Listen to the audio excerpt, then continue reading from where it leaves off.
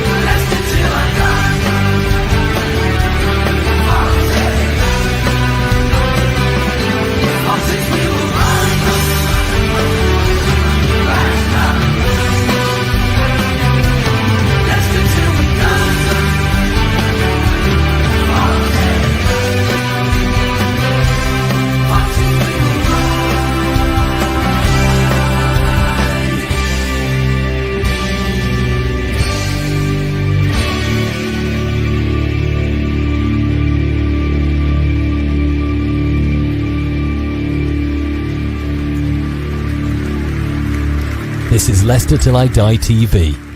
Watch and subscribe on YouTube and listen on your podcast platform. Good afternoon. Got it right. I've been practicing that all morning. How are you doing? Welcome along. It's 2:15, 17 minutes to be precise. There's the DJ coming out in me. And it's Saturday. And it's time for another kickoff. Yep. I hope you got your sleeping bags. You got a brew and maybe even a flask next to you. And maybe get the takeaway delivered now. It's going to be a long one, 3 hours of football. I think last time we did something like this, it was 2 hours. This is going to be a first. 3 hours, 3 teams.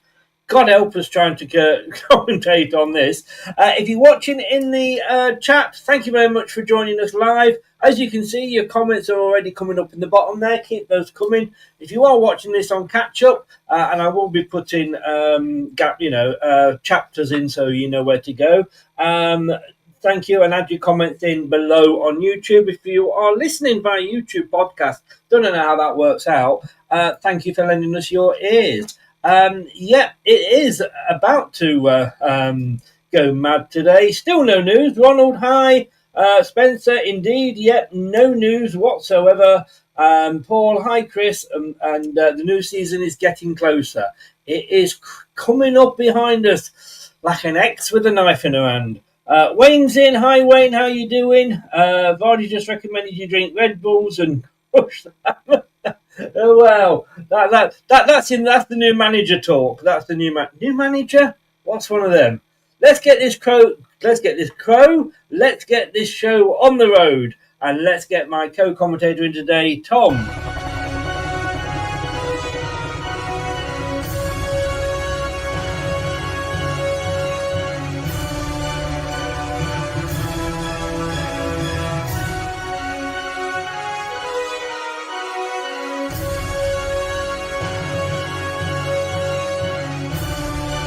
This is the Leicester Till I Die Watchalong show. Join in the chat and don't forget to subscribe. I will love it if we beat them. Love it. We will love it, won't we, Tom? We will indeed, mate. We will indeed. I just realised you were saying before we came in, every time I come on this show at the moment, I look slightly redder because of my attempts to get a suntan in this heat. Do you actually go brown at all, or do you just go red, peel, and back to white again? I used to, mate, but for some reason I'm sat in this permanent state of embarrassment at the moment. I can't seem to shift on from stage 1 of pink at the moment. Anyway, if anybody is thinking about painting any of their rooms red, Tom will provide you with a colour chart of his face. He's taking a picture every day so that you can match it up. I jest. I can't get really excited about this, to be honest with you. No, I'm a little bit. Against Peterborough. Yeah, I was a bit more excited against Peterborough, really, because it was kind of like, I think today is more of a, I know it's a friendly, it's more of a training exercise, isn't it, really? It's not even really a proper match as such for me. It's a training exercise between two clubs, isn't it? So I see what you mean. I mean, the only interesting thing is, I guess, is just to see if anyone individually, again, stands out today for us, Chris, especially some of the youngsters that are still going to be involved. But apart from that, yeah, we're still kind of waiting for the next stage now, I feel, which would be the manager appointment, the player departures, and all the things like this, and obviously time is ticking, as we know, mate. The season is not as far away as we think. No, Not at all. I just want to bring a picture up, mate, because we're talking about the manager. And are we actually going to ever get one? I've just got to remember where I saved it to, but I don't think I can. Are you worried about this at all? Well, the fact it's taking so long at the moment. Yes. Yeah. Well, yes and no, Chris. I mean, the thing is, it's kind of par for the course when it comes to Leicester, isn't it? Especially in the last few years, it seems to be a little bit, difficult sometimes, doesn't it? But no, I'm not too worried. I think it's all being done. I think it's probably just the fine details are taking a while. And as we believe Top's away paying Polo or something, isn't he? So, well, that's what I was just looking for. I'm just seeing if I can. I ruined your spot there. You ruined my milking. You did indeed. What's coming next, ladies and gentlemen? I do apologise. And we know when the watch-along's on. Do not put spoilers in the chat. I should know better. No, it's fair enough. I thought I fell asleep early because I was up at 6 o'clock this morning doing the radio. So I had a little bit of a nap, and I'm completely as normal, not ready. Did you do what I did this morning? I went out first thing this morning for supplies, knowing it would get too hot as soon as like 10 o'clock hit. Yes, exactly. But this was Top yesterday. Well, yeah, there we are. So at least he looks happy. He's not looked happy at Leicester recently, has he? Bless him. No. Well, he stood next to Prince William, so I guess he's got to at least. Actually, I didn't realise. I forget how short he is. Yeah, he is a bit, isn't he? I wonder if he was talking to Prince William about maybe the fact that, a royal family could own a football club one day. Imagine that. Yes. Although it'd probably be Aston Villa, won't it? Imagine, yeah. Reese is in. Hi, Reese. How are you doing? Hope it's all gone well with your mum today. Fingers crossed, etc. And give her our best wishes, mate. That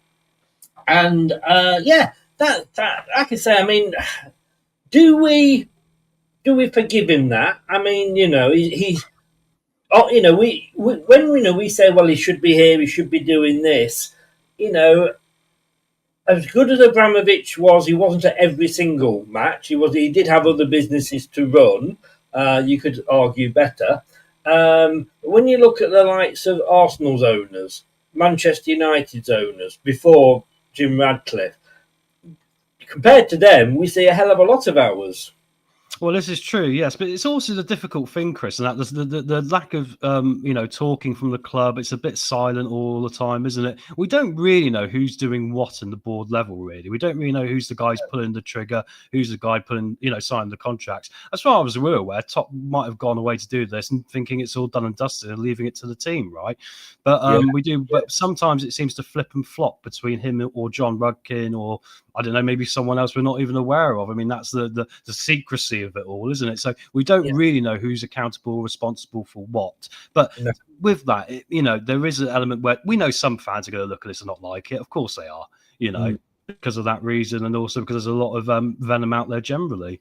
I'm just impressed that I finally got Prince William on one of my shows.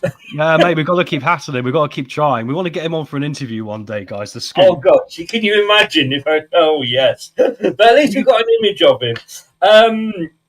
Look, somebody just said earlier, and you did mention this before, and I wasn't going to go with it, but I thought, well, yeah, let's do it because somebody did that. Actually, Ryan, fairness, has said he'll be in charge for Austria. Yeah, I mean, that's when we need him, isn't it? What he's going to learn today by watching, probably not an awful lot. He'll probably not even remember who half of them are with all the changes. So Andy King can relay back to him. But we're going to go through the teams in a second, Rye. But Terence has said here, any date for a new shirt release. Now we have got an exclusive, haven't we? We might do, Chris. We might do. I'll leave it to you anyway. You deserve the honour. Yeah. You deserve the honour. Because it's been released. It's very heavily rumoured that, and it is available on LCFC.com. So I'm guessing that this is the new shirt. Now, isn't that beautiful? Now, look, before anybody goes, no, we know that's not the shirt. We know it's not the shirt. We know it's the training kit. Have you ever watched Tenable on ITV? I have, yes, mate. That is a Tenable shirt. Now, I bought last season's warm-up shirt. Yeah. But that was like the yellow one with the blue arrows on it, arrow tops on it. And I quite like that one. That one, I looked at it and I thought, I'll get that. And then I looked at it and I thought, no, I won't. No, I'm afraid mate, it's burning my eyes even trying to look at it a little bit, actually. No, it's definitely not for me. I mean, it's like that thing, isn't it? Just because you can do something in life doesn't mean you should. No. And I think, it's one of those where, someone's got a bit out of hand here. And I'm not keen on the colours particularly either, or the pattern. I think all of it's a bit of a mess. You can't even see the sponsor.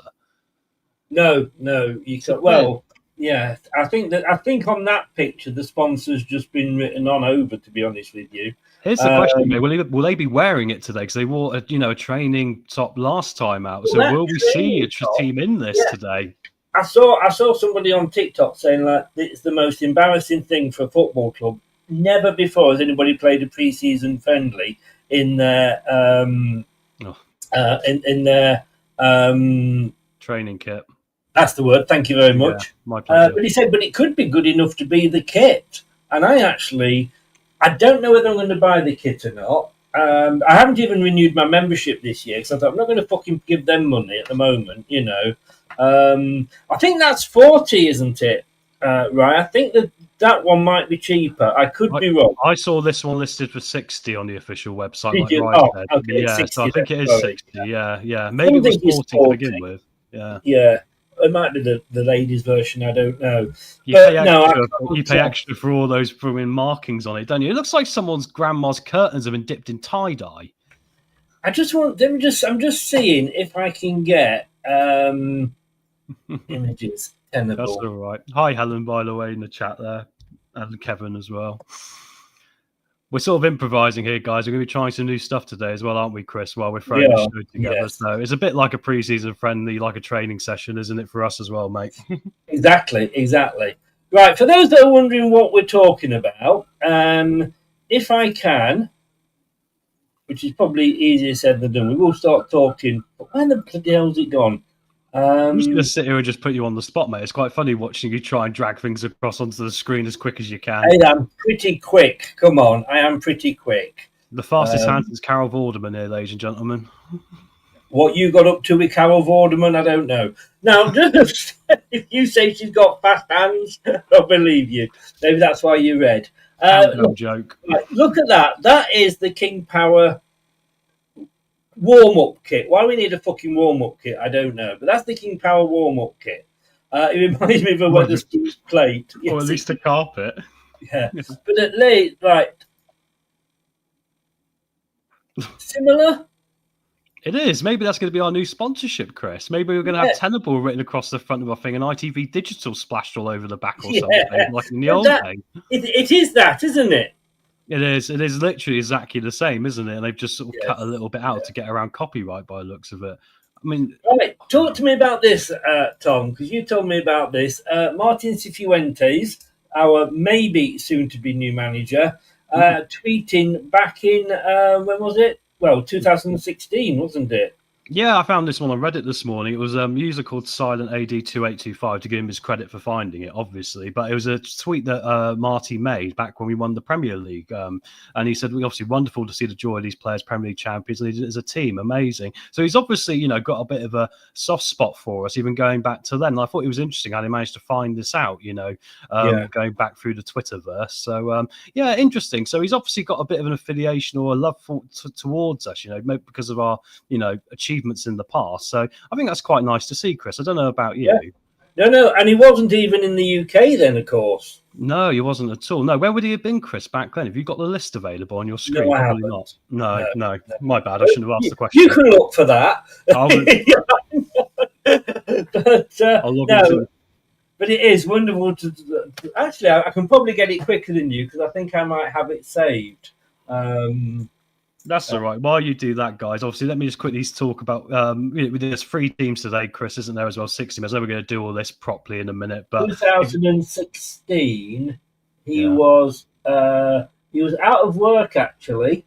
He'd left Hospitalet on March the 29th, 2016. but he didn't join AIK Youth until 2017. So he was between.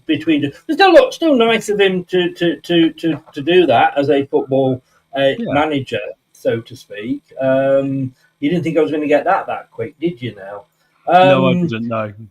Right. The reason, let me tell you this. This is on Leicestershire Live. The Foxes welcomed the Belgian outfit to Seagrave 7 days after beating Peterborough United 3-1. However, this weekend's fixtures will have a unique format to it, with 4 45-minute phases played rather than the usual 2 halves of 45 minutes.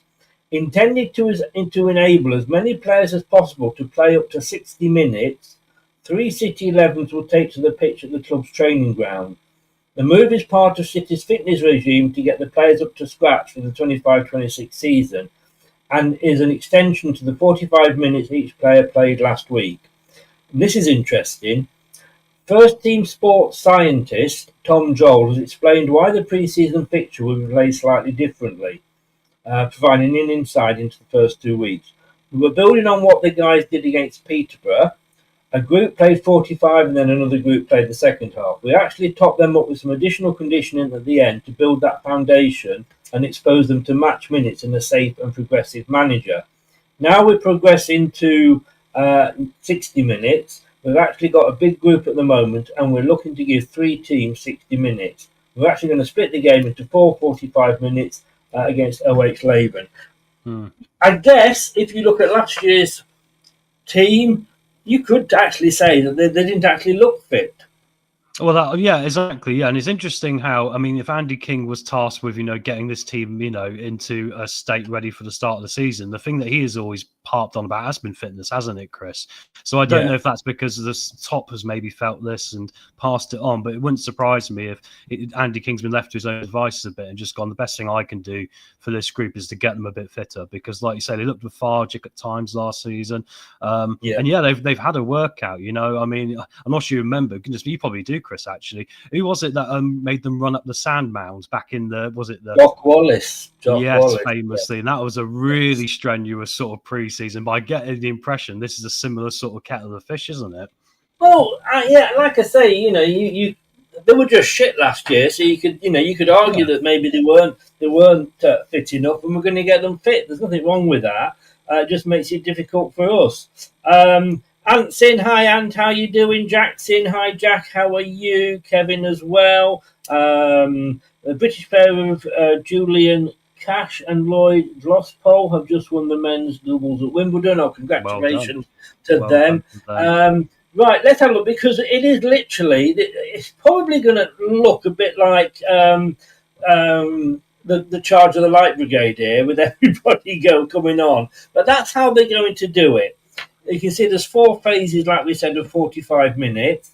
You've got lineup 1, which will take, I'm guessing, 60 minutes, obviously. The first 60 minutes, so they'll be doing phase 1 on the start of phase 2.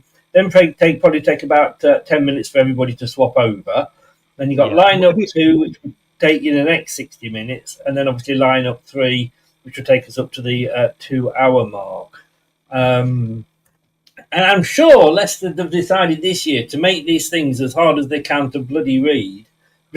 Yeah, it's a bit like it, isn't it? It seems a bit complicated, doesn't it? But I guess with the weather today as well, Chris, the 60-minute mark's a good time for a water break as well, generally, for people as well. Yeah. So you can combine that with the heat today, because let's not forget, guys, it's 28 in Leicester today, and it might even get even hotter yet. So it's not a cold day in the slightest, and there's very little breeze where I am, but obviously I'm quite away from Leicester, but still, it's a very hot day for these players. Well, I don't know about where you are. Down on the coast here, it's 32. I think we're about 30, mate. Yeah, we were 30 yesterday, and we're about the same today. It feels hotter, actually, to be fair. I've had to put water out in the garden for the birds because I'm a bit worried they look a bit panty out there. Yes, yeah. I mean, I've got to stay out the sun because of me health issues anyway, but bloody hell, it is ridiculously warm. So let's have a look at the actual squad itself. I mean, it's basically everybody, isn't it? I mean, apart from the Cartwright, who's gone off to Falkirk on a season loan. There's only Vestergaard and Deckled over Reed missing, isn't there, I believe? Really? They're not. Yeah. I just assumed it was. Oh, and everybody. Hermansen as well. But Hermansen we expect as well because, so yeah, Vestergaard's not there and Decordova Reid is, but I'm pretty sure Decordova Reid is because of internationals. He's not back or he's just come back. Well, all those three are on international. Decordova Reid, I think is it Jamaica or somebody like that, I believe. Yeah, it's Jamaica he plays for, Yeah. So if he's been away, so maybe they have got a bit longer. Maybe with Decordova Reid, he just doesn't fancy, playing him. And if he's not, I will love Andy King forever. Oh no, it's not as hot as that. I got it the wrong way around. It's actually only 23 here. Really? It's only 23. Yeah. You're falling behind, obviously. To be fair, it's raining in Germany, though. It's raining heavily in Germany right now. So, so it shows you how crazy it is. Because that's only about 1,000 miles away. Yes, yeah. Well, Yeovil, which is not so far, is like 30. But yeah, it's around the Exeter's 27 and getting over that way. Anyway, we're not the BBC Weather Channel, but it is very hot. So let's have a look very quickly at the teams. Then so it's been split into 3 teams. This is Team 1. Wayne will be happy. Jeremy Monger's in there. Before he says it, we'll boom for that. So you got Stolarczyk, Piera, Aluko, Cody, Christensen, Ndidi, Winks, Lewis Page, who I believe is now happy to stay at the club, I'm not sure, Casey McAteer, Jeremy Monger, and Silko Thomas. I've got to say, if that was the lineup when we played Sheffield Wednesday on that Sunday, I wouldn't mind. No, I wouldn't mind. Lewis Page has shown he's got a goal in him, hasn't he? So putting him in as like the advanced midfield option there would answer the big worry I had last season and the last game when we had Winks and Skip together, which is we then got an attacking outlet in that middle. I think Silko Thomas gave a really good account of himself against Peterborough. That goal was really nice, wasn't it? So I think, I think that there's enough in that team for me that I'll be like, yeah, that's okay. But so I'm quite happy with that, Chris. Yeah. The only one I would, or 2, 3 actually, the more I look at it, 4. I suppose the main ones is Ndidi here? Is he going to be staying? Winks, maybe, he's made up now. At some point you've got to say, look, what happened. Let's just get on with it for the sake of the club. Christensen, he's still got to prove himself for me. And Connor Cody, why the hell are we still paying him? Just get him gone off to Rangers, Team 2, this is what the second team will look like. And interestingly, we've got Stolarczyk and Bowser sharing it there. Great news and then bad news. The great news is we've got Koulibaly. Yeah, looking forward to seeing him. Yes, so that I'm really going to be excited about. Bad news is we've still got Wout Faes. Yeah, I knew you'd like this team, Chris. I knew you would as soon as I saw his name on the list. Why? Well, we actually did a thing last night on Jack's channel. I don't know if Jack's still in, but whether we were talking about the worst defenders, and I think we actually got Wout Faes in the worst ever Leicester City defenders. No, I wasn't allowed to put him in. We've had some stinkers in the years, though, mate. Remember how bad Nikos Dabizas was for us? We went through them all, I tell you. Ryan Bertrand got Wout Faes knocked out. Look, Golding's in there. Marchal Soumare, for fuck's sake. Yeah. Oliver Skip. Look, I was defending him last night. Everybody has said, everybody was against against Skip. And I was referring and likening him to Kelechi Iheanacho. When we first bought him, apparently he had 27 games. I can't believe he had 27 starts. It must have been 27 games he had. But a lot of those maybe were sort of when we were already losing, maybe 30 minutes. And look, look at Iheanacho when he first joined. He got 15 minutes here, 10 minutes there. Yeah. Let's see what he's like over 60 minutes. Now, if he's shit, he's going to be shit, But I have to say, Greg, is it your brother? Interesting. Or have you just changed your name? Congratulations to your family if that is true. Yeah. Yeah, if it is him, well done, mate. Get him on the channel for a. Mate, I used to know a trainee goalkeeper for Leicester myself, oddly, so that's quite remarkable because he was sat in a class of mine once wearing a full Leicester kit, and I went, "Oh, you're a Leicester fan?" He went, "No, I play for them." He didn't sign. He was under Mandarich's era. He was Serbian as well. Do you want me to bring my Gary Lineker connection up then? We can all... Let's do it, guys. Let's chuck it all in the chat as well. Who do you know? Come on then, Chris. We've got time here. I went to school with Gary Lineker.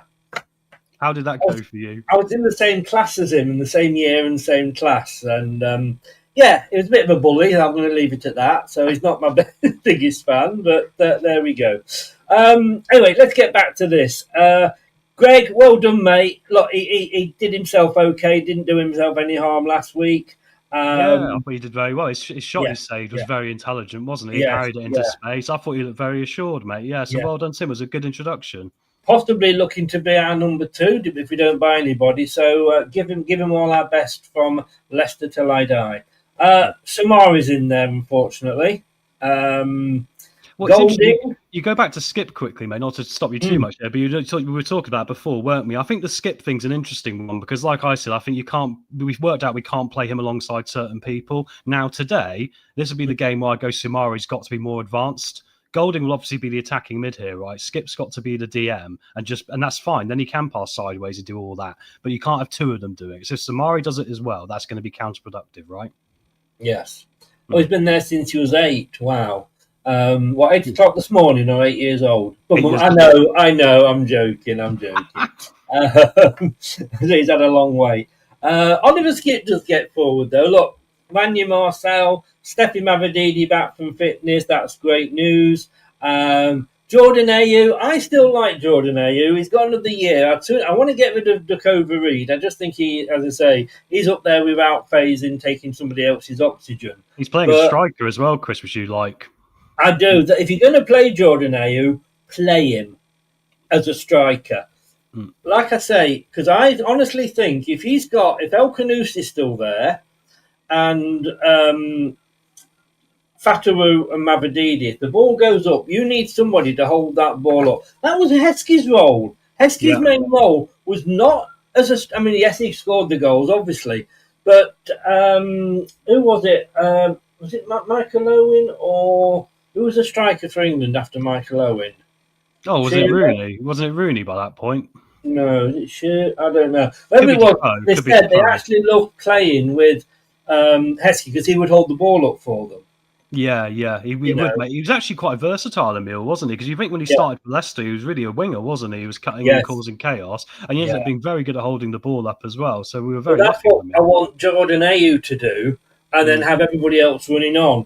Or, get the ball up and, he's clever enough to let somebody go into him from behind and then, what's the word I'm looking for? Go down and get us a free kick and play break the game up, yeah. Yes, yeah. As a striker, he can't slow up transition. I think it's fine with Mavididi because with Mavididi, he always likes to get forward, doesn't he? And I said Mavididi's problem sometimes is a person alongside him I think he doesn't have much faith in, right? So hopefully today Golding will be there in support and Ayew as well, right? Yeah. No. And then the third team here, Steve Bowser obviously getting his run out. James Justin on the right again. Andy King, what the... He's not right, although he did all right last time, but look at the opposition. Akoli's in there. I don't know Thomas Wilson-Brown, to be honest with you. He's okay, he's a good youngster. He's a good youngster, yeah. Yeah, Luke Thomas, Hamza Chowdhury, welcome back. Sammy Braybook, Bilal is in there. Jake Evans, Will Alves, and everybody's favourite, Patson Daka. I don't know how this one's going to line up because there's 2 strikers there in Evans and Daka, isn't there? And also Chowdhury has been playing right back a lot of last season for Sheffield United, and he's back in DM by the looks of it there to me. We will. Well, it'll be very, very difficult to work out who's playing where with what and how. You know what I mean? It's going to be so. I wrote down the squad numbers on my sheet so I could refer to it easier. Oh, well done, sir. Well done. You're organised. I'm not. Look, Daka, he's had enough chances now. He's not like... So when Iheanacho was finally given the chance, he was our top scorer.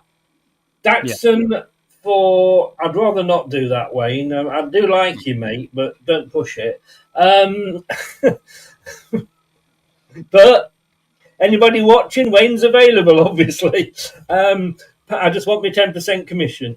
But Dak has had his chance as the main striker more than Kelly and Nacho did at this stage, because, of course, of Vardy.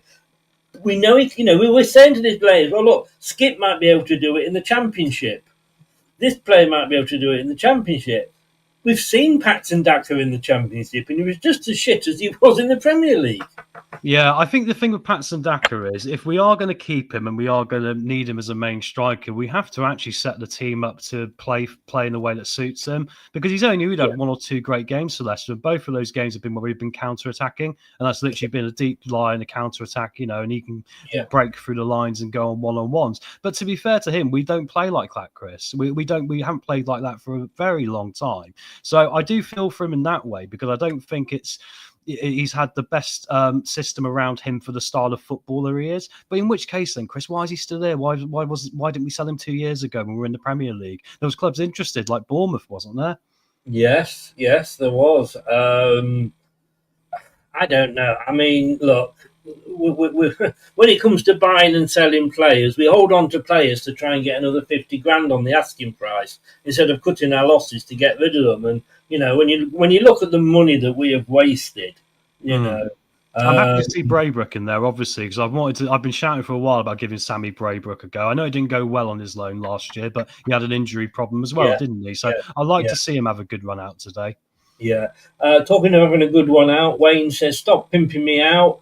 As Kenny Everett once said, "I have standards." You do, Wayne, but I know your standards are very low, and you failed to come up to them, sir. Yeah.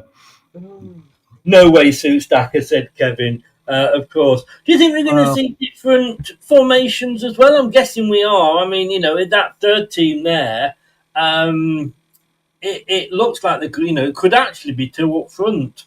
It does, yeah. I mean, I imagine the majority of it is going to be the 4-2-3-1, isn't it? Yeah. But no, I look at that and go, you might be able to shift this into like a diamond again with two up top, with Jake Evans and Daka, then Alves, and then El Canu sticks out there, and you'll have to. So yeah, it's an interesting one, this third team, because it seems a bit more cobbled together perhaps than the other two for me, Chris. But like you say, maybe there is going to be a tactical shift with this. Maybe this might be. We don't know. Maybe Hamza's at right back, Luke's at left back, and it's going to be JJ as a centre back and a free at the back. Yeah. And, I could see with this one, I could see Daka being a winger. Yeah, maybe. Yeah. I mean, the problem is that he's not really very good, is he? I see what Kevin said there. He's got a very fair point. I mean, that game in the Championship where he was running around like a lunatic last year, I think it was Plymouth, wasn't it? Didn't we say last time out? And he just looked like completely... He looked like he was running himself into the ground, but he just had nothing to offer, and it was actually really sad. You just think we should have sold him, Chris. He probably shouldn't be here at this stage. I know. I think normally, right, you say a new manager that comes in, clean slate, okay, makes sense. Look at what Enzo did with Vestergaard. Yeah. Hi, Mel. How you doing? All the way from Canada. Still waiting for me invite. Ironically, we got the same weather as them today, I believe. Very similar. So I hope you're keeping all right, Melinda, because it's really hot over there. Mate, really hot, Melinda. Yeah, so I can't even speak today. You can't, not Melina. Melina. I'm so sorry, but I know Toronto. I've got mates in Toronto. I know Toronto's really hot today, so look after yourself. Yes, yeah. She is a very good friend of the channel. When I first started doing this, took me another wing, gave me a lot of advice. I do owe a lot to her. So if you just like general football chat, she's an Arsenal fan, so there's a lot of Arsenal content in there. But do go out and over and give her channel a check out. She does a lot of, I think I saw American football on there once as well. But she does all different sports. Get over there. Nice to see you, Melina. For me, I'm going to say, looking at this, I quite like that team. Do you? See, I quite like Team 1 more. I guess it's Samare's presence in this one and FaZe's presence in this one. But I get the Nelson. I like Nelson being in there. In some ways, mate, I guess they put teams out there where you can't have one team that are going to get resoundingly booed by everyone, So I think that's part of it, isn't it? But it is interesting because I would have wondered if maybe you would, assume maybe Sumari might be going, Skip might be, there's some certain players in all these lineups you think might be on the way out. So I think I want to see. I want to see in this team. I want to see more of Stevie Bowser, because do we need to buy another goalkeeper? Yeah. If Benson goes. Yeah. Melina's just said heat wave here as well. Hope you're all having a great summer. Too, Chris. Can't believe you're now a grandpa. I know. What can I say? I don't look old enough, do I, Melina? That's what you were thinking. That was what you were trying to say. Oh, it's beautiful, isn't it? You are the only Arsenal fan that's made it onto the channel, and I know why you're here, Melina, because every summer you come looking around, seeing which of our players you can pinch. She's just scouting El Canoes, Chris, because obviously that room is still motoring on in the background, isn't it? I love it, and I do have a bit of banter with Melina, but every year the Arsenal fans come on, we're going to get this player, and then they always do the Leicester player in an Arsenal kit, and they were doing that with James Maddison. Not sure where he went to. Anyway, but with this one, I want to see Koulibaly. 60 minutes from Koulibaly, yes, please. Ben Nelson, yes. And there's the youngsters in there, Michael Golding. We know what a lot of them can already do. Mavadidi, we know what he can do. But Marcel, not seen him for a while because of his loans and what have you. So I want to see how good he is again. It's his last year probably, isn't it? As well as you think about it, he's 21 now, so this is the age you break in or you don't make it, for my opinion, Chris, isn't it? So a lot of these guys are really in these games today, and this is the interesting part about this today, guys. A lot of these young players are about the 20-21 age. This is their chance to get in this team. Yes, we can but hope, Melina. We can but hope. Yes. Yeah, and when you think we've got 33 players up there because we've got 3 sets of, 3 teams. We can probably only put 25 out. So, do we really need to buy anybody? Because looking at these are, I think, give or take, like Samari and Faisal and Cody, but give or take, all the squad is actually quite strong. Yeah, it's quite deep, isn't it, Chris, when you look at the options we've got, especially if you come up from the academy. But yeah, the thing that's interesting for me is I think there's certain positions. I mean, I'd say the wings, we're probably okay, right? Left and right side, we've got endless options, it seems, by all accounts, when you take in Monga as well, and Marcel there, and Mavadidi, and Fatawu. Obviously, Fatawu's not playing today, still not entirely fit. He's coming back. I think, though, if you look at attacking midfield with El Canoes, if Alves doesn't really do well or slot into that, or Golding, that might be a problem. Would you agree with that, Chris? Say that again. Sorry, I've just brought the match up on another screen and was looking at that. Mate. I haven't even loaded mine up yet. But yeah, no, the attacking mid position, I think if we lose El Canoes might be a problem, because Golding's obviously been trying this position a lot, hasn't he? And so has Alves. But outside of that, I don't see anyone in the team that can just go in there, if you see what I mean. We might need to go for an attacking mid and bring that one in. Yes, yeah. I mean, I hope El Canoes doesn't go. I think it's a little bit too early for him. Because short strikers, agree. Sorry, Chris. Paul Stevens is shorter strikers. I'd agree with that as well. Yeah. Yes, yeah. Yes, we are. Although having said that, we are dismissing AU. We're quite rightly dismissing Dakota Reed. But and we've got Jake Evans. But yeah, we do need an extra striker. This is the team you like, and I guess it's the one.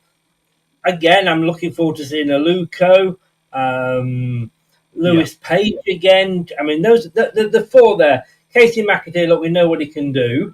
The players are just coming off the pitch now, and they're just having a swap over. Leicester are in their training kit by the look of it. I'm looking forward to seeing Lewis Page again. Obviously, always look forward to Jeremy Monga, Silko Thomas. I'm just excited by the youngsters.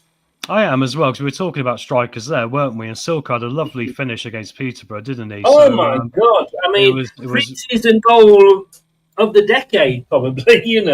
Yeah, exactly. It was very good, wasn't it, Chris? So, with that being said, I think there is something there potentially. But is he ready to play Championship level when he hasn't really? He was at Wigan last year, wasn't he, in League One? Yeah, And yeah. so I'm not sure if the step up's probably ready yet. But still, the opportunity is there, like I say, and that's the idea of today, isn't it? I think Lewis Page took his opportunity last time out. I'm excited to see Monger again today, and also McAteer, obviously. So I think McAteer might be our right-sided option actually going forward, and I think he's very capable of being a top player if we give him some regular minutes. Yes, yeah.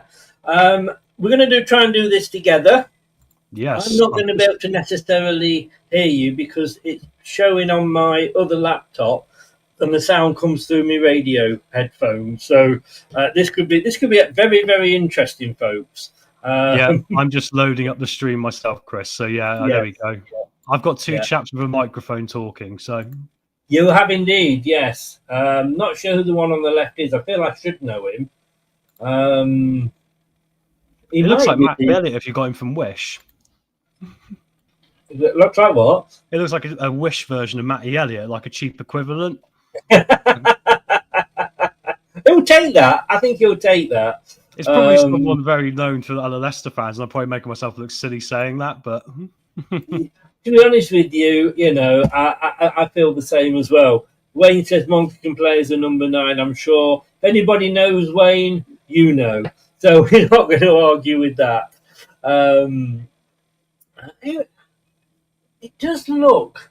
Come on, somebody tell me who is that? Who is that talking to the presenter? All I can see, it's interesting. And also, just quickly, Chris, I mean, how many players have Leuven got out of interest? I'm guessing they must have, a decent squad depth. I look at their transfers, and they've brought in 4 players so far, haven't they? Including Troy, who's a striker we were apparently looking at, but ended up going there. So he might be one for the future for Leicester. So I'll say keep an eye on him. I'll just double check I'm saying his name right here. I've got a picture. Do we know? Do you think we use? Troy. Do we use our sister club enough? Do you think? No, I don't think we do, Chris. To be honest, I think we can use them. We do occasionally send players out there. I'm pretty sure Marcel went out there for a bit, didn't he, and other players. But I think there should be a more stable and regular thing with this. And I think also coming back the other way as well. That's why I mentioned this guy they've got up front, Abdullah Karim Traore, who I'm looking forward to seeing today. He's only 18, comes to the 3rd division in France, but he's got quite a good potential about him, So I'm intrigued to see what he's like. Yeah, no, again, I agree. I mean, who's that guy that we, hi, Manaf, who's that guy that we actually bought, American? We sent him out on, he went, we signed him, and then we sent him to OH Leuven, and he's disappeared up the backside. Was it Apuku? Apuku, wasn't it? Yeah. I think he's been released, Chris. I think his contract was up. Well, that's on our figures, not on theirs. Yeah, exactly. Yeah, but he spent a long time out there, didn't he? But he never really made it. I think he was 22. Like I say, 21 is kind of when people to break in, out, isn't it, really? Yeah, but then we were paying for him. Yeah. Yes. Well, of course. Yes, we were. Yeah. So that is a good point, Chris. I see what you're saying here. I mean, I don't know. Top kind of runs them a little bit separately to me. It's really bizarre. There isn't much crossover, is there? Which does surprise me because I would think you would want to have more of it, really, wouldn't you? It makes sense to utilise it more. Well, that is the point of having a sister club, isn't it? Yeah. Why aren't our youngsters? And I suppose the argument could be that going out to OH Leuven's not the same as going out to Sheffield Wednesday or Lincoln or somebody like that. But why aren't our youngsters getting game time at OH Leuven? That would be perfect. It would be, yeah, but also you could do it in stages, couldn't you? I would say that would be the final destination, perhaps, apart, for the final loan. But maybe the year before you'd do League Two. So maybe you go, right, we'll send a few to Newport. But I wish we'd have more regular sort of things with this. I do know, obviously, being in the Southwest, Exeter take a few of our players normally. So I'll be intrigued to see if Exeter pick any up this year and give them some minutes. And hopefully, mate, we'll get into a bit more of a regular pattern. But ultimately, it goes back to what we always say, mate. The club's a bit of a mess in how it's run. So there's not going to be much stability or structure there, even with this, is there, really? But no. I've got to say, and I'm going to say this, I'm waiting. Now, one of my favourite all-time City shirts is the one that's half green, half blue. Yes, I remember. Yeah. I've got that. I've got the matching hat. I love it, love it, love it. And I think it might be the third strip.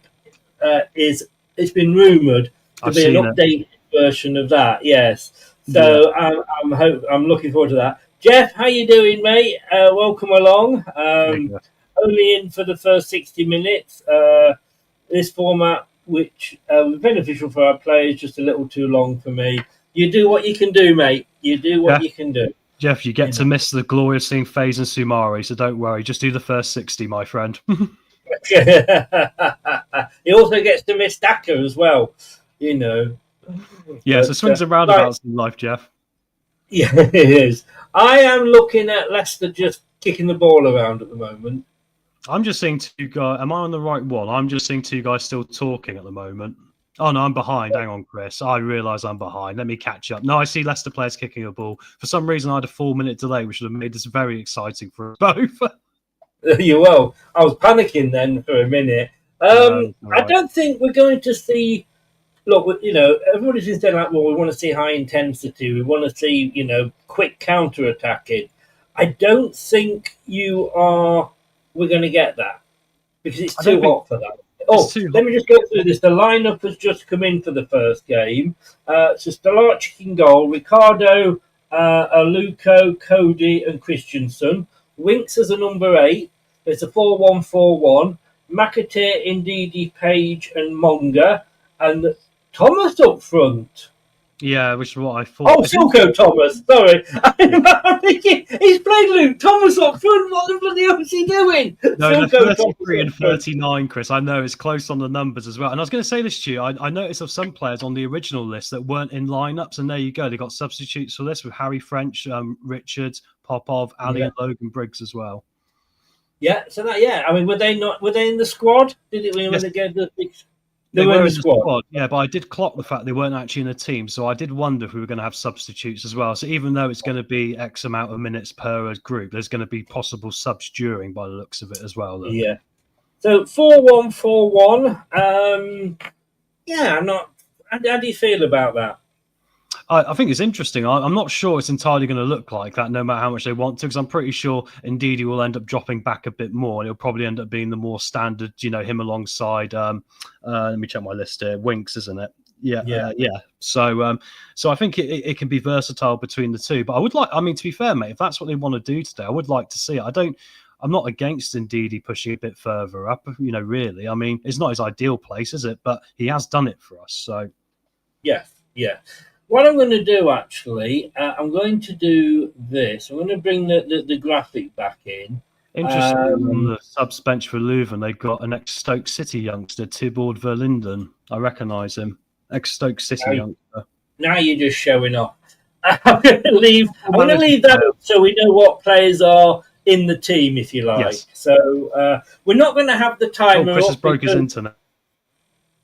Have I? No, you're back, mate. It was me, actually. I threw it on you, but I was projection. Sorry, that was my fault. I opened a window and nearly blew the whole thing up. So each one is 45 minutes, is it? Well, it's going to be 40. It's for a group of players, isn't it? They're going to play, but there is going to be 45-minute halves, yeah. Right, in that case, I can probably, very quickly... I imagine what we might see, Chris, is actually we'll see 45 minutes here, and then we might see those subs come on for the last 15, perhaps. Yeah. Anyway, we've kicked off. Yeah. So I have to have my headphones on because we obviously we'd get done if we if it's heard, sort of thing. So we can't do that. You're leading, Chris, all right, because you're slightly ahead of me by about 10 seconds, which is probably for the best, all right? I'm currently 21, 22, 23, 24 seconds. Yeah, I'm back to Stelarczyk in the goal. So you're about 10 seconds behind, are you? Yeah, so you lead the way, mate, and I'll follow on from you, all right? To be honest with you, I could probably pause it so we match up, but then it's going to we lose it. We've tried that before, Don't worry about it, mate. Honestly, I'm happy to react to you. I'm the colour commentary today, technically, guys. Yeah. So it's on the. Excuse me, guys, if I don't as with all the new youngsters in, I don't recognise half them, but Christensen's got the ball. It's a throw-in. It looks pretty packed there from the fans' point of view. It does. 500. Sorry? I like the balcony, Chris. I like the balcony behind the goal. I think that's quite a nice area. It seems a nice place to have a drink and watch a game of football, doesn't it? Yes, yeah. That's where I thought Cifuentes might be stood, actually. I'm guessing he's not here today, unless anyone down the ground knows and maybe has spotted him. But I'm guessing if he's hidden away, if he is anywhere. Yeah.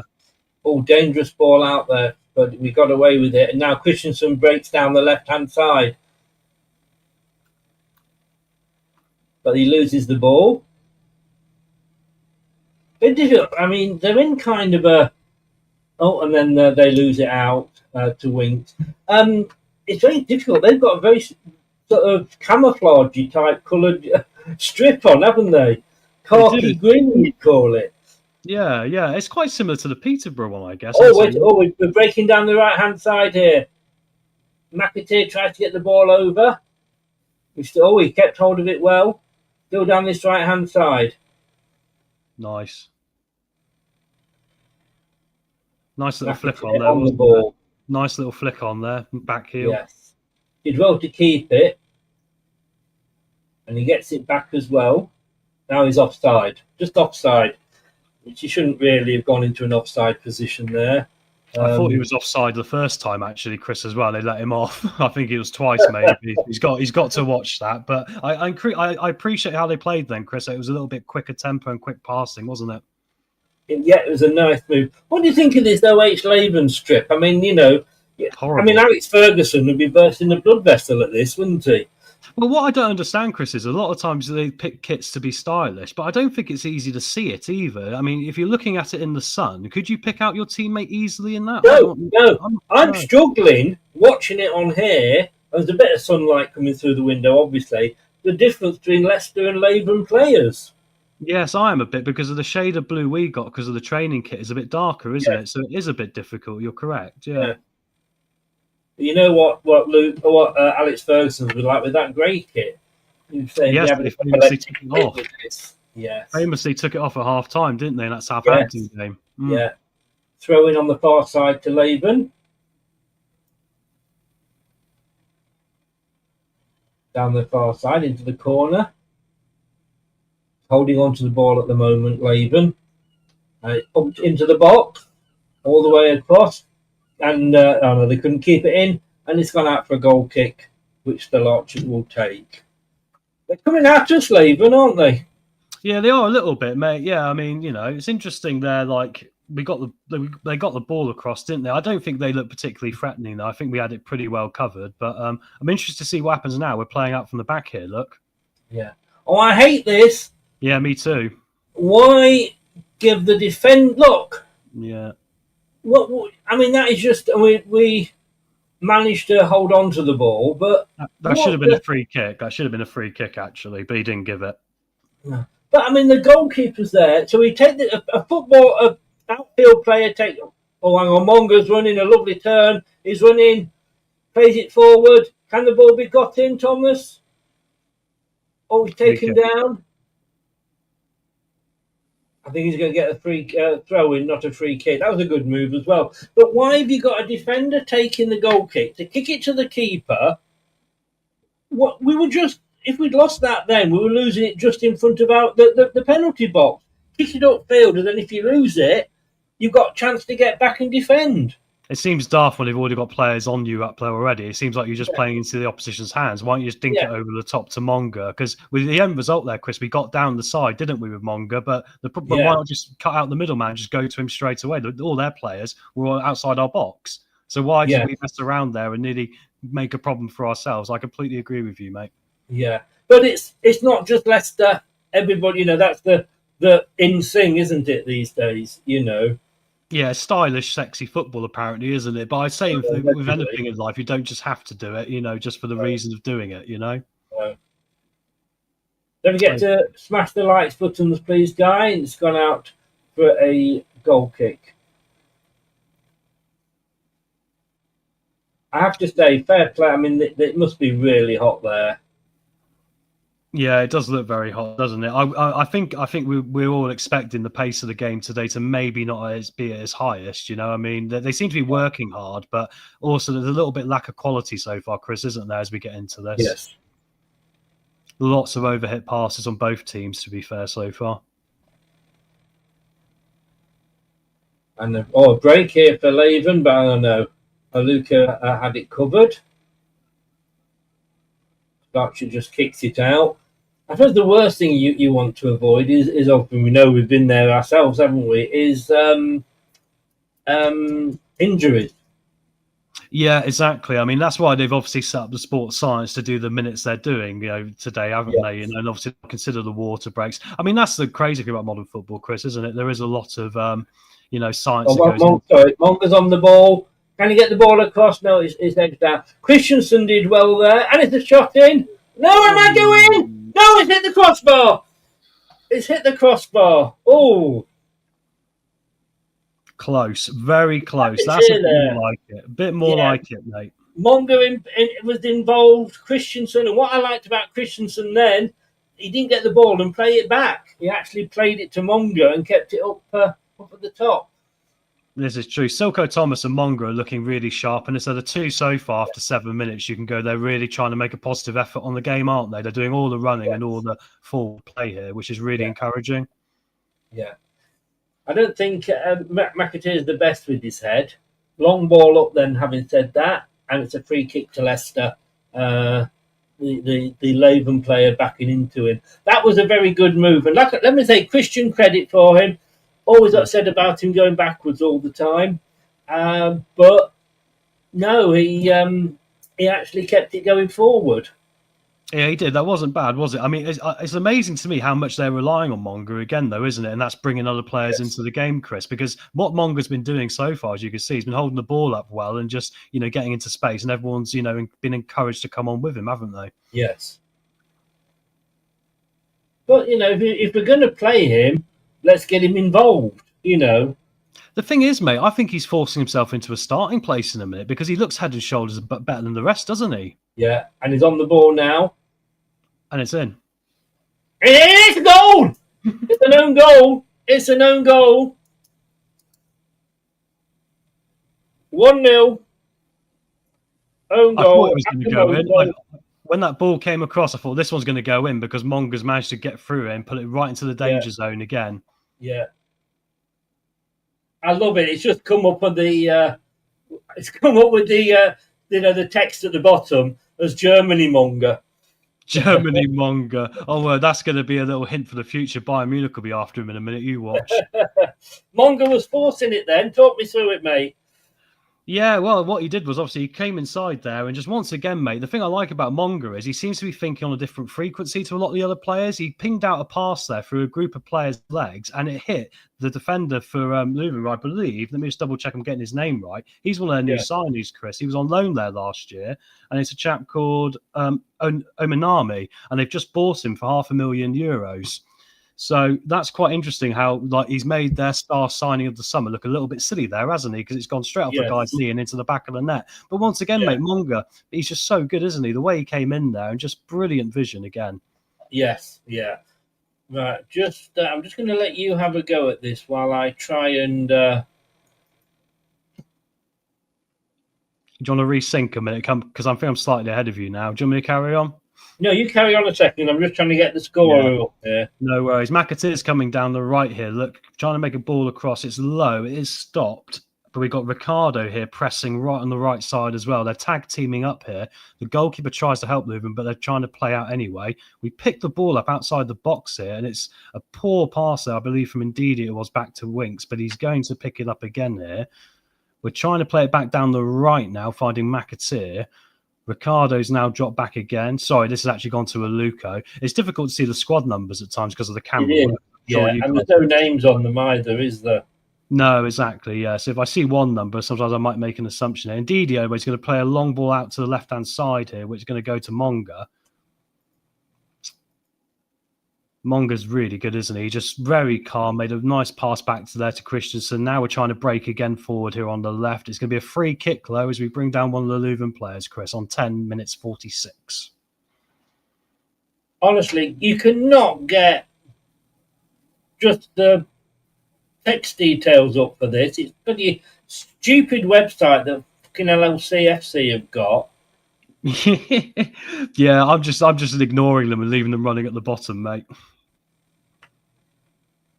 Anyway, it's coming out now for Leuven. They're going to play it short as well and play it back to their fullbacks. They're now trying to come down their right-hand side. Monga does a good job there at shielding them back towards their own goal.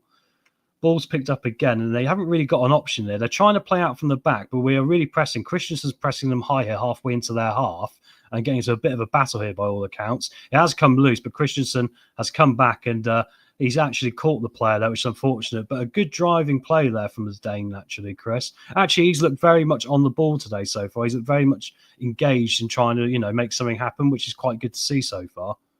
I can't put the scorer up because there's such a shit club that they've not got the game up on their bloody website.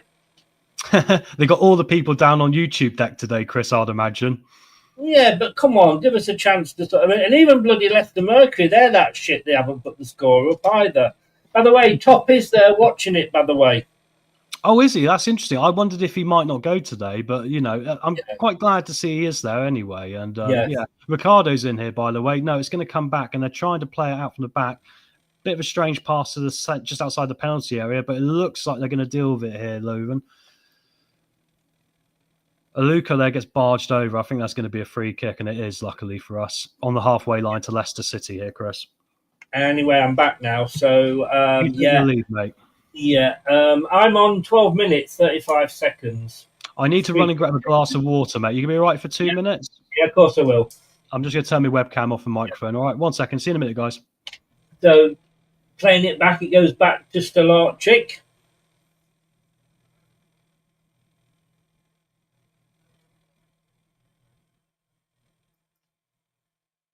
Ricardo's just going to deal with this. But Aluko getting involved.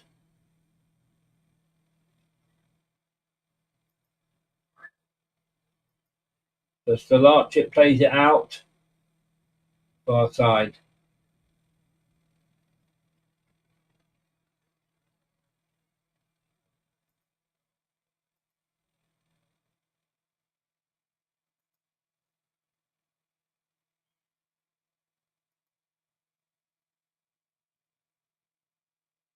I suppose they don't really have the cameras set up. McAteer is very much involved as well, Tom. Yeah, he is, mate. Yeah, I mean, I still would like to see a bit more intelligence in his play because he's been caught offside twice, hasn't he? But it's good to see him getting involved. And I mean, at least they're trying to play some quick one-touch football down there to break lines now, which is a bit better than last season. Yeah. So that's encouraging. I think Kingy's been working on them there. And they do look fitter, I think. And I mean, I'll say that Christensen looks like he's willing to bust a gut today, which is encouraging. Because I was intrigued, Chris, I'm not sure about you, about which of these players that are rumoured to be on the chopping block might not put a shift in today, with all due respect. Because why would you? If it's a hot day and you might be moving next week, you don't particularly want to get yourself injured, do you? No, you don't. We've been there with injuries before, haven't we? Yeah, we have indeed, mate. We have indeed. And there's a long clearance there from Stolarczyk. Into touch. Yeah, and that was a Kasper Schmeichel clearance, that was. That was. They give him the number 1 shirt, mate, for the first time. And look at that. There you go. Yes. Yeah, indeed. Can anybody else find today's football on the website? Anyway, Leuven here trying to play in now. They're up on the halfway line. They've pushed up into our half. They're playing it around the back, Leuven, a little bit. They're on this near side now. They're number 4. They're just keeping possession at the moment, aren't they? Making Leicester run, which is not a bad tactic today, is it? No, exactly. I think they're finding it harder than we are to get through, actually, aren't they? Which is encouraging for us in the way it probably should be, because they're saying that they're up here now. Yeah. Oh, Cody giving the ball away. Oh, completely. It was an air shot from the Leuven striker there. Indeed, keeping close control there. Connor Cody was just saying he was shouting, giving out instructions. Yeah. And no, a long ball forward, but it was too far and all the way through to the goalkeeper. Connor Cody was trying to back heel there, nearly got us in trouble. Yeah, Conor Cody does a lot of that, doesn't he? I think that's why a lot of the fan base have turned on him, mate, because in other clubs he's quite respected, isn't he, because of his leadership skills. But the problem is that when he's been on the pitch for us, he hasn't shown anything to me that would make me go, I'd listen to you as a leader. Do you know what I mean? Because he doesn't bring enough himself. You've got to lead by doing. And I think Conor Cody there, once again, has shown he's just a little bit sloppy at times. I wonder if he's just a little bit... Yeah, he's not particularly mentally what we need, perhaps, right now in a player. But we'll see if he does get that move to Rangers, perhaps. Yeah. Oh, a break here on Leuven. Yeah, he can keep it in. Oh, good save. No, the fly was offside anyway, and there's an injury as well. Apparently, Jamie Vardy's there, somebody was just saying in the chat. That would be amazing. I do wonder, Chris, if Jamie Vardy doesn't get a contract offer elsewhere and we get Marty, if there might be a bit of a swerve coming yet. Well, nobody seems to be taking him on, do they? No, I heard Valencia were interested, weren't they? And was the other one Genoa, perhaps, or it was an Italian club, wasn't it? But then I think the manager pulled the emergency shoot on that one and backed out of it at the last minute. It would be very, very funny, and I don't mean this horribly, if nobody comes in for him. Free kick taken by OH Leuven in the centre of the park. Yeah, if nobody was to come in for him. I'm surprised no one has, Chris, to be honest, because I think someone like Valencia, I think a club in Europe, like say the Conference. I think that he's worth going for. I really think there's still a lot of value in him, and also, mate, a lot of clubs actually, ironically, because of PSR, haven't got a lot of money right now. So I'm surprised a Premier League club hasn't made an offer yet, and it might be coming, perhaps. Well, like I said, they are saying is at this how far Man United's fallen, taking on Jamie Vardy possibly as their main striker. And that's no disrespect to Jamie Vardy, but... They say the same about Calvert-Lewin, because Calvert-Lewin's been linked, hasn't he? And exactly the same principle, really. Oh, Leicester here on the edge of the box. Silko Thomas. Oh, free what's kick. Happened there? Looks free like a free kick. It was outside of the box. I thought it might have been a penalty, but it's outside of the box. Good feet there from Silko. You had 4 or 5 players on him, and to draw the free kick there rather than throw in a wasteful shot that could go anywhere, Chris. Right? I think he did very well there to win us a set piece opportunity just outside the box. Yes. Now they're going to argue who's taking it. Yes. Indeed, he told Cody to go away, didn't he? Yeah. He was like, "Go away," shoved him away. Yeah. Well, why shouldn't indeed he have a go? Do you know what I mean? I'm not happy with centre-halves taking our free kicks after Robert Hoof, Chris, and that was 10 years ago, and I still haven't got over it yet. So that's scarred you for life, hasn't it? Right, the free kick. Indeed. Oof. No. Page! Oh! What a shot! Very good. Got it on target, didn't he? Nice curl around the wall there. Unfortunately, the goalkeeper had a really good save of that, but it was a nice free kick. I thought. I took a deflection, Chris, as well, I believe. Well, that was a good save. I have to give him credit there. Yeah. It's not easy when it comes around a crowd, and I think it did take a deflection, Chris, as well, slightly. So he read it really well, the goalkeeper for OHL.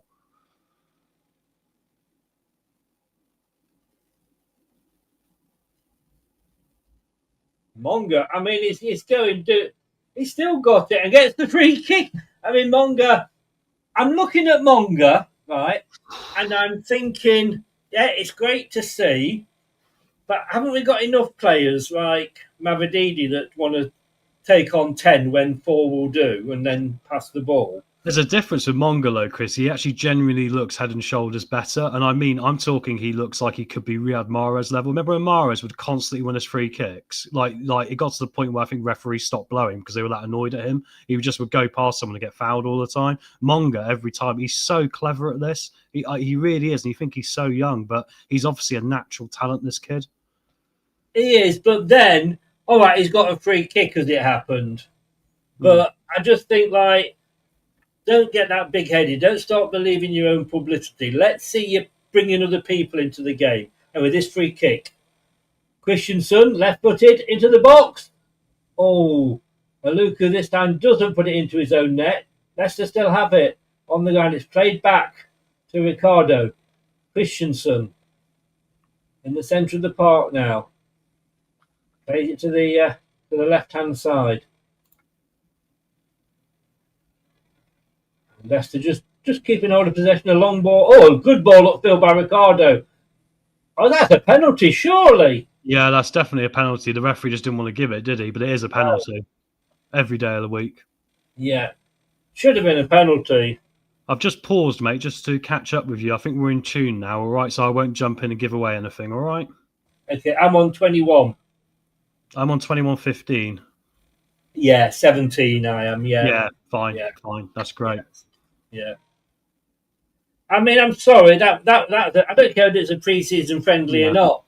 A penalty is a penalty. Yeah, it is. A penalty is a penalty. Yeah, I think the referee's being very kind to OHL here to try and keep them in the game a bit. Yeah. I mean, you don't want to give bookings and sending offs and what have you, but there's just times when, play the rules. Now, Leuven here, pressurised the ball off Leicester. Nice pass, that. Move forward, can't get the cross in, though. Reminds me of Harry Kane. He's obviously nowhere near as good, the Leuven striker. That's what Harry Kane used to do for England a lot, wasn't it? Come that bit deeper and just play that nice ball out to the flank. Real nice ball there, real intelligence. Monga doing his share of defending there as well. Yeah, which is good. I mean, he's got the legs, hasn't he? I mean, he's remarkable in that, no one seems to get close to him, even when there's players close to him. That's my famous quote about him that I'm going to patent for me, Chris. Right. It's So it's still 1-0, leading from Aluka's own goal after 9 minutes. We're looking pretty comfortable at the moment, I'd say. I mean, they're in the attack now with a throw-in, up and into the box, a long throw, but wasted, but it's still with OH Leuven on this near side now. Back post. No, Close. it was a header. It was a good cross in, but again, no, not even hitting the target. Is there? I mean, when you're looking at this, are they providing as much or even more trouble for us than? They're having a water break now, I think. Water break. Maybe we'll see some changes as well. Yeah. Are we looking at they're not impressed me, OH Leuven, do you know what I mean? Or am I being unfair here? No, I think they've looked okay, Chris. I think they're probably slightly better than Peterborough, but then actually, Peterborough, it was a kind of a similar game to this one so far, wasn't it, and how it was unfolded. So I think they've probably got more to offer, but I'm also looking at the team they've got, and I think they've got better players to come in other halves here, to be honest. I don't think they're playing all the best boys yet. Monga's had a good first 23 minutes. He stood out, hasn't he? Yeah, I'd say out of all of them, the ones that I've been impressed with are Monga, Christensen, and probably Page and Thomas. I think those four, for me, I think have done very well. And isn't it interesting, mate, they're generally the younger players, apart from Christensen? Yes. And I think Monga was back there defending as well, wasn't he? Yeah, I mean, he gets himself about. I mean, it's going to be a difficult decision, this, for a new manager next season, because it is going to be that argument of, he obviously is good enough to play at a high level, this kid now, but how quick do you put him in, I mean, and how much do you risk? I mean, that's, for me, is going to be the difficult question of all of this when we get to the end of this window and we see what squad's left as well. But no, it's very encouraging that. I'll say some people that need to probably, indeed he's done okay. Winks has kind of been non-existent a bit, hasn't he, so far? Yeah. But that's usual, really. And, we've not had to see Stolarczyk do much. I mean, Cody's had a little back heel that went a bit, but he's doing Luca, I thought, has got involved. Yeah, no, he has to be fair. Maybe we're being slightly kind to the youngsters, but I do agree with you that when he's got involved, he looks like he's very solid. I like his physicality, Chris. I don't know about you. He's got a real good physical presence about him, Aluko. Yes, yeah. Because I know he was a right back, and I think they've switched him to a centre back now. And I wonder if that's because he has got that physical presence. Possibly. It makes sense, wouldn't it? Watering the grass as well while they're having, so the grass is getting a water break as well. They're setting the grass up for Monga's, really, mate, aren't they? They're making it Monga's pitch. I just wish he would let. Like I said, I don't want to say we've got Mavididi, and that's the thing I don't like about Mavididi. Go past 3 or 4, but then pass it. Don't try and go past 5 or 6 and lose it. Like I say, yes, he got a free kick there, but he went past, and the last 2 players he went past, I think, was quite lucky. In fairness. That's true. But then he ended up losing it. Yeah, and I've noticed something else with Monga, and that is the thing I say. Well, in some ways, I think he can be operating on a different frequency to the other guys because he is naturally good, and sometimes he'll make a pass, but the other guys aren't expecting it because he's that good. Honestly, I've seen it 2 or 3 times in other games as well, where he's made a very ingenious pass, and the other players haven't been awake to it because they wouldn't expect him to do it, and that's actually something Mavrididi wouldn't have done. So that's interesting to me that he's how he operates. Really, he really is a high-level player. I mean, we've got to be realistic here, guys. I mean, we might want to see a lot of him this year because it might be one of the only years we're going to see him here. Unfortunately, so if he keeps in this way, I think the big German clubs that like the Borussia Dortmunds, will be like, we want this guy because we can make him into a European player. I've just heard. I don't know whether you heard the same. That the Fiorentina game isn't going to be on YouTube. It's going to be on Fox's Hub. Yeah, I did wonder if that was going to be the case. I thought they might do a deal where they would put these ones on here, but of course they're selling tickets for that one, aren't they, as well, Chris? Yes, so that you know, and you'd argue we've had good turnouts for games like this in the past. I mean, I know Barcelona and Real Madrid are different levels to Fiorentina, but we get sellouts for those, right, in pre-season. So they probably want to push it as far to a sellout as they can, and I understand that from the club's perspective for ticket revenue as well. I think that they will sell out Fiorentina, certainly. I'm not sure. I think there might be a bit of a depression from last year still, but I'd expect at least 24 there. 24 maybe. Yeah. I think the new manager coming in, and see if we've got any, players in there yet, any signings. Yeah, that's it, isn't it? I mean, it's going to be an interesting one to see. I mean, really, our club is and the team is going to be not really finalised until probably the end of the window, which means we're going to see some long ball over the top. Sorry, ball over. If I cut you off, sorry, it's because something nearly happened. If you cut me off, I'll stop talking, please. It's not a problem. It was a ball over the top, but it went only as far as the Larchick, and we're playing it around the back again. Oh, that was a little bit tight there. We took between Ricardo and McAteer. I don't like this playing out from the back. I know we've got to get used to it because every manager, every team does it. I had Julian Watts on, and he's managing the reserve team from like tier 11, and he says he likes playing out from the back as well. I'm like, Jesus, The problem is, Chris, is that this is only against Peterborough and OHL so far, right? And like both times now, we've looked susceptible while doing it as well. So what happens when you turn up against a club that's obviously very good at high pressing and obviously going to be at a better quality level? I mean, if we tried this in the Premier League against Man City, we'd probably be 3 or 4 down by now.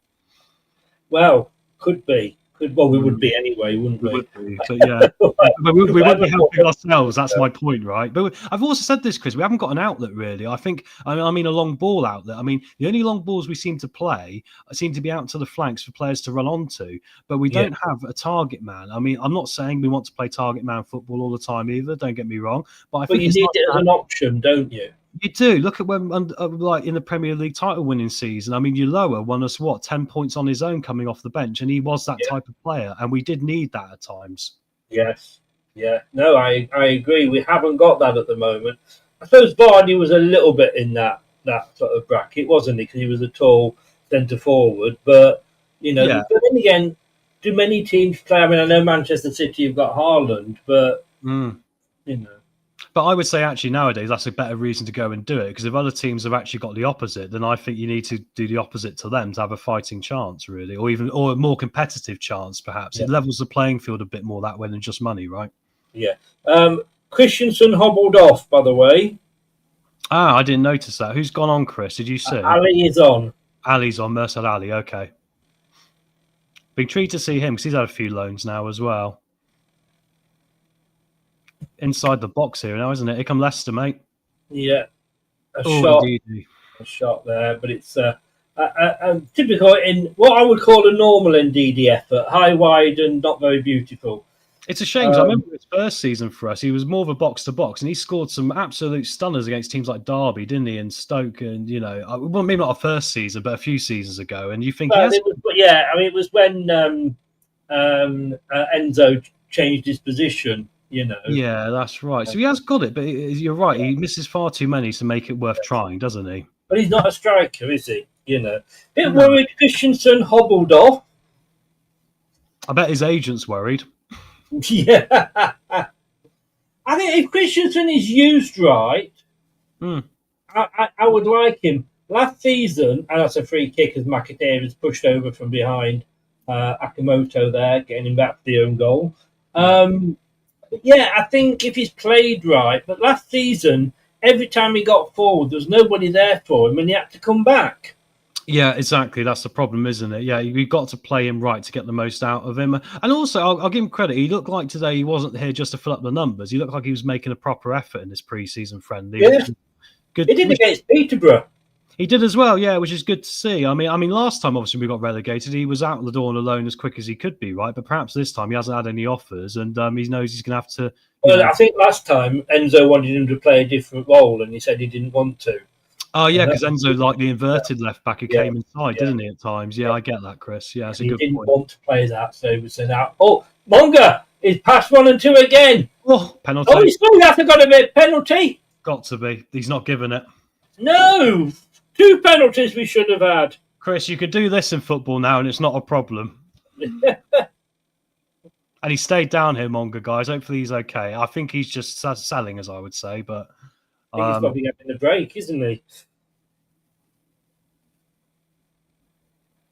Looks like the referee's about to help him back to his feet here. Let's have another look at this, Chris, on the replay. I'll take this one if you don't mind. It comes inside here. Once again, you say, dinks it through the guy's legs and gets slightly pushed away. So he tried to go round the defender there, but after he nutmegged him, which is typical of a player, and unfortunately just got pushed off here. He is limping a bit, isn't he, Chris? Yes, he is. I think he can run that off. Would you say that was a penalty?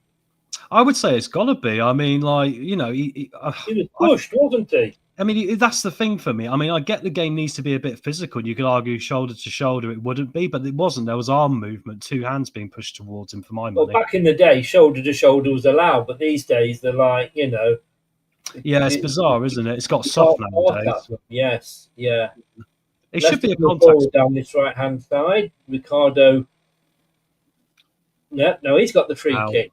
Maybe it's the referee not wanting to give the penalty, but friendly or not, you've got to give penalties, haven't you?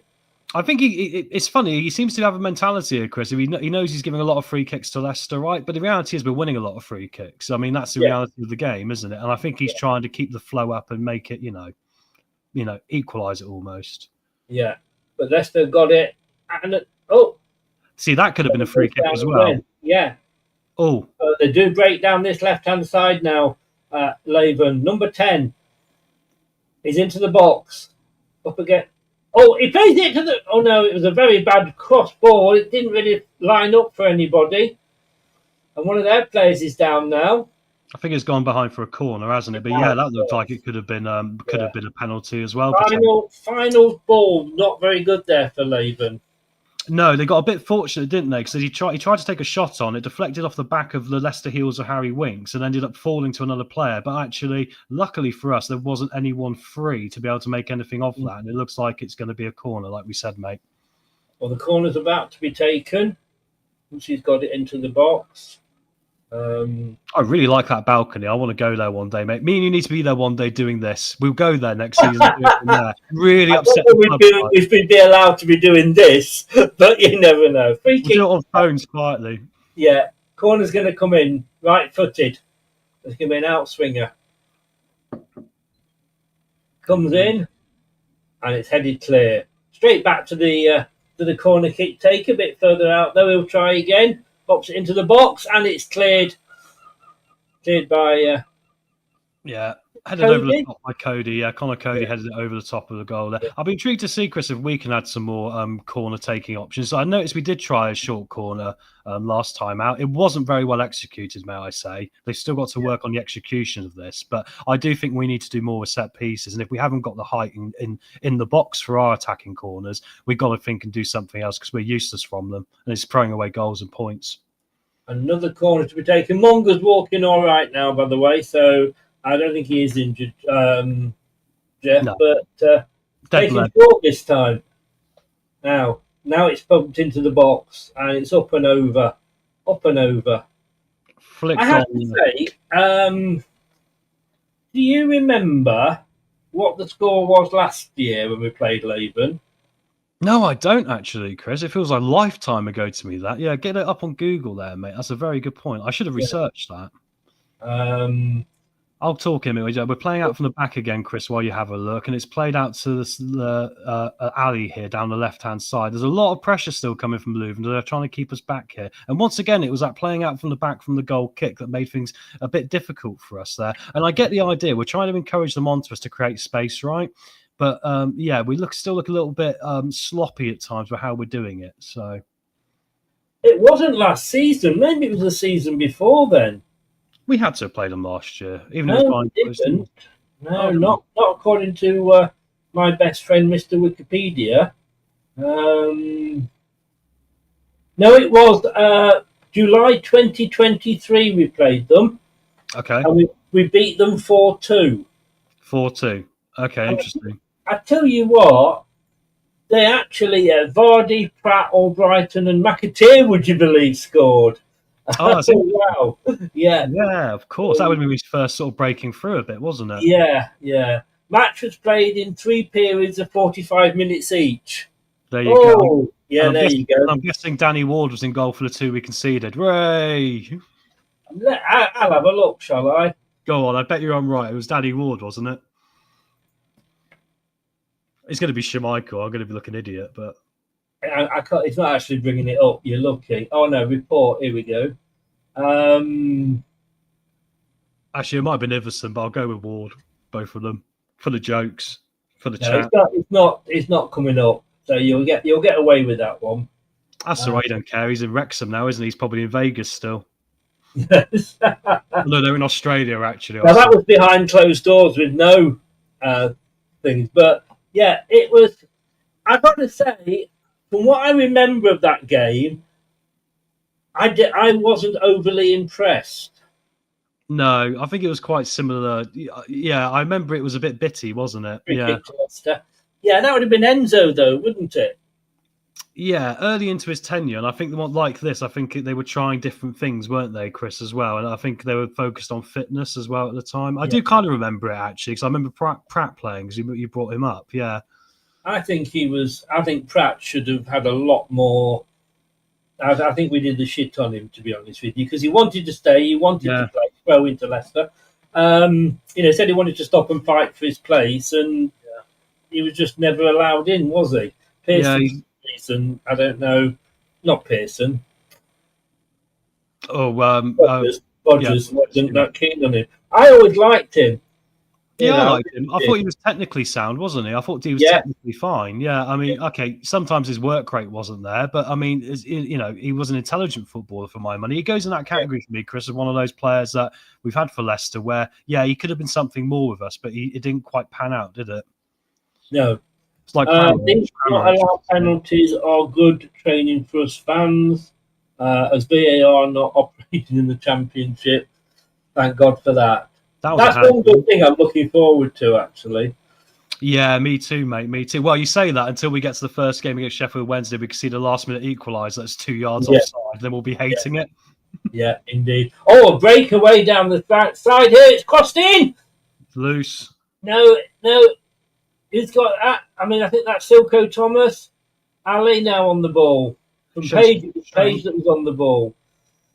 Leicester passing it around. I mean, fair play to the referee there. He actually played an advantage because there was a Leicester player down. Played an advantage and he went round that right wing, and it was a good cross that was in. It was. Silko Thomas showing good strength there as well to hold the ball up under pressure from three of the Leuven players. So I thought that was quite encouraging. Anyway, he's on the left now, isn't he? Monga coming inside again, doing the step overs, Chris. Yeah. And he's gone through and it's cleared away. Yeah, so it's cleared away. And he goes all the way back to Stolarczyk. So out to the left-hand side, played across. We still seem to struggle to create chances a bit, don't we? It seems to take individuals stepping up and creating opportunities, but collectively we're still a bit rusty, I believe, actually. On the right now, with McAteer to Mercado. Oh, no, Indeedy, sorry. Luco on the ball, plays it forward. Got away with that one. Winks on the ball. Let's see what he can do. Plays it out to Monga on the left. Monga, every time Monga gets the ball, he wants to go forward. You can see that. You can see the players always trying to find. He plays a 1-2. Still got the ball. Still on that far side. Looking for support. He gets it. Winks. Oh, a lovely 1-2 here for Leicester. Can we get it across? No, it's too far. McAteer couldn't quite get onto the end of Ricardo's cross. He let it run for a corner. Let it run for a corner. Say that. It's gone for a corner. Yeah. Yeah, You've got to say that every time Monga gets the ball, he wants to come forward. He does. You notice that like every player seems to be looking to find Monga, Chris, as well. They seem to either be, they seem to be very keen to involve him in the game as well, which is really encouraging to see. The only problem with that is that if that is noted by the opposition, they'll put 2 players on him like they do with Mavadidi, and he'll get taken out of the game. Anyway, it's about to be taken. On goes up. He's going to get a second chance. Page puts it back in again, but it's not the best cross. It's very high. How many times do we hit the front man and not get it past the first man? How many times? With the corners, a lot. Yeah, it's ridiculous, mate. 90% of our corners just hit the first man and don't go anywhere. It's really frustrating. We need to do something more. It really annoys me. Yeah. Early in the game has just come up as Illinois on the subtitles. I keep seeing German pop up and stuff like this. Yeah, it's brilliant, isn't it? I mean, if AI is going to rule the world, Chris, their understanding of English language needs some work. Yeah. So, well taken by the OH Leuven player. Still got it. He's being forced inside, though. He's having to play it back on this near side. Andy King there looks to be getting involved, wearing the cap in the manager's dugout. So, can they move it forward now, Leuven? No, they can't. They lose it. Winks turns and passes the ball out. Louis Page. Monga. It's Monga that we're saying a hell of a lot here. Monga's got it back. He wanted it back. He got it back. Page now. Leicester keeping hold of the ball. And that's the thing. Now it's chipped into the box from Winks.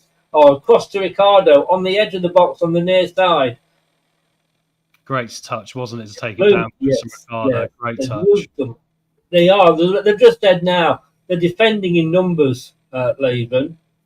But it's good practice because we've got to learn how to break teams down. We do, mate. We do, absolutely, yeah. And I mean, the interesting thing is, we talk about Ricardo quite a lot, and we wonder if he should be going or anything else. But the reality about Ricardo is, if he's fit, he is technically way too good for the Championship. Physically, maybe not, but technically, every time you see him touch the ball, you can see he's still got that class to him, just like we saw there when he put the ball. That's the thing. He's got to be kept fit. Yes, that is the challenge, isn't it? But so far encouraging. And also I'm encouraged by how he's going forward as well, because the option is you could also maybe put him back to a right winger like he used to be in his young days at Porto. Yeah. So we've got the possession at the back here on this near side. Andy King batting passively. I thought it was Andy King before because, of course, it had King Power on the back, but you forget that OH Leuven have King Power as well, don't they? So, sorry, Andy King, I just turned you into the OH Leuven manager. He was just pointing at something, Kingy, there that he wasn't particularly pleased about. He was just pointing at someone and suggesting something. But interesting enough, indeed, he's not gone as far forward in this game as we thought, Chris, actually. He seems to be more with Winks, doesn't he, like we wondered. Out for a throw-in, chipped up by Andy King, dead on the halfway line. What I like about Andy King is you do see him getting involved. He is ordering and what have you a lot, isn't he? You know. Yeah, directing them, Chris. And Van Nistelrooy never did this. He'd stand there, wouldn't he, and just have his arms crossed and just, maybe shout now and again. But he lacked that sort of direction, I feel, at times. Yes, but you do need to as a manager to get involved. Yeah, I believe so. Somehow managed to keep hold of that. We're keeping possession well. That's what I like to see. We are. This is true, mate. It's getting better as well, the quality of passing as this half goes on. Of course, when we first started, there was one or two sloppy ones, but I think, they're all getting a lot better now. And also the positional, I'm quite happy as well, Chris, because we are seeing commitment from both fullbacks, left and right, getting forward. Yes. Oh, nicely done by Cody there. Yeah, under pressure, wasn't he? But actually quite calm. So for all we say about him, and it's going to be a water break, Chris. Yeah. Well, that's the end of the first half. 41 minutes there, not exactly 45. Yeah, I thought that. Yeah, so they are having a break now. Yeah, interesting. Yeah. I think the weather is having a thing on it. Right, I'm going to go and just water the plants, as they say. Are you okay to stay? I am, mate. Yeah, and I'll do the same when you get back. We'll do a little swap. We'll do a little tag out the toilets. All right. Just in case anybody thinks that we're going to the toilet in pairs, that's what women do. Absolutely no. We're not in the same building, guys. It'd be impossible. No. Anyway, I did once go to the toilet in pairs, but I got chucked out the greengrocers. On that note, I will be back in a minute. Oh, Chris, we love him, don't we? What a joke. Unbelievable. Anyway, chat, what do you think of that one? Put it in the chat there. Let's talk about this. I don't think it was too bad. I think there was enough there to show that at least we're showing a bit more attacking intent. I mean, Rome wasn't built in a day, was it? We still need to probably be a little bit sharper, but that's the point of pre-season, really, isn't it? I still have an issue with corners. I still want to see a bit more progression, but maybe that's going to be, the new manager coming in to do that now. What Kingy can do to that to a degree, I don't know. However, you would argue there probably is a set-piece a coach at the club already who probably should be doing a better job. I said that last season. I felt we were lacking many opportunities to create problems from corners when we weren't particularly doing anything else, were we? So I'm just looking through the team here now. I thought, I think Christensen, before he came off, looked like he was willing to, get involved, which was interesting. And good afternoon to Jim, obviously from Jacksonville. Mate, good to see you. I think we're seeing you post-match, aren't we? So good to see you here, mate. I bet Florida's as hot as we are today. We beat you yesterday, mate. When I was at the shop, Jim, I was telling people that my mate in Jacksonville, we're hotter than them today. We very rarely beat you, do we? But we haven't got the nice swimming pools, obviously. I've got a wheelie bin I filled up with water. Stuart Russell, Monga doing well. The defence is scared of him. Mate, absolutely right. I was saying, I think he's head and shoulders above. He's just naturally got a gift, that kid. And to the point where even the experienced pros on this team, he'll make a pass and they won't see it coming. Which suggests to me that he is operating on a different frequency of talent. The reality is, I think he's that good now that we might not have him for very long, because I'm pretty sure any scout worth their weight in gold will be looking at him across the entirety of Europe. So he's going to have some suitors coming up. So, and also the interesting thing about Monga is, guys, and chuck it out in the chat, as well. What do you think he needs to be a starter next year? Because the reality is, if you compare him to Mavididi against Peterborough, for example, in the last game, I think Monga has looked way more effective. And ultimately, it's about results. It's about getting the job done, isn't it? Getting 3 points. So why would we stop him from having that first team place if he is the best player to play that position? But there we go. Chris is back. He's just got his mouth full of a pork pie there for lunch.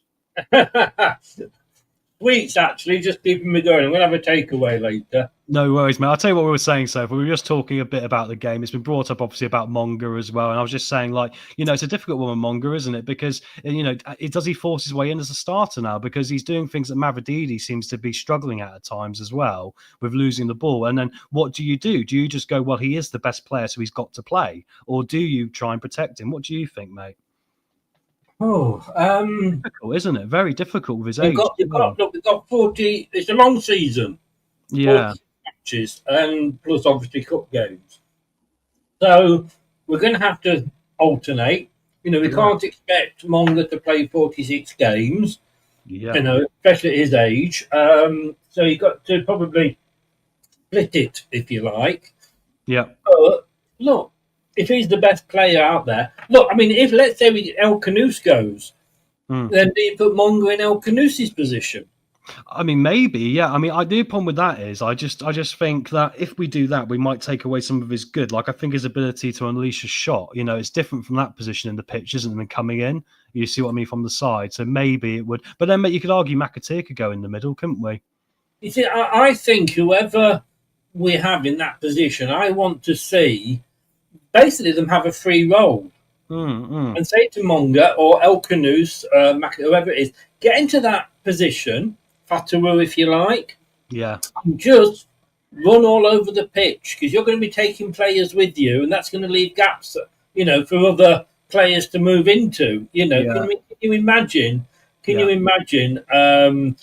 If that was the case. But then that's just the way I would play it. That's it, isn't it? Anyway, mate, I'll go use the facilities a bit. But yeah, all I've really talked about, mate, there was just literally Monga, and really you've got the rest of the team to pick at as you would like for 5 minutes, all right? Yeah, not a problem, mate. Enjoy your break. And I agree with you, Stuart. He probably should be a starter. Well, there you go. I think if you're good enough, I don't care how old you are. Look, he's just turning 16. I don't think that, we can look at that and go that he's going to start every game. His body's not ready for that yet. But like I said, he is a young player. But if he is the best one that is available, he goes into the starting lineup. You play that's football. You play your best 11. Or certainly have him as an option to come off the bench. Look, if you look, and we've got Mavididi, Fatawu, hopefully Okanuth, Monga, and I'm not, including some of the other youngsters, McAteer. The options we've got from the bench are absolutely unbelievable. On White. Hi, Jim. How you doing, mate? Nice for you to join us. Jim will be joining us at the end of the marathon that is this game. Hopefully he will be able to sort of give us some insight. I've got to say, a couple of notes that I've made here. The players that have impressed me in that half were Monga, Silko. Oh, the players are coming out. Christensen. No, they're not. It's a video. Christensen and Aluko. So who impressed you guys in that first half? Christensen unfortunately went off. He hobbled off. Hopefully, that's being sensible and he's being taken off rather than, because of, just keeping fit, basically. So fingers crossed for Christensen. He's looked good. And everybody says he should be one of the keeper, the players that should be leaving. You know what? When you look back at last season, was he that bad, or was it the system he was having to play in and the way he was being told to play? There are people that would say he was that bad. And I get that. It's about opinions. I wouldn't argue. But sometimes, and I'm just talking about Christensen, Tom, sometimes, he got forward and you say, right, go on, put it into the box. And there was nobody there for him to put it into. And he was having a look. And maybe, Ruud van Nistelrooy saying, come back. That has impressed me. There's been more attacking, and I said this last week, more attacking intent in that 45 minutes than anything I saw last season. Yeah, and also, mate, the other thing as well is we'll probably get to this a bit more afterwards, but yeah, we probably should have 2 or 3 more penalties actually as well. But obviously, the referee was trying to keep the game tight. But no, I agree with that. It's interesting though because I see a trend here a little bit, and I think last season there was a lot of players like Christensen. I put it to Mavididi as well, and they kind of seemed a bit on their own islands at times. They didn't seem very connected to their teammates. There was a lot of pointing, looking at each other, and like you say in this one, there's a little bit more positivity perhaps in leaving that to the side, getting forward and just trying to do the right thing anyway, which I really have appreciated, especially in Christensen so far. Do you think there is a risk of the youngsters trying too hard? Like, with Monga, he went past 4, then he went to try and and he was lucky with getting past 2 of them at one go. And then he's trying for the 5th and 6th because he's trying to impress too much. Well, I think they can be, but I think that comes down to the training as well, doesn't it? If I was training them, I wouldn't want to see that from them. I'll bring up Silko Thomas for this today. I think Silko Thomas has actually had a very good game, just as good as last time, despite not scoring a goal. Yeah. Because I think the things he has done is he hasn't overcomplicated it. If he's had to hold the ball up off 2 or 3 players and then lay it off, he's done it. He's not tried to overplay. He's not tried to turn on his arse and do something spectacular. So, no, I think there is some good training coming from that. It probably comes from Kingy, obviously. I'll say the same for Lewis Page and Aluko. Aluko in particular at centre-back. When you're a centre-back, you don't need to be flashy. You just need to be solid. And I think he's looked solid. I think he's been positionally aware of where he needs to be. I think he's got involved. And I think he's stood up really well against, the Leuven forwards that have threatened on occasions, really. Yeah. Yes, that's a comment that's already been put up there. They're just showing a video at the moment of why they're doing what they are doing. And look, let's have a look at some of those. Look, we mentioned Christensen, some of the names that were in there, and there's not many names in here in particular, but the 2, Solarchik, let's be honest with you, he didn't really have a lot to do. He's not made a save yet, know. So I want to look at Piera and I want to look at Winks quickly, and probably let's say Ndidi as well. I don't know how long we've got time before they come out. Ricardo, I thought, if he can keep fit, and this is the thing, can he keep fit? Yeah, I'd agree with that, Chris, because a lot of people talk about maybe you change him to a central midfielder or something now he's a bit older, right? Because then you can sort of maybe not have to have him running as much, which I think in some ways is a bit of a semi-bizarre logic, because I think you have to run no matter where you are on the pitch at times. But obviously he's got attributes that can do that. But no, I think he's got forward really well, and I think his intention as well. But once again, Chris, I look at our players, and Ricardo for me is one of the top ones when it comes to his ball control. I mean, he's not flashy with it, but his ball control at his feet is actually really good. And I like Ricky's, I mean, if we could be guaranteed now, being sat here, me and you, that he could play a 40-game season, there wouldn't be any injury problems. I'm pretty sure neither of us would want him to go. No, I would sell him purely because of his injury problems. But they might put JJ at right back again, Chris. Sorry? They might put JJ back at right back if it's sold. And don't forget about that. Yeah. I mean, would you prefer Ricky there or JJ? Oh, Ricky. But he's got to be fit, and this is the problem. Indeed, he was involved. He was, yeah.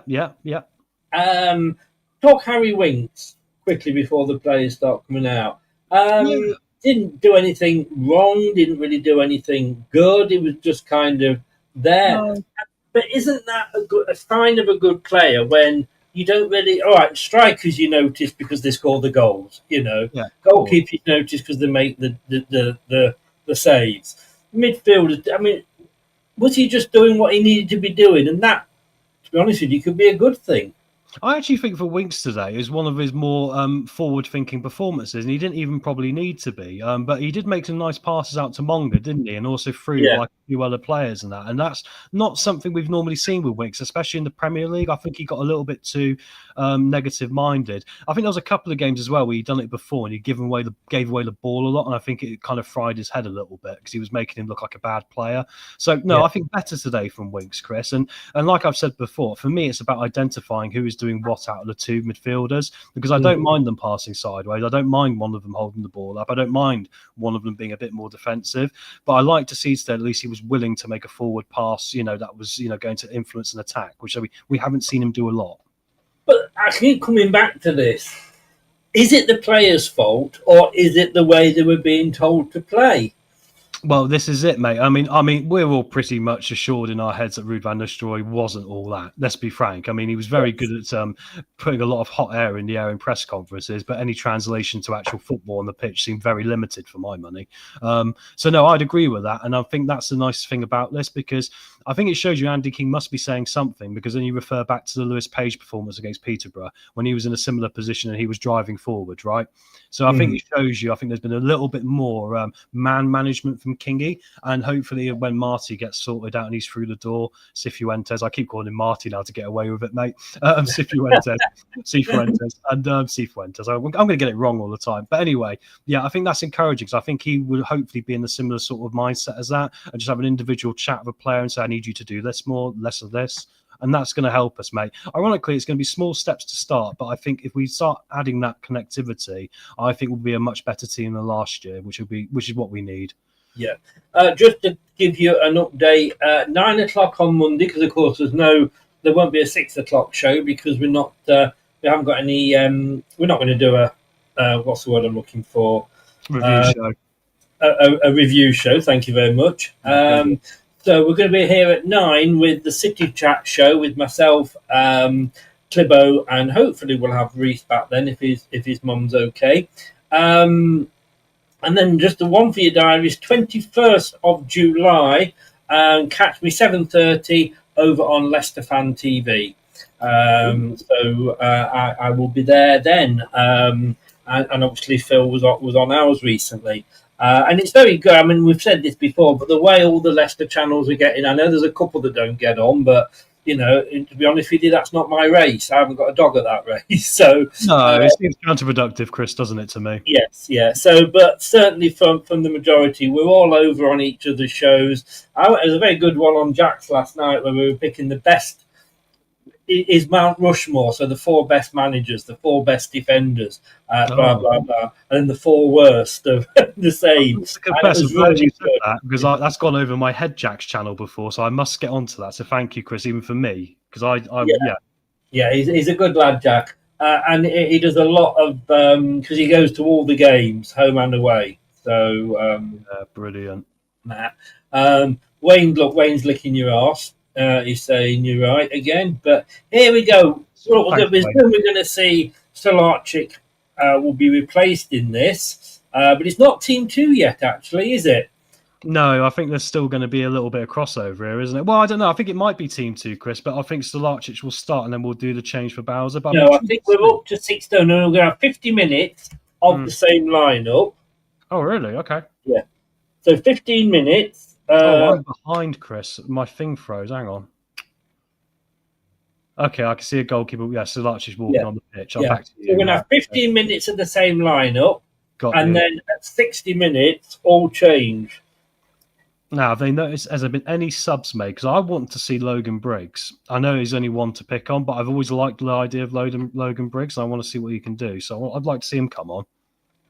Right, well, let's have a look. They're getting ready to take off. So let's stick with Team 1 here.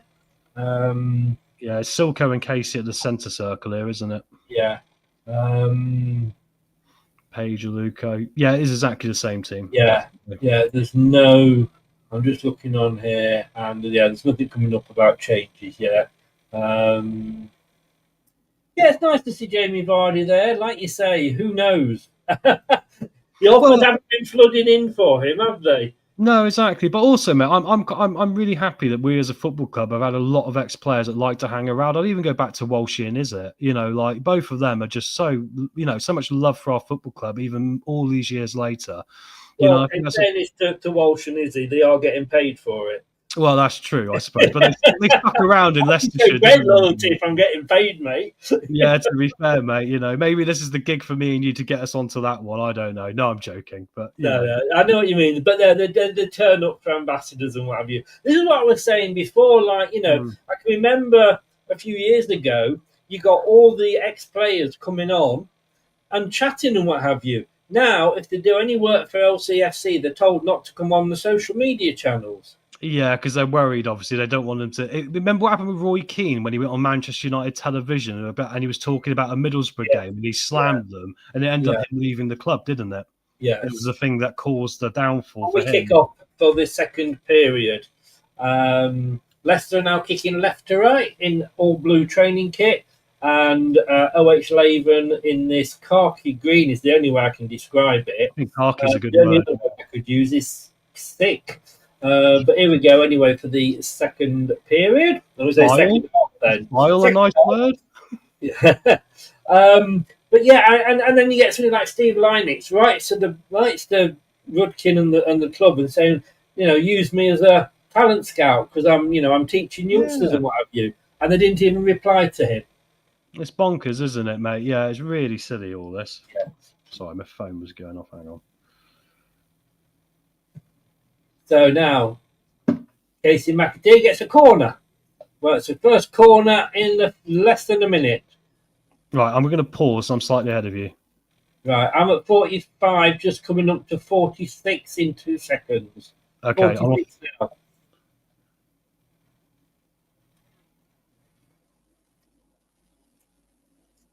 You should have 66 on your screen. No, I've got the corner. I've got the corner now as well. Yeah, yes, I think we're there. Yeah. I counted 10 seconds in my head. Yeah. We are, and the free kick comes in, left-footed. Oh, the goalkeeper gets a fist up to it. This is why I say when you try and keep it up to date, you can't because even things freeze and goes different ways and different internet providers. It's very, very hard to match everybody up. Absolutely, mate. That's why I'm going to let you lead it, and then when you want me to jump in and do a bit, just say the word. All right, it's the best way, isn't it, for everyone? It is. It is. But no, it's a free kick to Leicester. I'm not sure. The referee's off. Oh, the referee's having a laugh with somebody. Anyway, we've got a ball. Maybe the ball was flat. Winks takes it. Monga. Mongo at the back there again. Oh no, it's at the back. I forgot we've changed ends. It's chaos today, isn't it? We don't know what's going on. We're just like, yeah, we did change ends. We've changed ends for 15 minutes, guys, for a 15-minute half, basically. Will they change it on 60 minutes? No, they'll carry on, won't they? See, I'm carry on, yeah. Now, yeah. I just know what's Mongo, and he's not even on the right side. You know what I mean? Chris, it's a great way for Leicester City Football Club to make us look a bit silly there. Did you see John Rudkin then right on camera on the left? His eyes were poking over. Were they? Yeah, it was John Rudkin, guys. Like, where's Wally? He's right to the left of this camera. He might hear us. Let's not speak too loudly. What, in the dugout? No, right by the card cam. So where the Leicester City one is, in the clock, I just saw his face there for about a second or two just come into shot right by the camera as if he stood next to it. Oh. So he stood up, and maybe Top's doing the camera work, mate. Maybe things are that bad. Maybe he is. Played back to Stolarczyk. Played out to the far side. Brilliant. I think the worst thing I ever did was I celebrated the fact that we scored a goal once, and then a couple of minutes later I went, yeah, it's 2-0. So that was almost a carbon copy of the first goal. It was a replay. Yeah.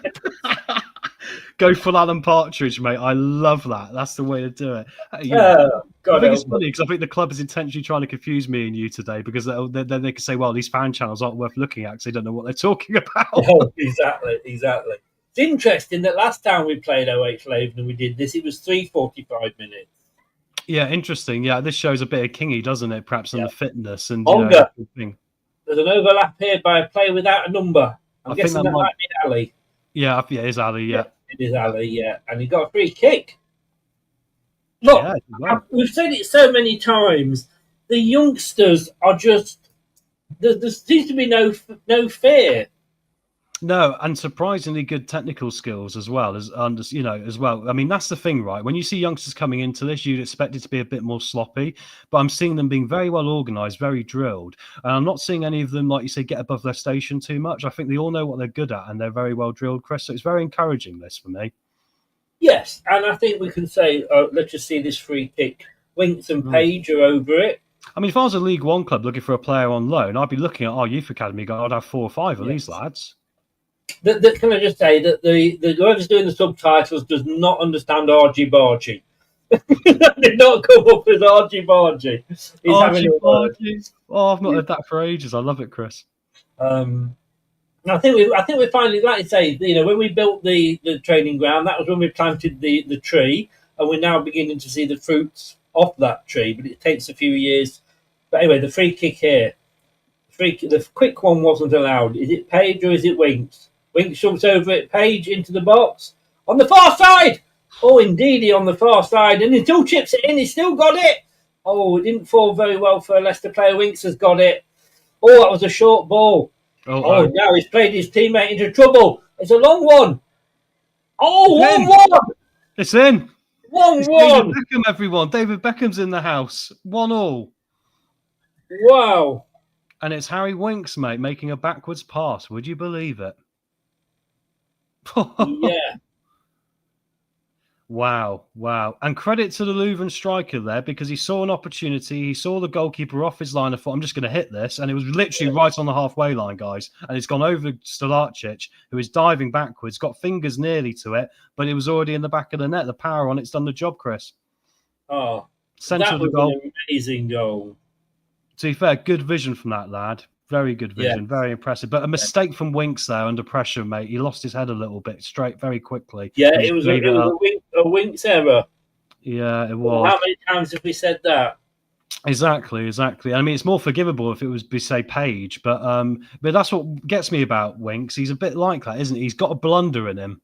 Yes. Yeah. I hate to say it, I think Tottenham were laughing at us for getting the money they did for him, to be frank. But we did the same with Man United and Maguire, probably. So yeah. Swings and roundabouts. It is. 1-1. I mean, look, we thought Tilko's goal was good. I mean, fair play to that OH Leuven player because it was a short and loose pass by Winks, but it was, he had to fight for it. Yeah, and his instinct to get the shot away, Chris, as well. And to be fair, they've struggled to break us down, right? So what other chances are you going to get? So credit to him for seeking what is not an easy opportunity to score from there in the slightest. And he just caught it really nicely, didn't he? Under pressure as well. Yeah, exactly. Yeah. But here they come again now, mate. They've got us hemmed back in here a bit. They're on our halfway line here with their centre-backs coming forward, aren't they, down this left-hand side? You carry on a minute, mate, while I'm just updating the score. No worries. Yeah, so Leuven have got the ball here now. They're sort of playing it back into the middle. It comes back out, though, because we've got some good block of lines here to stop them coming through. There is a chance here coming down the right-hand side. We've got a block in there for, I believe, Aluko, but it's going to go out for a throw-in here to OHL here down this right-hand side. And yeah, they're starting to look like a little bit of fluff has gone up their tailpipe there with that goal, Chris, because it looks like to me they're looking like now they've got a bit more confidence off the back of that. And that's what it takes in football, doesn't it? Sometimes it takes a lucky goal and all of a sudden you might just find a bit of movement and a bit more passion and a bit more desire. And then you might go on here as they win another throwing now and they're keeping it right down the Leicester end here. Indeed. And you know what? If that doesn't give you confidence, nothing will. Exactly. Yeah, exactly. Yeah, you have to sort of sit here and go, and I know, it was a goal to the opposition, but you've got to sit here and go, oh, credit. Yeah. All Super. Credit to it. Yeah. Throw in on the far. Oh, no, it's still in. Thought that had gone out. Yeah. Is it Can somebody please point out to the OH Leuven manager what the manager's box is that he has to stay in? Of course, it could have been Chris Coleman, but they got rid of Chris Coleman, didn't they, before the start of the season? Yeah, I didn't know. A stupid move. He got them into Europe. Yeah. They lost in the playoffs and they sacked him. I still think he's a bit underrated, actually. I think Chris Coleman. Oh, hang on. Oh, Leicester through here. Gotta be. McAteer. Oh, it was a great run by McAteer, but it was just wasn't able to control it and too many players around him. Exactly. He could have taken... I was going to say, mate. Sorry, we're talking. No. You go. I was just going to say he could have taken a touch though, maybe dragged it back, but he might have lost the chance anyway. So what can you do? Yeah. Sorry, mate. Carry on. It was No. This happens. But no, I was going to say 2 goals been scored. Nothing from a Leicester player. No, exactly. No, the only thing we can say is Monga contributed to ours by his usual mazy play of cutting inside and creating a bit of chaos, didn't he? But yeah, you're right. I mean, to be fair, actually, neither team has shown quality in the final third so far. Both teams have shown defensively they're better to, stop that happening almost, haven't they? This is something we've got to get better at, Chris, as well, very quickly, because like we've all said, all of us in this chat, we're going to be facing teams that are going to want to park the bus against us next season. Yeah. And you know what we've got to get better at as well? With a throw into OH Leuven. Let's just see. He's turned in. Advantage. It's in. Oh, Stolarczyk. It could have bounced in the goal, that one. But Stolarczyk got in the way, got his body in the way and saved it. And I don't know how that didn't go in. It was lucky the ball didn't have any pace on it, did it? Yeah. No, and it's only if it got a bit of spin on it. I tell you what, how many times, we saw it a couple of times, well, at least once last season, the goalkeepers go so far up the field that they allow that to happen. It's true. It's part of modern football, isn't it? Or modern football with my fingers being waved in the air here, where you seem to want to press up your centre halves onto the halfway line, and then your goalkeeper's always on outside the penalty area nowadays. And that's the downside with it. If a team's aware of that, they can catch you out. And of course, any player in the championship level or above is going to have a long shot on them, Chris. Yes. The quality is going to be there technically in all these teams. Leicester come forward. Oh, the bad pass over, too hard for Monga to control. Yeah. I get so annoyed. We never used to see that happen. No, and also occasionally, but it seems to happen so much. Now, the team number 2 are coming out. And Koulibaly. I mean, could we argue Stolarczyk could have got back quicker there? Because bearing in mind it was obvious Winks had made a mistake, and but I know it might only be split seconds, perhaps, but maybe he could have, got back a bit quicker. I don't know. Maybe I'm being a bit harsh actually, because I'm a goalkeepers union guy. There's that horrible kit. The horrible kit, and it happened to be worn by Skip and Wout Faes. Oh, I didn't see Faes. Yeah, both of them had it on, mate. God, imagine if they wear it. They might wear it, Chris. Can you imagine if we didn't have enough training kits to go around? I think we might. We might have to wear this purple abomination in a minute. We'll definitely be 4-1 down after that. So we have it in this corner. Monga, again, he's already got 2 players on him every time he gets the ball. Yeah, it's funny though. I'm not too worried about people doubling off with him because I think he is that good. I think he is like, Mahrez. Sort of when Mahrez had that, he would just dink through both of them like they weren't there. So it was kind of counterproductive doing it towards the end, wasn't it? You're better off just leaving him with 1 because actually it was ineffective anyway. And just creating space for Vards back in those days. Cody down this side to Ali. I like the look of this Ali. I think he looks good. Yes. Winks. Ricardo. Tells it to the far side. Interesting how Ricardo switched into defensive midfield by the looks of it, or he's come back inside. Looks like he's inverting him, mate, now. He didn't do that first off, but now Ricardo's coming in and being an inverted player. Cody, forward. Monga, who else? And turns onto the right foot. And onto his left and onto his right. Then plays it across. Oh, Ricardo doesn't get hold of it. Loses the ball and now Leuven can break. Coming down the left-hand side. Leicester are getting the players back, though. Oh, it went behind the OH Leuven player. And I tell you what, again, I have to say, Leicester players running back. Yeah, exactly. Nice idea there from them as well, wasn't it? As they're trying to get in again here down the right-hand side, but luckily it's been blocked off nicely there by Ali again, who seems, it was Page actually who's managed to get back and drop back there. But interesting, Ricardo doesn't normally make those mistakes, so that was quite a shame, that one. But they have been watering the pitch a lot, Chris, haven't they, as we know as well, which does make a difference. But how many times did we lose the ball when nobody was running back? Yeah, exactly. Yeah, or they were striding back. Like Sumari was a classic for this last season, wasn't he? He'd just be striding back as if he had 20 years to do anything. But yeah, anyway, here come Leicester forward now. There's a knock on there, and Silko Thomas is trying to win it shoulder to shoulder, and it's going to be a throwing here to Leicester on the right hand side. Quickly taken. McAteer goes down. We've still got the ball. The Monga chance a minute ago, Chris, was interesting because you think he could have, tried a shot, but there was no shot on really. And I give him credit that he didn't try, even if the pass was slightly overhit, perhaps. Oh, yeah. Who was that at the back there? A young defender with a lovely turn and a free kick. I don't know who it was. I think it was Cody, Chris. Aluko, I think. Aluko, sorry. Yeah. Lovely. I think I missed the spin. Well, in a minute, Chris, I think it'll be any second now. We're about to see the change into lineup 2, surely, because on 59 minutes 47 odd here, which means we're going to see your man, Wout Faes. We're going to see Skip. We're going to see Ayew as an attacker. God, I was just enjoying the game as well. And there we go. I've called it. Well, mate, I'm intrigued from your perspective to see what Ayew does. I really am as a striker, because you've been advocating that he'll be a good striker, and he has been in the past. I'm not fully convinced, but I'm intrigued. And now we're getting the changes.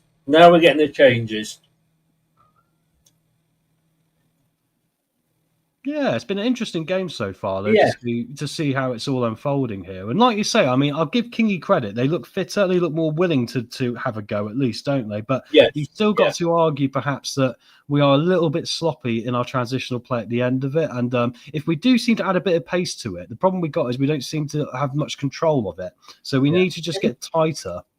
Interestingly, Skip hasn't got a number on his shirt. Oh, I think he's barely got hair on his head, the poor bloke. And I'm talking from experience here myself, mate. I mean... Me too. Yeah, I'm not going to go at him, but bless him. Could there be anything read into that, do you think? Well, I don't know. I think, to be honest, mate, I think a lot of them have just been chucked shirts with numbers on. I don't think it's really that serious, particularly, is it? I'm just showing its goal again. It literally was on the halfway line. It's funny because I'm not sure he actually meant to catch it like that. If you look, Chris, he actually went down slightly. Watch, he chips it by mistake. Look there, and it sort of chips it over the goalkeeper more. So I think he got a bit of fortune, but credit the effort, right? You get paid for the effort in life and football. Yeah. Well, here's the second choice.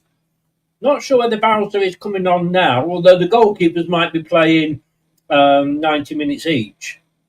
Yeah, or maybe they're going to half it, aren't they? So let's do the maths on this. 180, isn't it? So it'll be 90 minutes per goalkeeper, Chris. Yeah. Cool, I did that mental arithmetic quick, didn't I? I'm terrible. You did. I was impressed with that. I was impressed by that. I thought I must have got this wrong. Yeah, I'm not going to say that Jordan Ayew is going to be the new Messi or anything like that. just think he's better in that role than he is when he's played on the wing. I think if you want to play him on the wing, he's got to be what I term an inside forward, Chris, which means he's coming inside to basically be a secondary striker. If you remember under Cooper, that's what he was doing. And actually, the times he did score and he assisted, that's what he was doing. And it was under Cooper, wasn't it? Remember that Ipswich goal with Vardy, the touch, and he made that goal actually to his credit by cutting in and causing problems.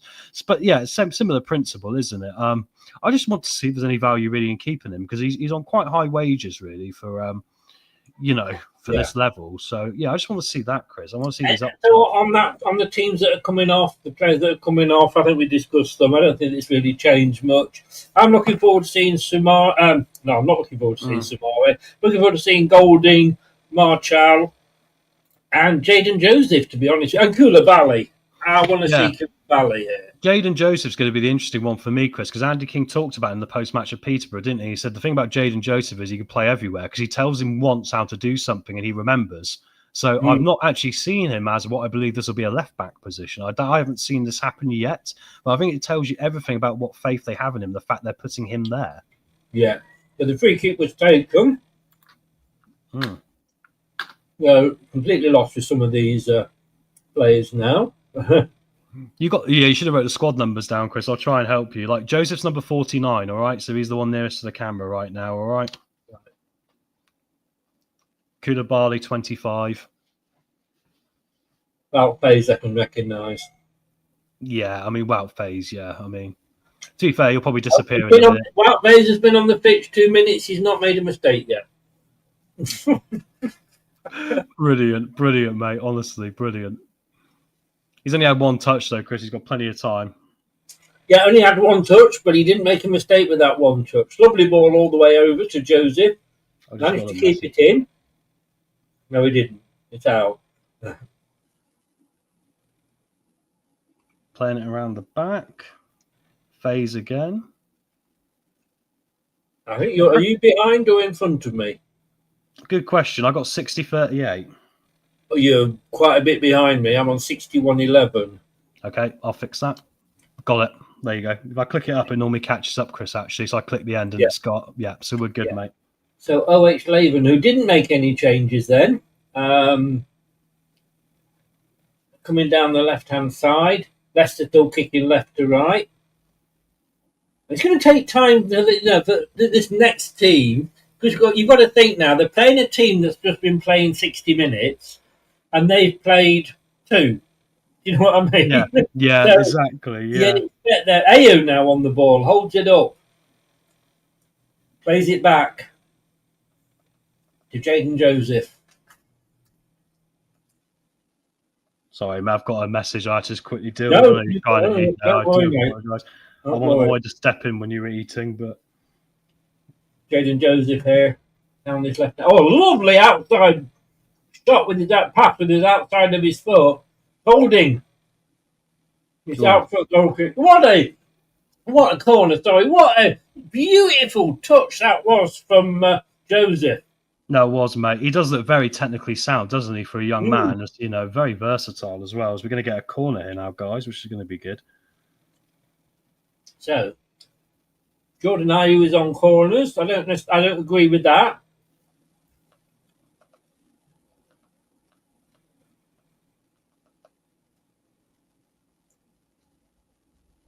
Cool.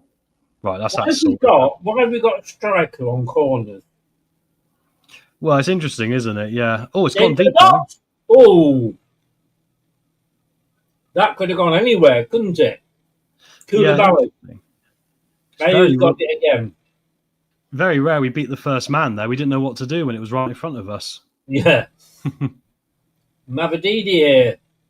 Again, tries to go through, but hits one of their players. How many times do we see that? Nelson is forward and gets a throw in. Nelson is captain. Happy to see that, because like I've said before, my Oxford United supporting friends really rate him, and they keep saying he's going to be an England centre-back. They like him that much. Wow. Which is high praise, isn't it? They think he's generally one of the best centre-backs they've had in donkey's years. Probably since Matt Elliott, ironically. They actually said that he's too good for Leicester. Yeah, which is crazy, isn't it? Yeah, Yes. so he looks like he's going to be good. He sort of reminds me of sort of like a Ben White almost, except he's probably got a lot more upside to him. Yes. Yeah, I'm hopeful he's the first choice, mate. I really am. I'm hopeful we'll Yes, be I him. agree And with you. yeah, Good I to want to see see. Andy King hasn't sat down yet. Offside. Free kick to Leicester. Yeah, good to see Andy King's not sat down yet.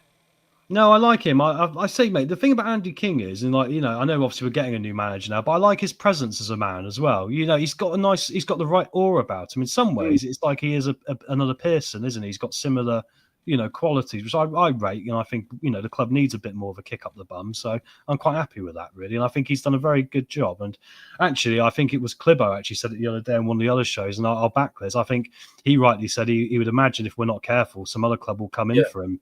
Like a lower league club was want him as manager. This does annoy me, this Fox's Hub. We live in this fucking country and we can't watch it. It's bonkers, mate, isn't it? Because we get no matter what sport it is, it's the same in that country. It's the same in Canada for ice hockey. Their price has gone up to $350 a year, and they don't get all the games; they get blackouts. It's ridiculous, you know. And here it will be $100 perhaps. Yeah. It's a rip off, but we get ripped off for Premier League, don't we? So yeah, it's crazy. You would have thought that, you know, there was an English game, wouldn't you? They're just more bothered about selling it to foreigners, you know. Jeff is off. It's approaching the midnight hour. He's turned into a pumpkin. Yeah. Sorry, Good, Jeff. Jeff. As Wayne says, thank you for popping in, Jeff. Wayne says they're disgusting TV rules. Totally is, mate. Totally is. They're outdated now, Chris, aren't they? They served the purpose at the time, but they're way outdated now. Yeah. If a game was on at 3:00, would that mean less people would go to watch it? Because if I lived in Leicester and every game was on TV, right, and I'd paid to watch it, you know, with their Foxes pass or something, I would sooner go down to the ground. Oh, that was he blocked him there, Mavadidi. Just clipped it past the player, and the player just stood in his way. Do like that training top, by the way. But I'd sooner go to the match. Yeah, I would as well. Yeah.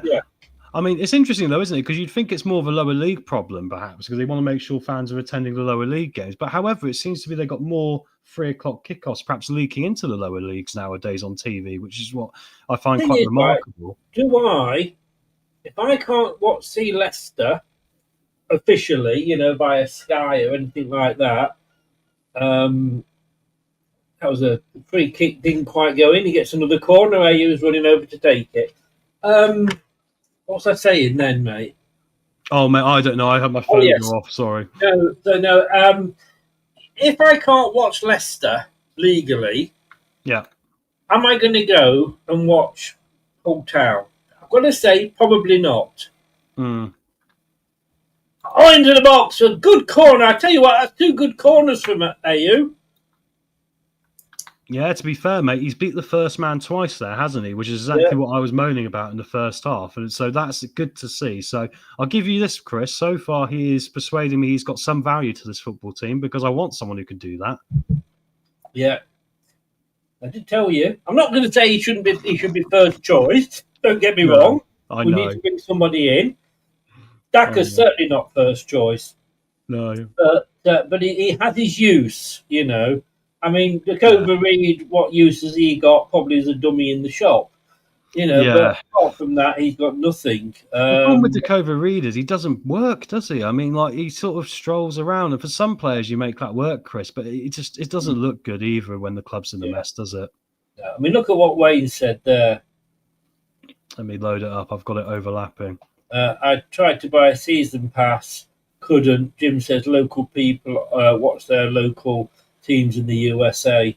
Yeah, you can't. I mean, those passes are basically for foreigners, like I say, you know, not for people in the country where the team is based. Yeah, I remember when I lived in Canada, it was glorious, mate, because obviously every single Premier League game is live on television at 3:00 and you could choose which one to watch. So we used to go to a bar, actually, and have a day of it. And obviously we'd have a booth and we could choose what games to watch. So I'd watched all the Leicester games in The Great Escape.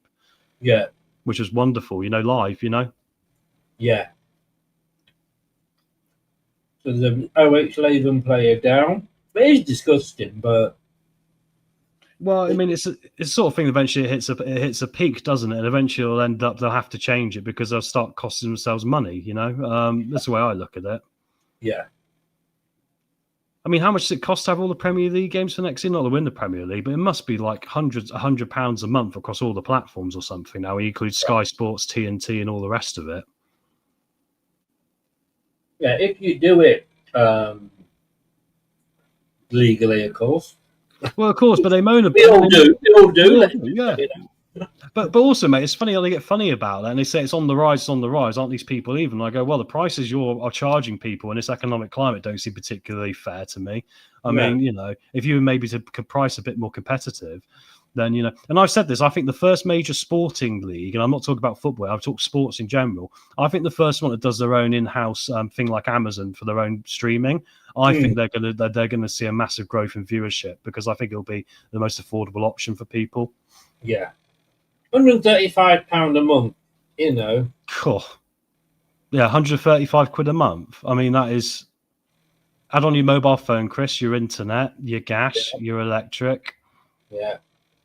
Free kick there for Leuven. Passed slightly back. Now it's gone forward back into our own half. And now it's back into their half and back into our half again. They're keeping control, though, OH Leuven. Oh, Ayu took the ball there. Oh, can he see Golding? No, Golding was breaking through, but he didn't see him. Leicester still got possession, though. Nelson on the ball.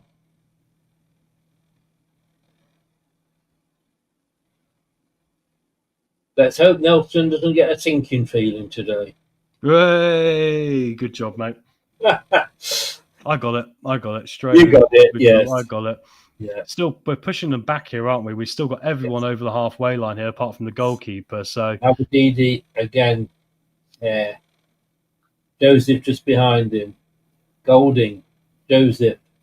I mean, the only thing is, because we don't look very effective here, do we? I mean, we are passing it. Samara gives the fucking ball away. Who knew it? Who knew it? I was waiting for it to happen, Chris, because we were passing it around. That's all nice and good. But is anyone going to make a driving run? Is anyone going to try and penetrate through that defence and try and get a one-on-one with the goalkeeper? No, they all stood in a little triangle passing it around. I know it's a hot day, don't get me wrong. But then what's going to happen? Someone's going to give the ball away. Samari gives the ball away. That person is going to be shitty Samari. Oh, yeah, mate. He doesn't want to be here, does he? We don't want him here. Oh, a good cross in from Mavadidi. And they dealt with it reasonably well. FaZe just gave it to their player, didn't he? What a pass. Gave it away, yeah. That's unbelievable. Literally just passed it to their player. Not that it mattered too much because, there's no danger, but how can you as a centre-half? Because Koulibaly had that, and then FaZe came in and took control and just passed it to their player. Yeah. Koulibaly had that. No. Honestly, if that FaZe was on life support, I would go in and I'd get a train to Leicester and I'd go in and turn it off. Oh, mate.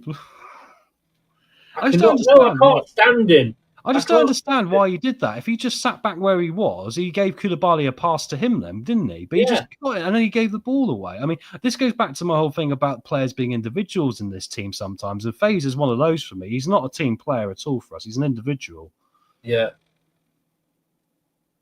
That number 11 for Leuven looks like William, doesn't he? With his hair. Yeah, for Luton. Yeah, for Luton. Yeah. For Leuven. I thought you said Luton. You're probably the way I heard it. I probably did say Luton, Chris. You're probably right. Oh, the way today's going. Good God. Yeah. Offside. Yeah.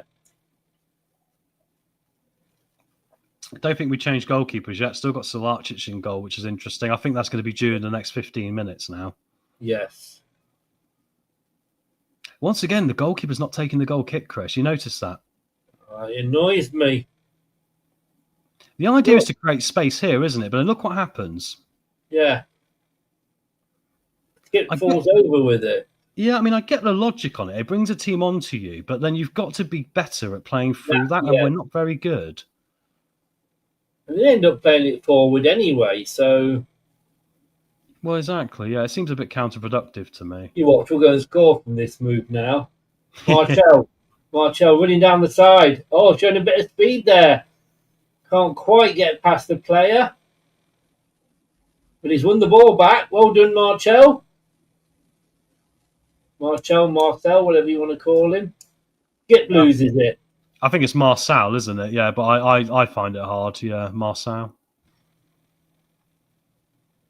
Interesting, though. Just saying that in the last 5 minutes, Samara gave the ball away, FaZe gave the ball away, Skip gave the ball away. Yeah, I was about to say that. And the interesting thing I found as well is, once again, it's the young players that are driving forward and actually showing, for my money, a little bit more intelligence on the pitch, actually, and trying to, they seem to be much better at being able to get at teams, these youngsters, don't they? Like Marcel there, Chris, getting forward, just looked so much more comfortable at getting forward and attacking players than our lot do. What does that say? I don't know, but Ronald McDonald's, I think he's trying to stir the pot there. What do you say? Yeah, he's right. It's just the commentator, Chris. You don't score a goal until Daka comes on. There you could come on and get a hat-trick. Chris, curse the commentator. What did I say about Ricardo's first touch being the best in the club? And then obviously had a slightly overhit pass. He falls over and they get on a counter-attack. So it shows you, doesn't it? So no, I think Ronald's right now. I think Daka will come on and score today, probably. Oh, Skip gets it, but he's playing quite far forward, Skip, isn't he?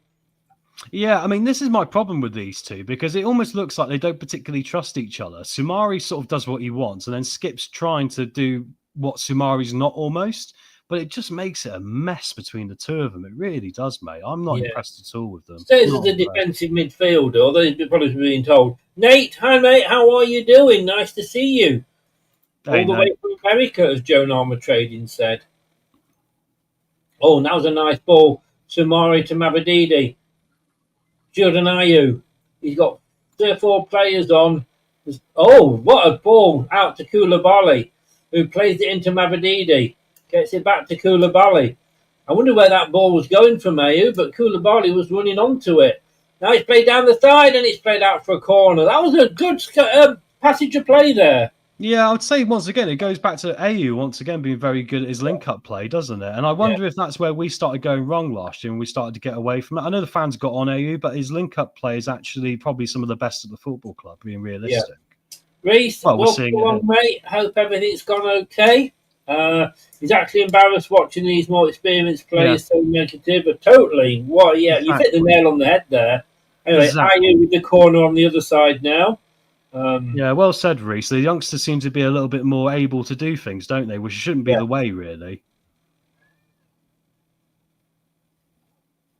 Oh, this wasn't such a good ball. It doesn't get past the first defender. And he goes all the way back into our own half. And he goes all the way, from a corner, all the way back to Solarchi, who's outside his goal. Yeah. You think you would have learned, don't you? No. Isn't it amazing, Chris, how many times we have a corner and it does that? I mean, it actually, it's like, it probably should make me more mad than what it does, but I've almost become so acclimatized to it. It's just like, again, really? It's just so disappointing. We have no idea, really. Free kick to Leicester, quickly taken on the far side by Ayew. I mean, I know it's a hot day, but I mean, I still wish we had a little bit more attacking prowess, because so far, apart from Monga, what have we really seen attacking, Chris? Yeah. Jaden Joseph got a good ball there from Nelson. Back to Nelson. Nelson's looking good. Yeah, Nelson is looking good, Chris. It's very true. I mean, this goes back to my joke club. I think sometimes we're parodying a football club because we know how to pass the ball to each other, but we just, at the top end. Yeah. Here we go. Oh, it's a ball in! Oh! Mabadidi went all the way through. Oh! Ayew! Ayew with a total air kick there.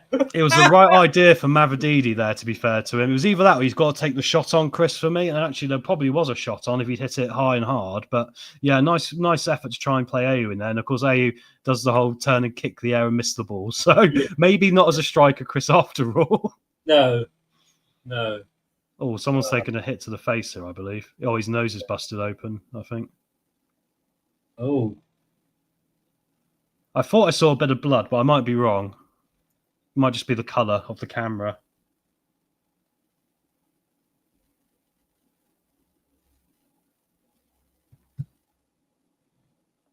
I mean, it was the right idea. Maybe the sun got in his eyes. Yeah, could very well do. I think we're going to have a little stoppage here, aren't we, Chris, looking at it, Yeah. because the player's getting some attention down here. I mean, it's not a serious head injury by all accounts, this, but he's taken a bang to the nose, I think. So, Yeah. might be time for a water break. Some of the fans are going to get a drink by the looks of it. Don't blame them.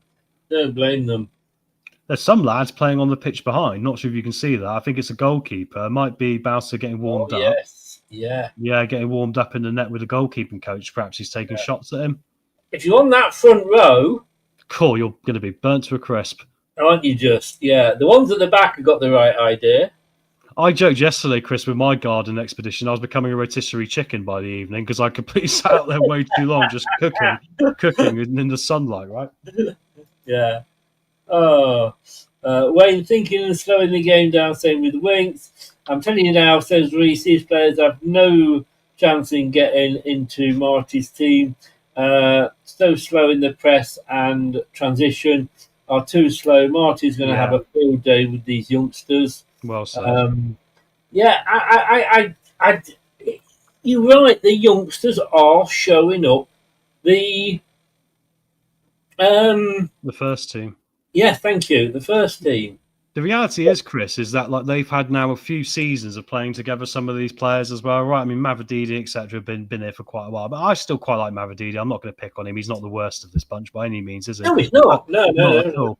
But there is a problem here because, like, ultimately they play together now for a long time, and they still cannot break a team down for love nor money. And like, you get to a point where you go, where does the madness end? Because there's many managers who have trained this group now, and they must be telling them how to do it. And for some reason, it just doesn't happen or doesn't work or is ineffective. So hopefully Marty, like Reese has very well put there, is going to do something. What a term. Sorry. What a term. No, I may interrupt.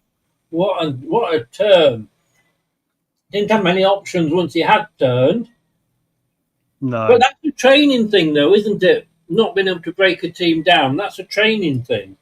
Yeah, and I imagine Joseph's probably thinking, I can't wait to get back to the under-21s because I'll have someone next to me in the under-21s rather than Skip and Sumari, who are too busy sunning themselves on the halfway line. Yeah. Oh. Wayne, ice hockey bleed. Mate, if it was an ice hockey nosebleed, the game wouldn't have stopped. He'd have carried on. Another corner for Leicester. Aberdeen trying to get the ball across and it coming off a defender. Mavididi I like. Oh, yeah, I just saw John Rudkin. Yes. By the camera. Glasses, yes. Yeah, he's listening to us, Chris. Watch out, guys. Watch your P's and Q's. Run jump, John! Jump! Corner comes in. Oh. Good defense, good goalkeeper punch then. Marcel is offside, though. Yeah. No, I like Mavididi and I won't criticise him. The only thing I will criticise, I say I won't, I will, but only for the fact that he needs to release the ball sooner.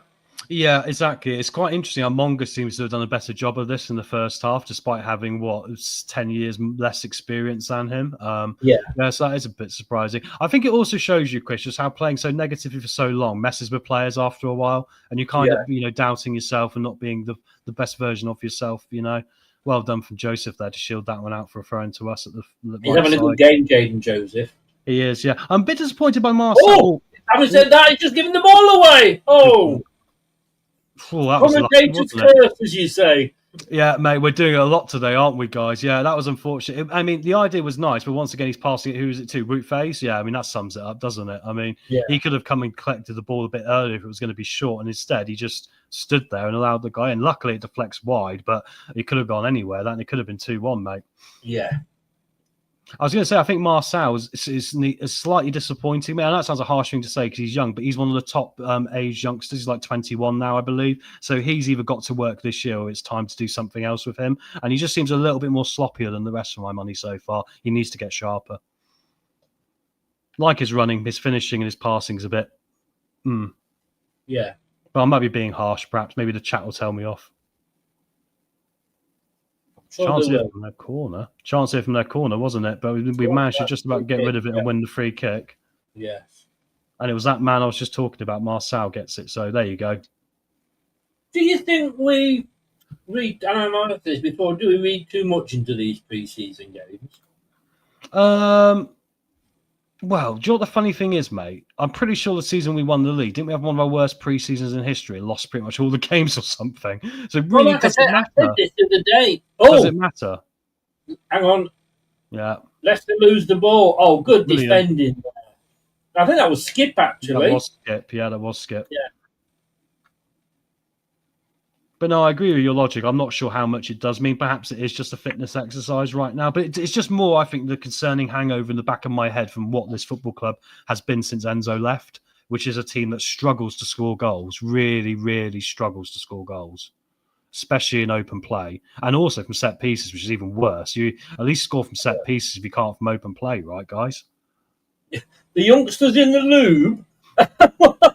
What? That just came up on the, on the words at the bottom on the subtitles. The youngsters on the lube.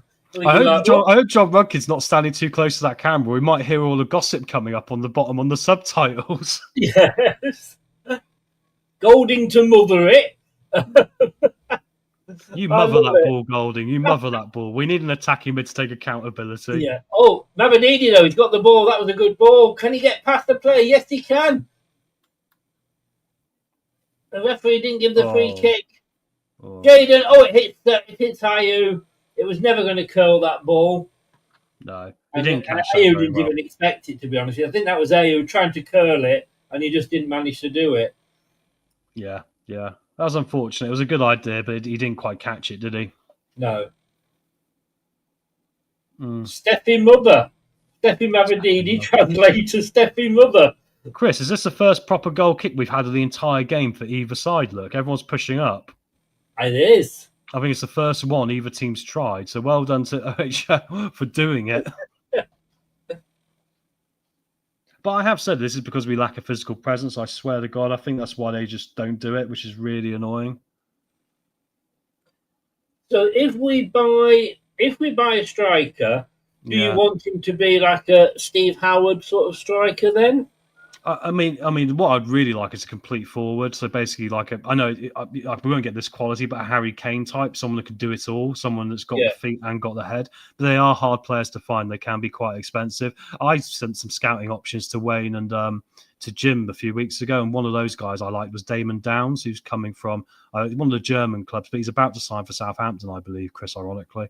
But I like the look of him. He's raw, but he's American, and he's got a lot of upside to him. Yeah. So, yeah, but I just don't think we got the scouting network either right now. Because, I mean, we're looking at, free transfers maybe at best. I mean, well, that's the thing, isn't it? Yeah. We need to sell first, don't we? Good ball from Face to Mavadidi there on the edge of the box on this near side. Tried to go through two players. Again, now he finally puts the ball in. Oh, and it comes off a defender, but the goalkeeper's obviously going out of a corner. Exactly my point there with Mavadidi. There was two players on him. He tried to go between them. He had a player, Jordan Joseph, behind. Yeah. That's it for the second half. Well, it's interesting with this team. Yeah, so carry on, mate. You go first. Yeah. I was just going to say that is what annoyed me with Mavadidi. Yeah, no, I get that. I really, really do. Now, these players, if I'm going to be correct here, mate, these players are going to... let's have a look, because this is lineup 2. So they're going to go up to 120 minutes. Yeah. So another 30 minutes? Yeah. Yeah. About that. No, they're going to stay on. He just said that on the screen. Face leaves what families and it changes. Right, I'm off again, mate. I'll take over, Chris. I'll go on my monologue. Yeah. All right. See you in a minute.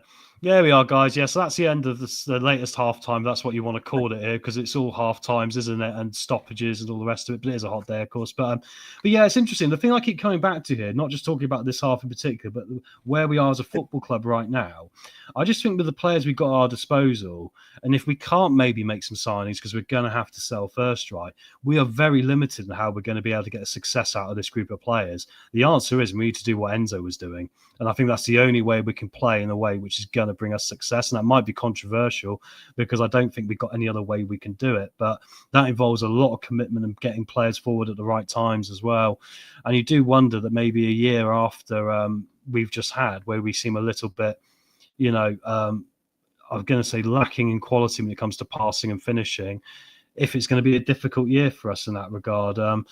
Yeah, so I'm a bit concerned by this because we've not seen enough for me of the attacking transition play that we desperately require, no matter what system we have as a football club this year, in order to score goals and be competitive, in my humble opinion. But like I say, guys, get your thoughts in the chat on that. You might think I'm barking up the wrong tree, but I just think this is big. That and the set pieces for me are a big problem. The fact that we can't seem to make corners that actually generate any sort of dangerous opportunities. We don't seem to have the physicality to compete in the air, perhaps.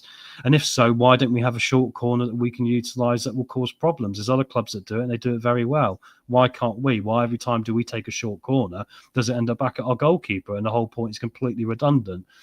So, yeah, I really think that's quite a sticking point for me. But once again, guys, like we say, it's a pre-season friendly? Is it the be-all and end-all today, to get the result? Is it just about fitness levels? Will we turn up when we got Marty in, and will he manage to, miraculously make this team half decent at scoring goals? I mean, that's the hope right now, because I think all we're really seeing now is just a fitter version of what we had last year. And the only glimmers of hopes have been from individuals that, have come up from the youth academy and I think have handled themselves pretty well. I'll say Ali, who came on in the first half, did very well there as well. And once again, in this one, Joseph's got himself involved as well.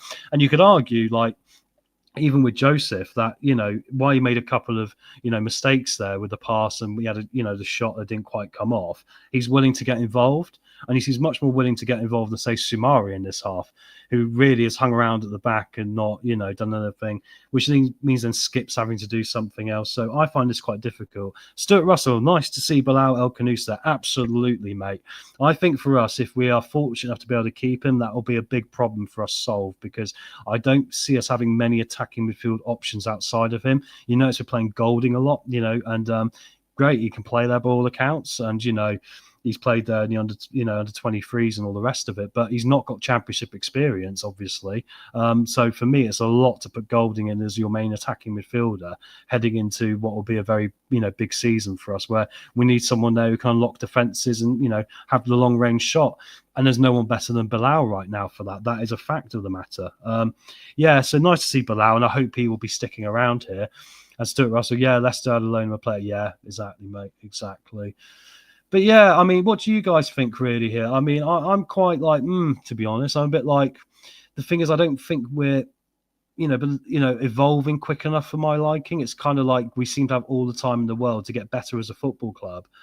But I'm just still seeing so much rust. I'm seeing so much inability, I'm afraid to say is the word, from especially the core players of the first team that should know better by all accounts. But so, yeah, I'm still quite disappointed so far, and I don't think it's, it's like, Ronald, thank you for agreeing with me, mate.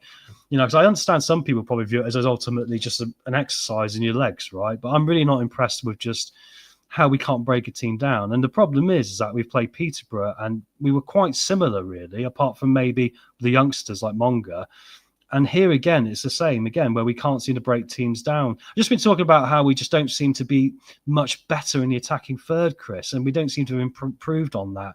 But then I'm also double checking myself by going, well, that maybe is the new manager's job when he comes in. Yeah, you've got to look at that and ask how many shots on target have we had. I can't think of too many. I can't get the stats up because there's no stats for this game at the moment. It's been pre-season or what have you. So I just don't think we've had that many. If you don't get shots, all right, even saying not shots on target, how many shots have we had? Well, exactly. And also, Chris, exactly. That was kind of what I was thinking there. Because we seem to be trying the same thing all the time, which we're going to try and get into the box by running in or, having an overlap or all the rest of it.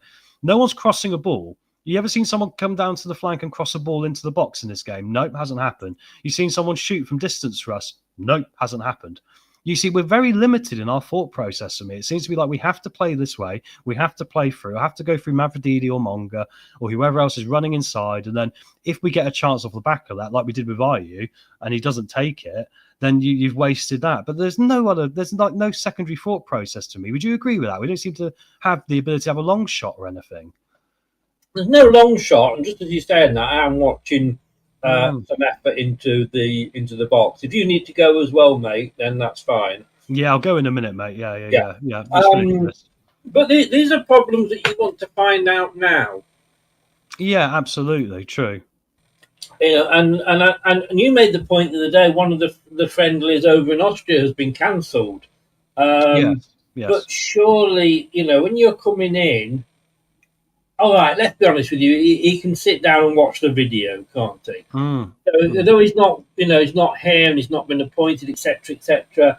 He can still sit down and watch this, and hopefully he's watching this and thinking, where are the goals coming from? Exactly, yeah, because it almost seems like to me that we just.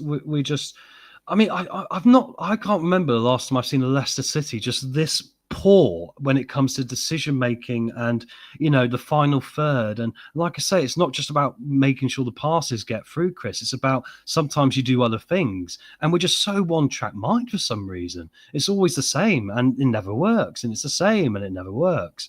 So.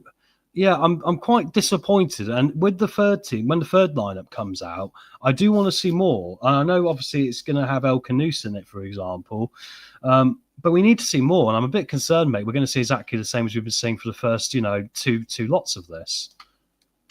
Yes. I mean, look, I suppose it's baby steps, if you like. But you could argue haven't got time for baby steps.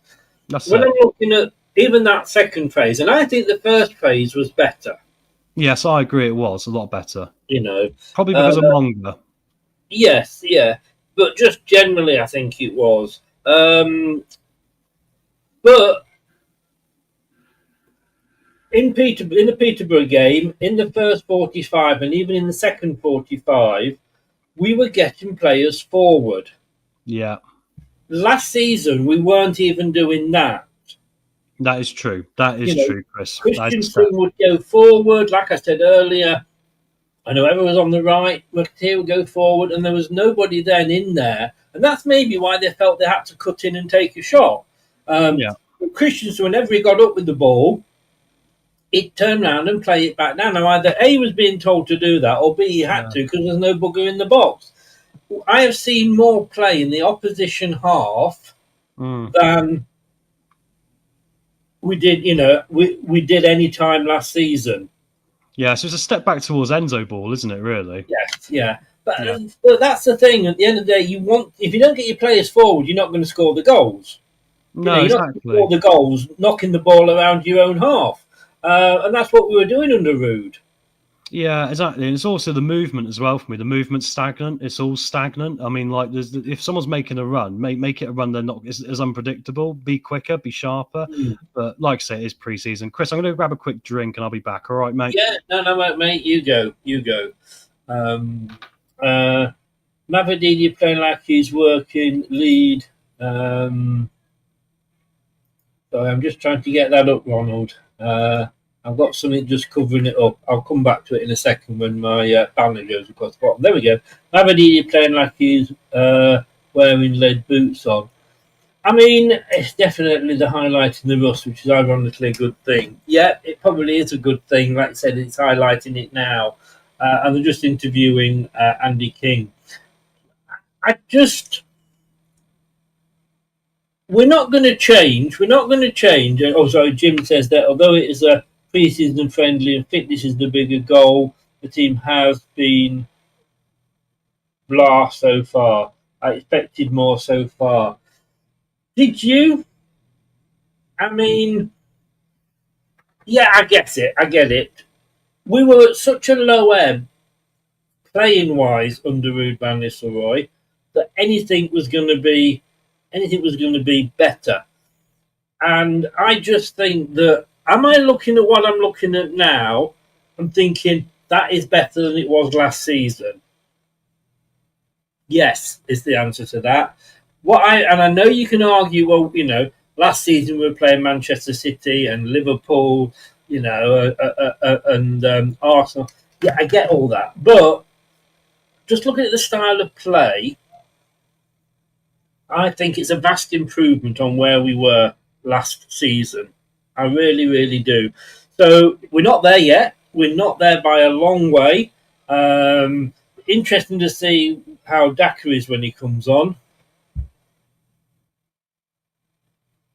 Look, he may surprise us. He may surprise us. Doubt it. Doubt it. But we're going to have, like I said there, we're going to have 120. So we're going to have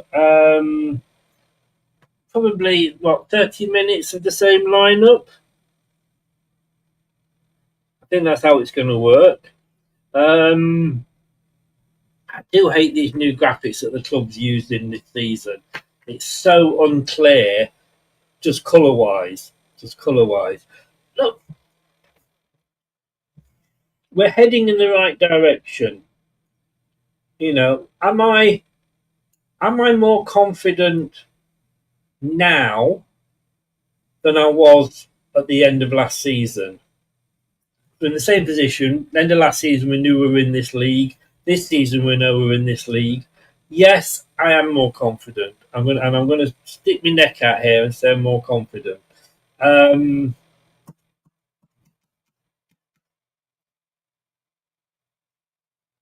But we've got, like I say, we have got a long way to go, and we're not going to be able to bring a lot of players in. We know that financially. Look, what's he called? Cifuentes has been told he's got to sell before he can buy. Understand that. I just hope that he hasn't got to sell the youngsters, because those are the players that people are going to want. Let's just take, if somebody's looking, let's say, for example, at Cody, and we're being offered X amount of money, and Rangers have said, yeah, but look how much he's on. Then instead of asking, let's say, and I don't know, but let's say 8 million. Instead of asking 8 million, let's get 4 million for him, so that they can, use that difference towards his wages. But we don't do that at Leicester. We try, no, let's hold on, see if we can get another 50 grand, and we lose out, and they end up leaving for nothing. Hi, Kevin, welcome back. We still not scored then, I see. Just love the 2 OOH. Oh, the 2 OOH goals, of course it is. Sorry, Kevin, I thought you'd gone mad then. The effort and application from the players is a lot better than last pre-season. I was going to say, just saying then, Tom, I'm feeling, look, there's still a long way to go. Yeah. There's still a long way to go. But are we going in the right direction? And you've got to say a big yes to that. I think it's an improvement, isn't it? I think the fitness is better, like you say. I think the fact the fullbacks are getting forward a bit more, I'm much more happy to see that. I still think it's going to be crucial from here what the next manager does. And I'm going to say, we'll be Marty Cifuentes, won't it? Cifuentes. But what he takes from here now, because I still think there's a lot to do, though, Chris, actually. I think this is all well and good what we've seen. I think Andy's done a great job of this. And but we need to see something else in when it comes to the attacking phase in particular, because we haven't actually scored a goal today, technically, mate.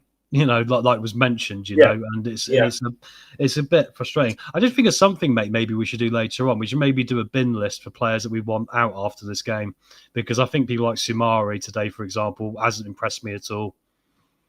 I may, as you mentioned, excuse me, that hula hoop went up the wrong way.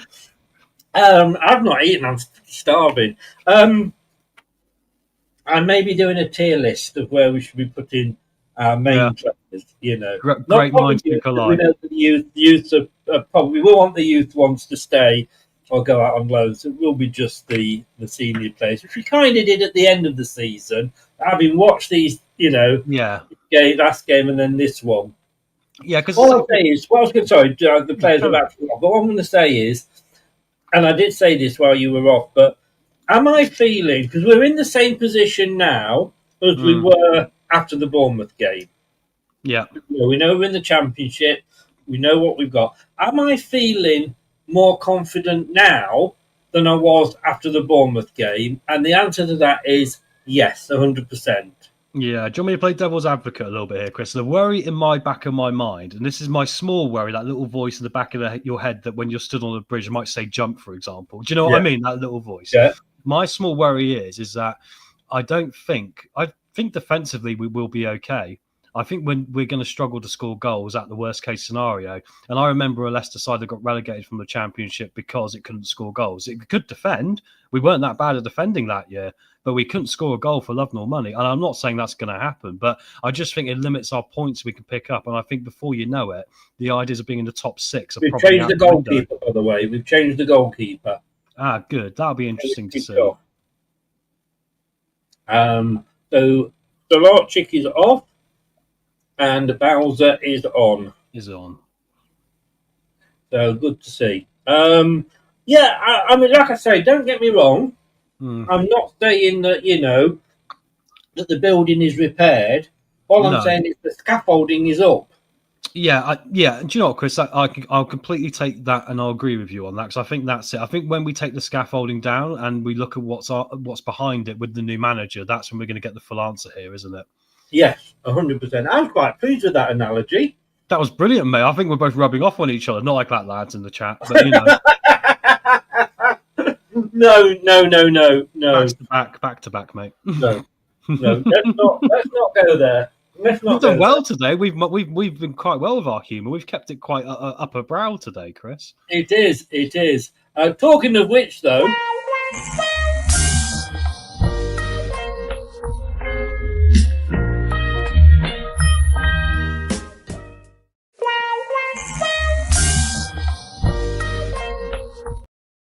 Sorry, mate. I was going to say, we haven't seen that for a while, mate, because there's a lot to celebrate about, have we?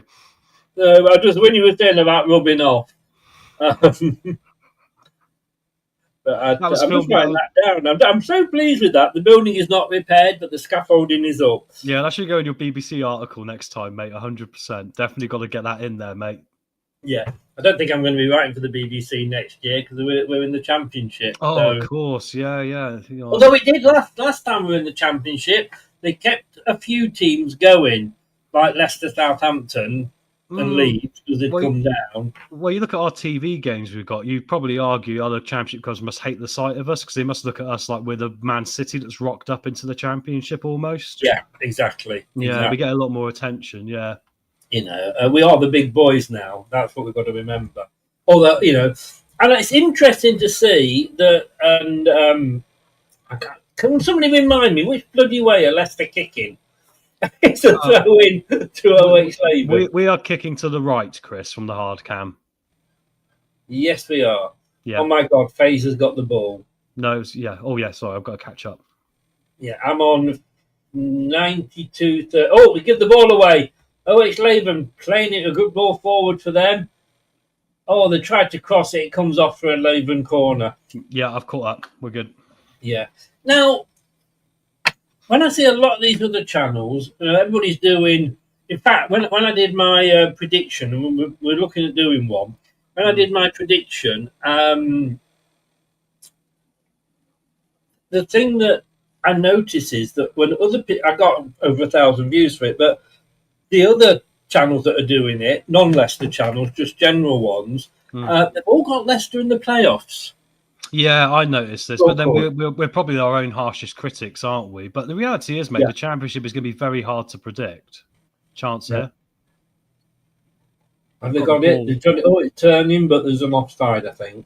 Yeah. I mean, it's funny. It's a funny league, isn't it? Because I think I'm going to predict the whole league table, as you know, and I'm going to go into it, mate, with the attitude of there's going to be one or two teams that are going to surprise because there always is, and you've got to try and identify who those teams are going to be. Like last year, Millwall nearly got in the playoffs. I know they're a solid team, but you wouldn't have put them 7th, probably, would you? No. So you've got to keep an eye out for teams like this, especially the systems they play, because you get a bit of versatility in the clubs, especially towards the bottom. Yes. Yeah. Well, we will be doing it. I don't think I'll be able to do it with every presenter. It would take me about a month to do all the artwork. We'll get us to send them in, Chris, anyway, so you've got them, perhaps. Yeah, but probably get you and Brad on together, probably. Yeah, I'd like to do that show. I'd be the one that would cause the problems because I'd say something stupid like I think Oxford are going to make the playoffs and Brad will be losing his mind. So it'd be brilliant, be entertaining. You would give. You don't mean something mad like giving a player 5 when they've been bloody awful. Oh, mate, I've done that twice. The second time I'd done that, I actually realised I looked at the wrong number on the sheet and I wasn't paying attention, and I screwed myself over, and I should have taken accountability at the time, but I thought, I'll just try and talk my way out of this like we all do in life. I did have an angle for that, though. I had an angle for that, though. I said to Wayne, my angle was my conditioning from this football club makes that a 5 out of 10 performance because they're conditioning us, so that was a 5 out of 10 performance. Yeah, fair play. You know. I always said when I set this channel up, I just wanted it to be fun. Yeah, exactly. Yeah. Banter between the presenters, and I think that's what we do have.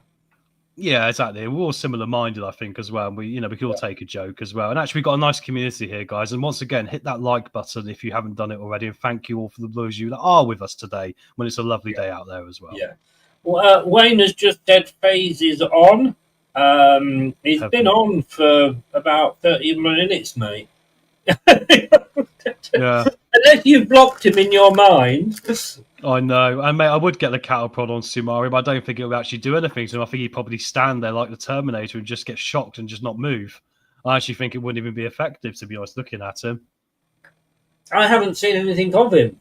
No, exactly. Mate, the only thing I've seen him do is either he's been in a defensive mid position or if there's been a corner, he's been stood back as a centre-back. He's just not... He looks like he just doesn't want to be involved, which suggests obviously a move must be coming, surely. But, yeah. It'll be interesting. And we're not going to do a rate the players, but we'll be asking who's been impressive, who hasn't been impressive. Yeah, and actually, unfortunately, it's quite a small list for me on impressive so far because I think to be impressive, you've got to show me, show you a little bit more almost. And I think, I think a lot of the players, especially the first team ones, they're not showing anything better than last year, really. I mean, Ayew has looked okay, but then he did this when he was played like this before, didn't he? So, but then still, there's not a lot of it, is there? And he's missed that chance where if you're only going to take, if you're going to play a system where you're going to get 1 or 2 chances because you've got to take them, and he missed it and fluffed the air. Yeah. I will come back to you with that in the post-match. Senior players no better than last year. So is it the youngsters that are making them look better? Or making the team look better? It could be. I mean, let's look at Winks quickly as an example. We have got a corner here, though. Perhaps we'll just do the corner, mate. Do the corner first. Yeah, Ayew is going to not take the corner. Who's taking the corner? Well, it could be Ayew. There's Ayew, yeah. Oh, it's in the air, and it's out past the post. To be fair to Ayew, he does beat the first man, and he's done it every time now. So, yeah, actually, he's selling me on staying and actually being a corner taker, at least. Anyway, what were you going to say before about Winks? Sorry. I was going to say Winks is a good example of today, isn't it? Because, like, in some ways, he was slightly better, but then he had an utter calamity to give them the goal, which is bizarre to me. It's almost... It's a really odd thing. It's almost like a jinx he's got. If he tries to do something, he's going to balls it up.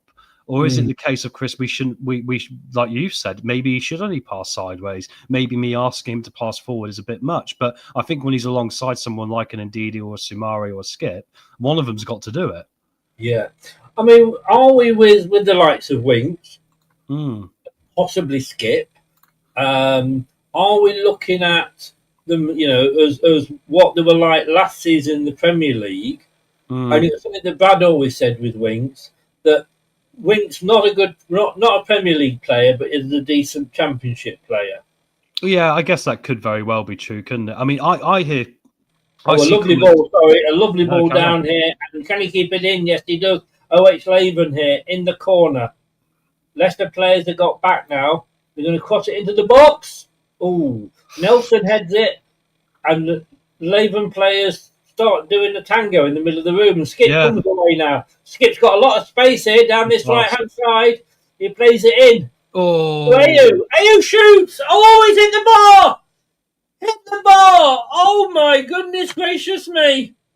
Yeah. That was something, wasn't it? I'll say this about Skip there. That was the best I've seen Skip do anything in this football club for a very long time. He actually decided there's some space there. I'm going to take the space, Chris, and I'm going to run into it. The pass was very nicely weighted to Ayew. And to be fair, it was not a bad shot in the circumstances. I think the ball was slightly behind him. Shame it didn't go in the back of the net. But once again, I'd say it's hard work a little bit to get a shot, isn't it? And but still better. I like his run there. About Skip. They're showing him I thought he might go further. It was a lovely ball into AU. I think he was right to take the shot on. I think he was right to take the shot Yes. on, Chris. Well, he had nobody else there, was there? Exactly. Yeah, Nobody else up there.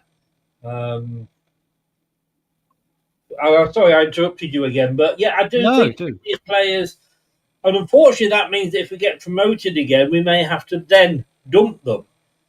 Yeah, and the problem is though, how do you dump a player like Winks? I mean, like the only thing I can think his contract's up in a year, I think. So. Oh, thank goodness for that. But the only thing I can think of is we try and do some deals with the Saudi league and try and ship them out there if they want to go. Yeah. Because I don't see the wages they're on. I don't see it, mate. If you were a Premier League club like Burnley now, for example, would Harry Winks be the first on your shopping list to bring in? I think they would look at him. Really? I was going to say I wouldn't touch him with a barge pole. I really would. I wouldn't touch him. I just think he's just proven he hasn't got it at that level. Maybe his reputation precedes him, and as much as he's not as good as his reputation is. You know? Yeah, a little bit. Yeah, a little bit. Winks gifted QPR 2 goals in last year's FA Cup. That's a great shout, Ronald McDonald there, mate. Good shout. I'd have a giggle when Crystal Palace got demoted to Europa Conference League just because of Simon Jordan. That's a bizarre one, isn't it? Because you think Manchester City owns Girona, and they were in the Champions League together and stuff. I don't quite understand, Chris, why I know Crystal Palace have got the same ownership as Lyon, isn't it, or whatever it is. Well, the guy sold his shares, or was in the process of selling his shares, and Lyon, who were demoted by the French Football Association for their equivalent of PSR and what have you, then won it on appeal, so got back.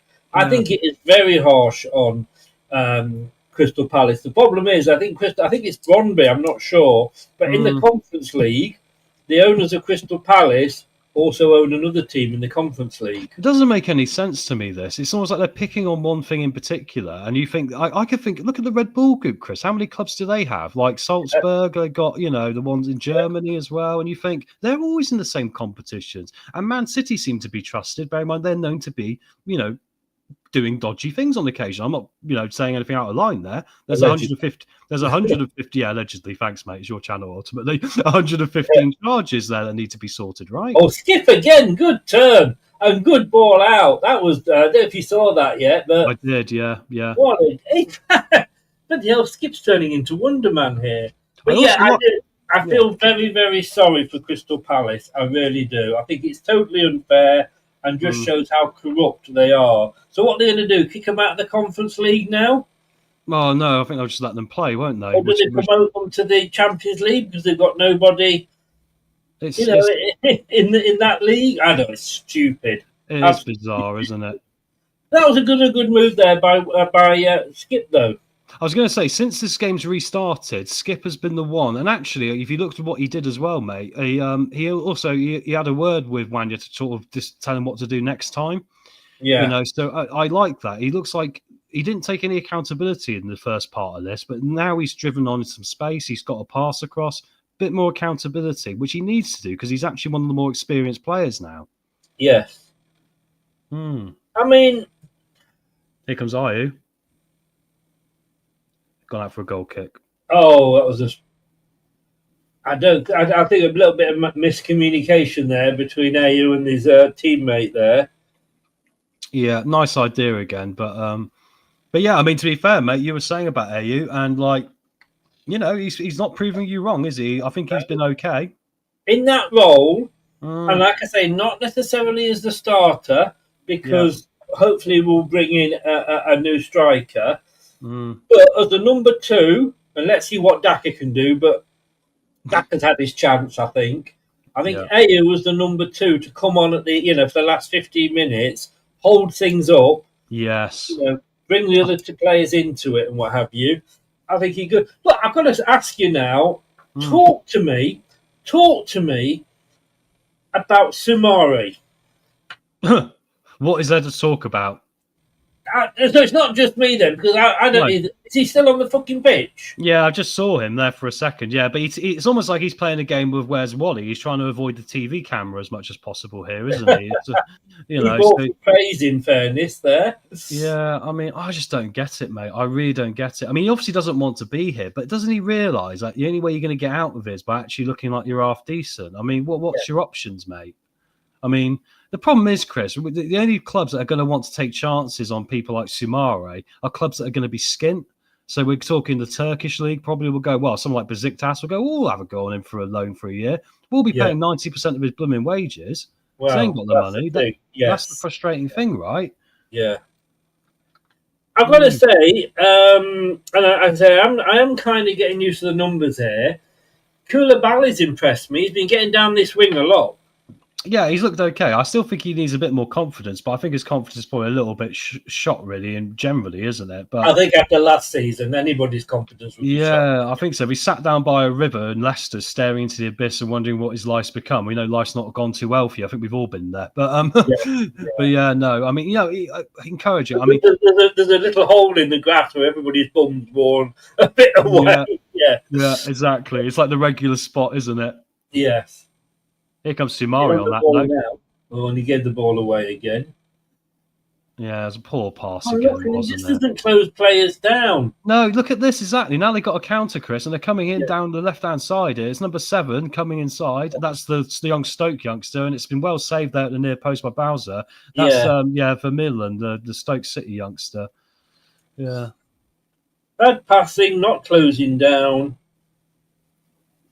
The Samari thing's bonkers, mate, because literally he did not even think about running back there at all. He just jogged back and watched the ball go past him. Didn't even try and intercept it as it crossed his path. No, he did. That was the thing that I noted. He went in front of him. Yeah, he just went off. Yes. I swear to God, he's in a different matrix, that bloke. Is he taking what pills? He taking red or blue? It should be blue, mate. He played for Leicester. He's not taking the fucking blue pill, has he? Because he couldn't get up if he tried. Oh, imagine if Forrest got him, mate. I tell you what, we should sell him to Forrest for a laugh. Yes. Someone get Forrest on the phone. We've got a great box-to-box midfielder for you. It'll cost you $5 million. Get the ball away there. At you. Turns with the ball. There's an overlap. He chips it into the far side. He's headed across. Oh, there's nobody there, though. Yeah, shame. That was a good. We won the ball. Well, they gave us the ball. Good from skipping, Chris. Turned it into attack very quickly. Yeah, Skip did very well there because as soon as he picked it up, he played it straight back to the danger, didn't he? And to a free man. So that was a good bit of play from Skip again there, actually. Credit to him. Now we're going to pass it around the back again probably for the next 10 minutes. Now we've had a little spurt of fun there. It's hot. Give them a break. I know it is hot. I know it is, mate. I know. I'm surprised Root Faze hasn't shaved his head by now. I mean, Christ almighty, it must be hot under that thing. My mum's dog at home was struggling today. She was keeping it in the house. Oh, obviously. Yeah. Hang on, we're good. Oh no, we've still got it. We haven't lost it, and then it's up and over. You wanted the return, he didn't get it. Was that Golding then? I think it was. I was going to say it was Golding, yeah. This is what worries me, Chris. I mean, about Golding and Marcel a little bit here, and that's. I think they're very good at a lot of stuff, but both their finishing seems quite a way off where we need it to be yet. But at least they're attempting to have a go. True. But we don't need another Elvis Hammond, do we? Oh, no, we were talking about him last night. Were you? Isn't that weird? I brought him up. And Mark De Vries. Oh, mate, Mark De Vries. Can you remember? I mean, mate, the most shocking moment of my Leicester City life was when he scored that goal against Spurs. I thought he was going to sky it over the stadium. The fact he put it in the bottom corner, Christ. If you watch it, it was lucky because he nearly skimmed the ground, didn't he? Yeah. Yes, yeah. It was complete. It was a complete and utter miss kick, I think. That was a really good game of football, that was. How we won that. That was one of the most luckiest wins in Leicester City history because Tottenham were battering us. And then a few lucky goals and we got the win. Yeah. No, Mark De Vries. Oh, my, apart from that, he was absolutely diabolical. He came down with Craig Levein, didn't he? He was a bit like Vestergaard in some ways. He was actually rubbish in the air, but his feet were okay. Well, what am I talking about? Actually, I'm telling lies, mate. I went to a game once where he was playing. And in the warm-up, he skied it out the frigging stadium when I was watching. Yeah. I was like, oh, my God. No, I'm sorry, guys. I retract that. He was awful. Yeah, he was, along with Elvis Hammond as well. Oh, yeah. Elvis Hammond hadn't left the building, but we wish he had. And then it got worse. We went through that spell of strikers like we had, like them in Bednar, wasn't it, on loan from West Brom? He was useless. Kamara, DJ Campbell wasn't good for us. Last night in the shit players. They had a best and a worst, and they were all coming up. I was far, and he didn't get into the because there was like 4 of each that were going to go up on this mountain for Jack. Where did you rate Akinbaye? He was in there. I was going to say he would be, for the money. I'd left by then, but I left at the end because I've got to get up early this morning for the radio show. So I was kind of I put Roger Davis up as a bad striker, but not many people remembered him. I don't think. Bit before my time, I think, mate. Unfortunately, There's a lot of empty seats now. Although I got a team sheet, I'll share. I'll go bring it to the camera. 1 second. I've got something cool. Coming forward now. Pretty much, I think you've got 2 teams here cancelling each other out. I think that's what we have. Because at the moment... Not sure if you can see this, Chris. I mean, it's old. Look how old this is. Leicester City football. I think it's the 50s or 60s. I tell you what I'm going to do. I'll put you large, mate. I'm going to move the mic. I'm not sure if you can see it. It's not very focused, is it? But it's a signed team sheet. I don't actually know what year it is, but I think it's got Stringfellow on it. Signed. Wow. Yeah, and Rodney Thingy. What was he called? You might recognise these names. Marky Manley. Malcolm Manley. Yeah. So I don't know what year that would be, Chris. My uncle gave me this, and I framed it. It's a signed team sheet from a year. That's old. That was probably early 70s, late 60s, early 70s. Yeah, I think so. Mike Stringfellow's on it. Stringfellow, yeah. So that's interesting. That's cool, isn't it? I thought I'd show that. That's very cool, actually. Yes. I think that's quite rare. They actually only gave them out of the stadium, so. Well, I think that it might be worth a bit. Maybe, yeah.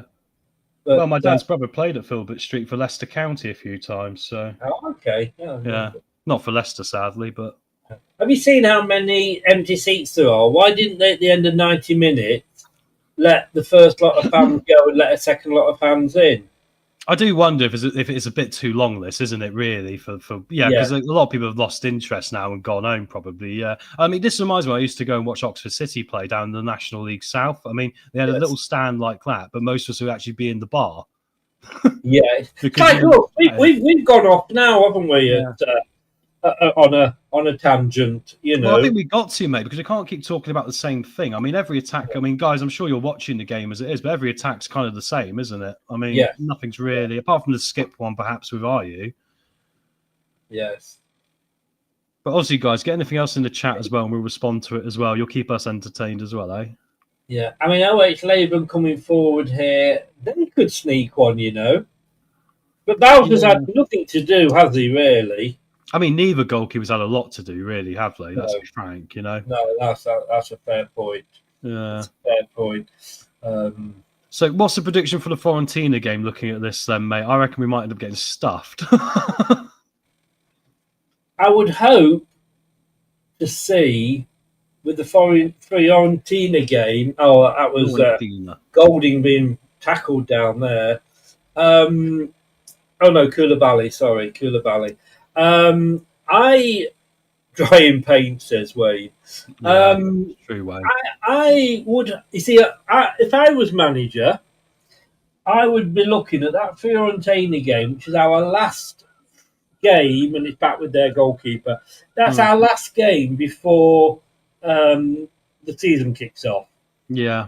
I would want, and I don't think this is done a lot, but I would want to see my starting 11 out there. Yeah. Now, I know people say, well, look, you know, you're risking injury. Well, they could risk injury against Sheffield Wednesday and miss the next 5 games. You got to, you know. Very true. True. I would want to see because you know what Liverpool used to do when they were training under Bill Shankly. Mm-hmm. They used to play a lot of their training. I think up to about 40% of their training was 5-a-side games.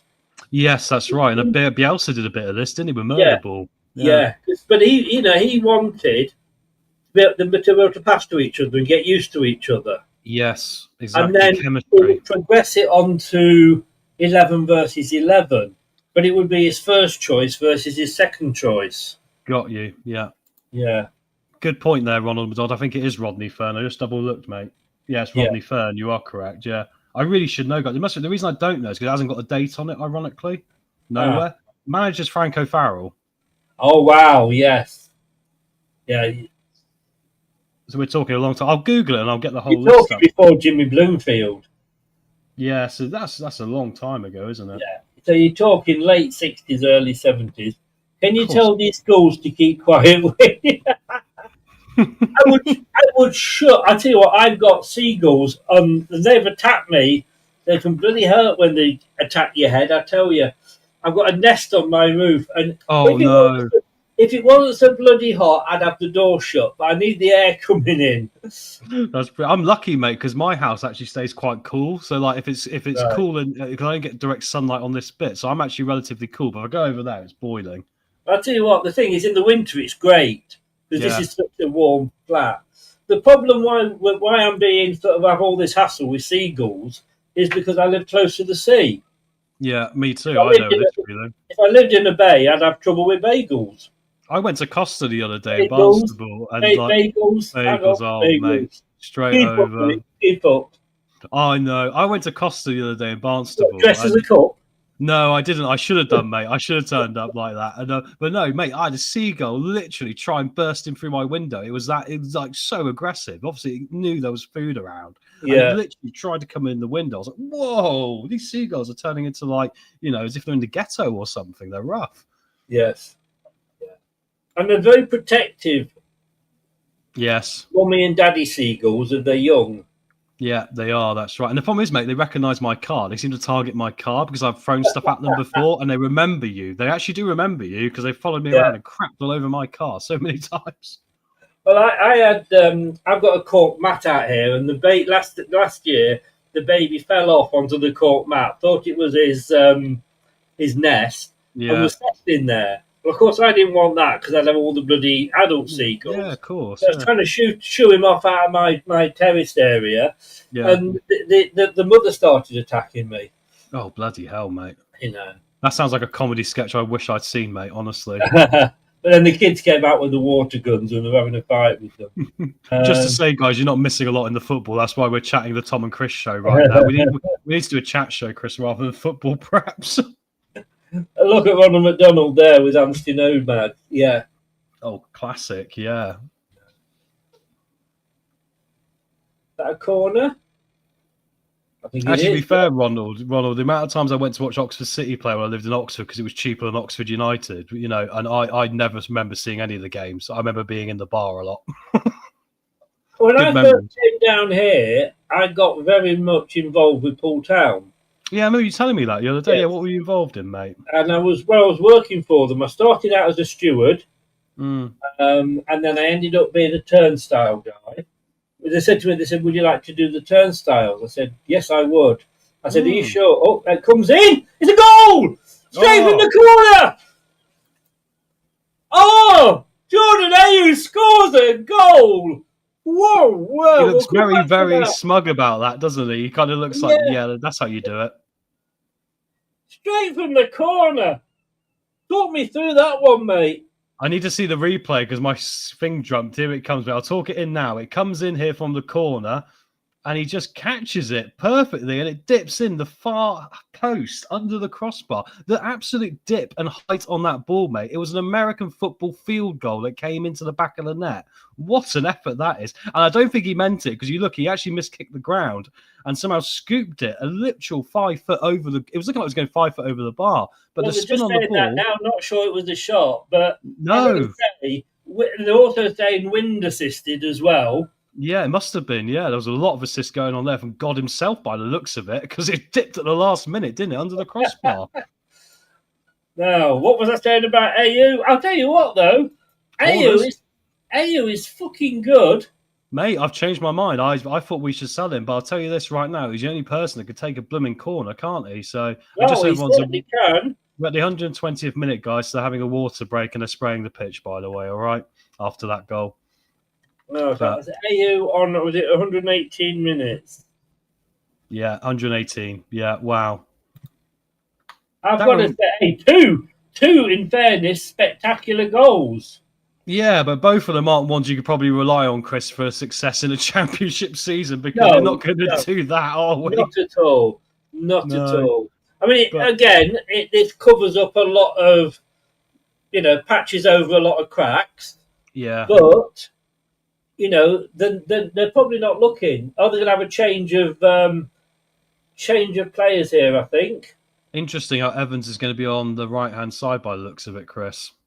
Because, of course, he's normally an out-and-out forward, but Daka's going up front on his own here. Yes. And they believe Chowdhury is going to push forward as well, with Braybrook being the more defensive midfield option. So that's interesting. Yeah, they got Chowdhury up front, yeah. And Alves on the left, which obviously will be interesting for people. We've still got 3 subs on the bench. Obviously, Ali's not going to be involved now, is he? Because he got involved before. But we've still got the option of Harry French as the backup goalkeeper, Chris Popov as a winger, and Logan Briggs as a winger. Yeah. I'll be curious to see how Popov does as well. I can't quite remember. He was on loan somewhere, wasn't he? It might have been Port Vale or somewhere. Who impressed you in that? What? Not Koulibaly had a good game. I'll give it to Skip. I think actually, ironically, the second part of it, I think he finally came into his own a little bit and just took some more accountability. Even just a player taking more accountability from the first team, Chris, is going to make me impressed today. So, well done to him. Same with Christensen before he had his injury. Bit more accountability. So I'll say Ayew actually. I mean, don't get me wrong. Like we haven't gone out there and free scored past them, but he's looked dangerous from the corner set pieces, hasn't he? He scored from that freaky one a minute ago, and also he did take the shot on when I felt he had to, rather than overplaying it or losing the chance. So we need a lot more of that. So that was a bit more encouraging, mate, as well. Yes. Yeah. Are they changing the players here? I believe so. Yeah, because it's 120. We got 60 left, which makes 180, doesn't it? Yeah. So this is the team that's so like Mavididi. How did he? I thought Joseph did okay. I think so. Yeah, I mean Joseph played a little bit. Yeah, not brilliant, did he? I mean, but I think he's got himself about, which is what we want to see, right? So Mavididi similar as usual. I think the scary thing is that he looks worse because Monga's so good, right? But at least he's trying. I'll give him that, and I'd still like to keep Mavididi around. Really, and also we can't forget Fatu, who's obviously I think better, and he's not being involved for a while, has he? Yeah. It's underway now, guys. By the way, 122 minutes. God, no! They've just said it's a draw. Shall we have extra time? Oh, for goodness' sake! No. No. That's a no then. I can say it in French. No. Oh, my word.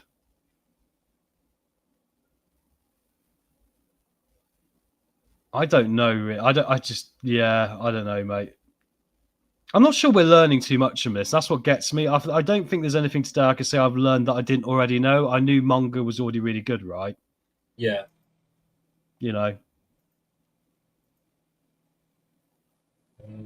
And of course, JJ on the right, which you love, mate. Well, I don't, but there we go. It is what it is, isn't it?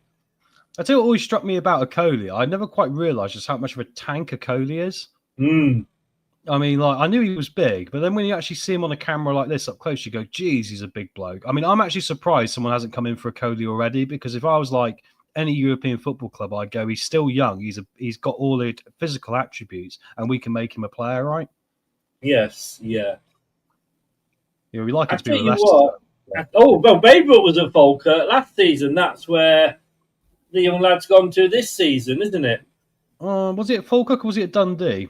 It was Falkirk, was it? Yeah, they just did Falkirk for Alves, for Baybrook, sorry, and the youngster that's gone out yesterday has gone to Falkirk. I want to check that because I'm pretty sure they got that wrong, but I'll have a look. I want to prove them wrong. I'm probably wrong. It probably was Falkirk. But of course, Cartwright's gone to Falkirk, Chris, don't forget, hasn't he? You posted about it. That's what I'm saying. The one that's just gone out has gone to Falkirk. Yeah, I mean, and also, of course, I forgot they're actually in the Premier Division now as well, aren't they? So actually, it's a pretty good gig, that, because you'd think you can get yourself in the team there, couldn't you?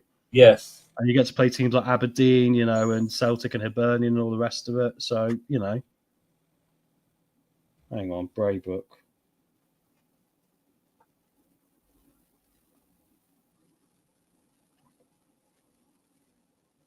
Yeah, there's a town called Braybrook near Market Harbour. I better put Braybrook, Leicester into my Google search. Well, no, that's still it's in Leicestershire, isn't it? Yeah, I didn't realise that. Yeah. Wayne says Dundee here as well. It's so wrong. It was Dundee. I told you. Blooming commentators, what they paid for. See, this is why you got to watch us. Move down here. Oh, it's gone out for a corner. That was a good move by Leuven there. Yeah. Yeah, I mean, Coley, let's face it, he didn't get off to a good start. His first pre-season game last year, he scored an own goal. Well, this is true, mate. Yeah, but then, I mean, also I think with Akoli, it's amazing how he didn't really get much of a regular run. He sort of was in and out at times, wasn't he? Yeah. I think Braybrook was injured as well, mate. Yeah, he played 7 games at Dundee before I think he broke his leg, actually, or something. Yes. It was quite a nasty injury, which is a shame because he, Yeah. I'm glad my instinct was right, though. Yeah, it was Dundee. I thought. Well, there you go. Well done, sir. Yeah. So, free kick, corner kick, for Leuven. It's up into the box. Leicester trying to control it with Alves. Ladies and gentlemen, Alves is in the building. That's a good one, mate. You have to use that more often next season. Yeah. Oh, that's literally what you scream if he scores a goal, mate. Remind me. I can smell my next door neighbour's cooking. It is making me as hungry as hell. Oh, what is it? Is it like what, fish and chips or something? No. Smells a bit curry-ish. Oh. But it's the sort of day you want a paella or something. It'd be a bit blooming Mediterranean, isn't it? I'm gonna have get a McDonald's after this. Oh, bless you. I had a pie before I started because I thought it was football today, so I'm gonna have a meat pie. So I had a pie with mash. Why not? Oh, pie and mash. I love that. Yeah, steak pie, mash and peas. Lovely job, mate. Fill me up before this job. There's a place in Poole, and one of my mates down there is a Cockney. And he said, we've got to try this. He said, it's the proper Cockney pie and mash. And they don't call it gravy, but it's like a green sort of thing. I don't know what it's called. There is a word for it. Yeah, I know. I've seen it. Yeah, I don't know what it's called. It's like a green... what's it in it? Yeah. I forgot what's in it. It's... Yeah. Oh, an alcohol name that they call it, but Paul comes in, Justin just deals with it back to Besa. And we went, me and the neighbour went, and we sat there. It was fucking awful.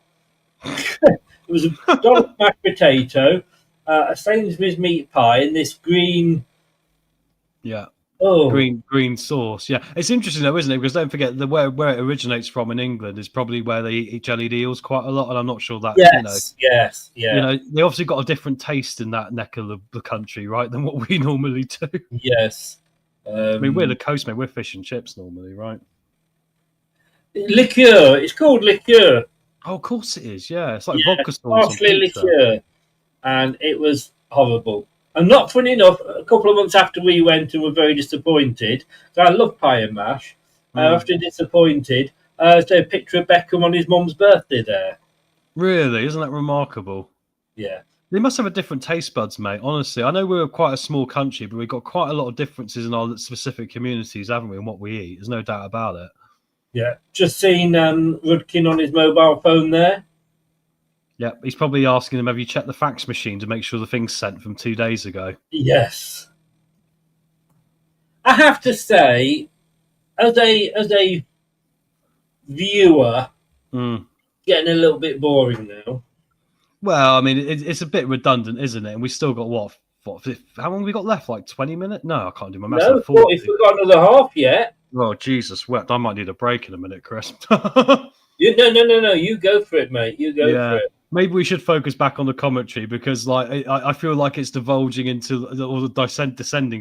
This into just me and you being down the pub talking, and everyone's just watching us as if we were having a pint in the beer garden. Just like, I know.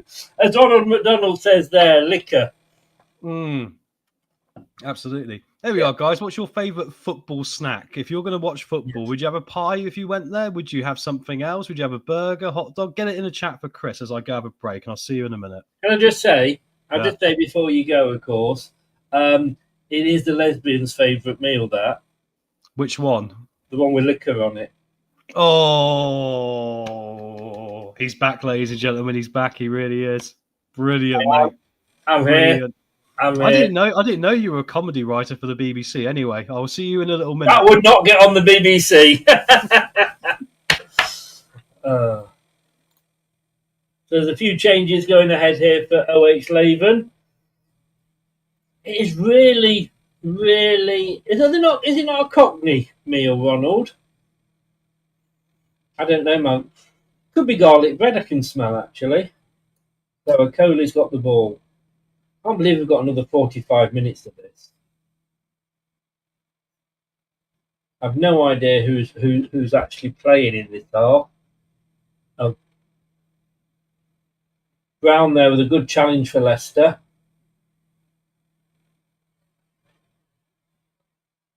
I think possibly, yeah, the OH Leuven player is still down. 130 minutes. What are we looking at here?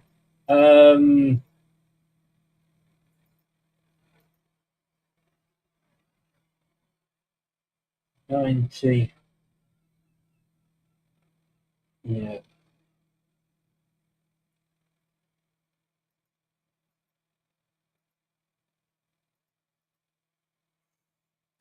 This is like to be honest with you, Jim, it's just getting absolutely totally boring.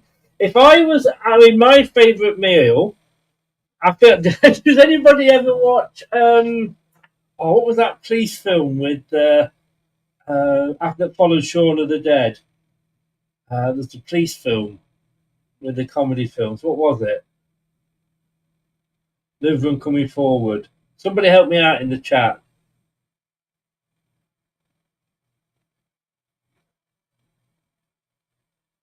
The way the stoppage times added on.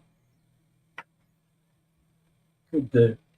And what's that police film called?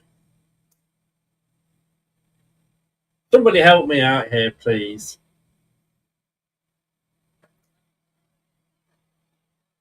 No, if I go to a match, I think I like a burger. I like a burger. Oh, breaking away lovely here, Leicester down this right-hand side. Hot fuzz. Yeah, I mean, Evans, what a lovely ball into the box, but it was headed clear. But Leicester have still got it. Now they've lost it now. Yeah, hot fuzz. And to be honest with you, it took that long to remember it. I can't think what the point was I wanted to make. Good. Oh, Coley doing well there, giving away a free. Oh no, he's got a free kick. One of my favourite films of all time, Hot Fuzz. And do you not remember? That's what I was going to say. Do you not remember when the police had been interviewed? My favourite Sunday afternoon. My favourite football snack. I don't mind a hot dog. It's got onions on. I will have a hot dog. Pie is too difficult to eat, to be honest with you. I'd end up with it all in my lap. I do like pie and mash. But with the choice, I'd have I would like a bit of I'd have a burger. Burgers are awful.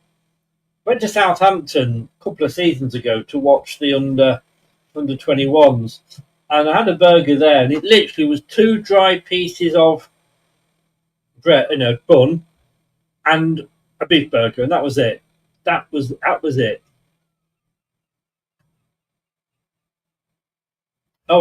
Yeah. Justin! Oh, and he hits the bar! Justin hits the bar!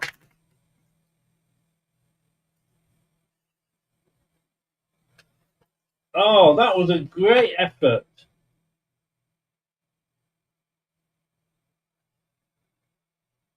Justin took the cross well, controlled it, volleyed, and hit the bar.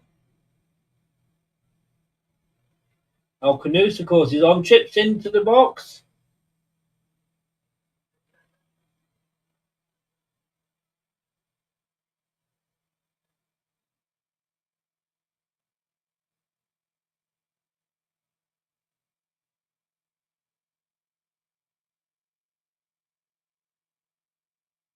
So, corner kick. No AU this time. Goes in, or it's headed clear. Kevin, I don't know what you mean, but if that is a, what do they call it? A spoiler, you get banned. So I hope that's not a spoiler, mate. I don't think it's a spoiler, Chris. No. It is still 2-1 as far as I'm aware. As far as anyway. I'm concerned, but yeah, Kevin, be careful, mate. Because sometimes when the mods are in, they'll just kick you out because they think of it you're trying to put a spoiler in. Wayne with hot first. And there we go. That's it. You've just missed James Justin. What did he do? There was a cross came over. It might have been Alvis, to be honest with you. He took it down beautifully on his foot on the right side. Ball came over. He took it down with his foot, played it inside, chipped it, volleyed it if you like, and hit the crossbar. Oh wow! Hello. Maybe we should play him as a right winger, Chris, to really annoy you. No, well, if he plays like that, fair enough, But I do wonder if these friendlies are a little bit counterproductive in some ways, because I get it's about fitness and stuff, perhaps, but then really, are they learning anything apart from just being fitter? I don't really know, particularly. And now, I must admit, I'm getting bored off my tits at the moment. Yeah, I was just outside, thinking, you guys have got Just Eat. I can shock you all here where I live. I can't get Just Eat. It's that rural. Deliveroo? No, none of them, mate. We have none of them.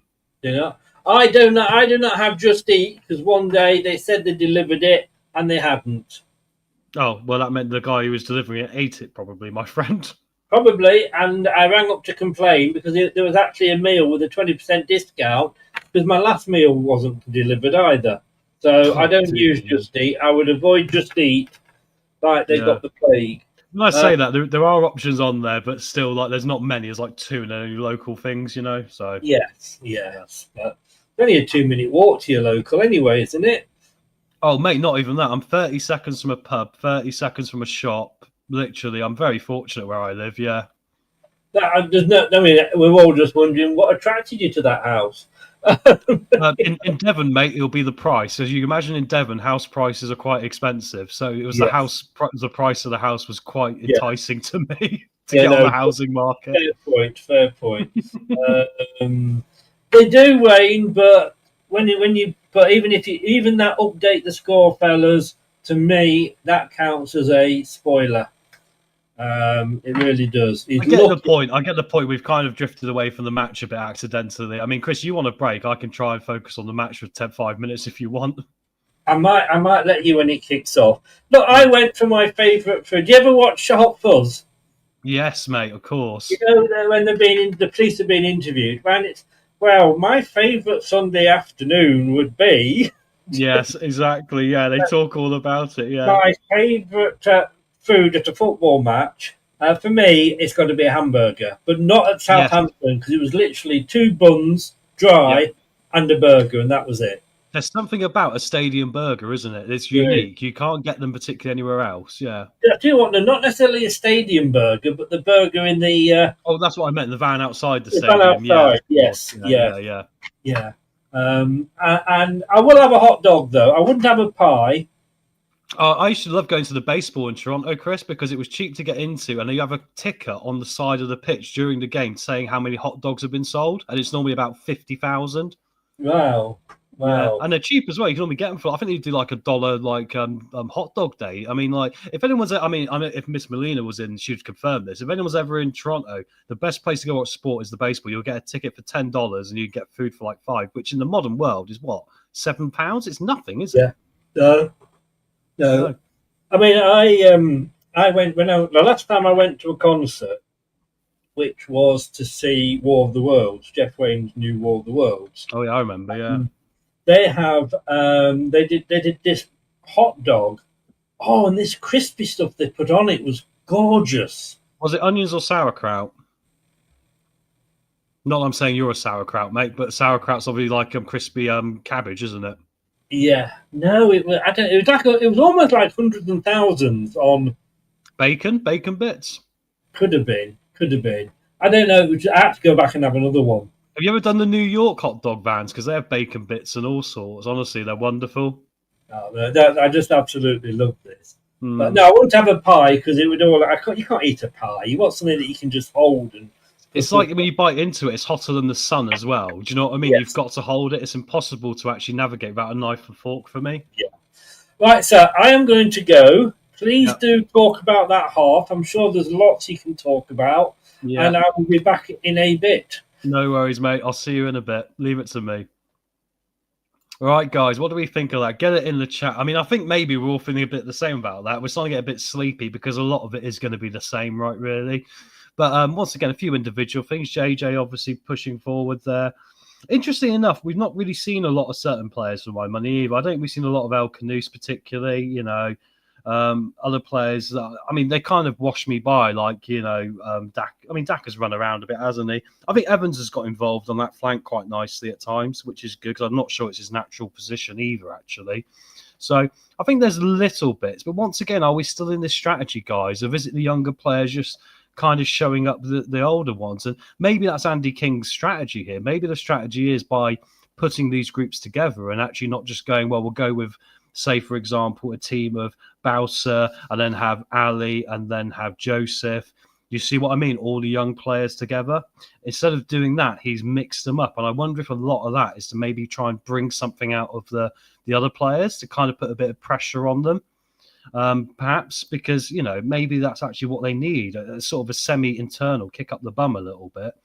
As we're on the highlights now, they're just showing that JJ chance again. And yeah, I mean, but I still have concerns going forward about just like how we struggle to break teams down by the looks of it. I'll be intrigued to see how this like translates into the other fixtures and friendlies we got coming up. But yeah, it seems like for me a bit counterproductive, perhaps, the whole idea of this, because the problem is that what are they actually learning? And they're not learning anything. They're just really just running around. And I think if you do too much of that, you kind of kill the point of having the friendly. The friendly should be about, for me, 90 minutes of going out there and trying to win a football match as if it was a real game and trying things out, you know.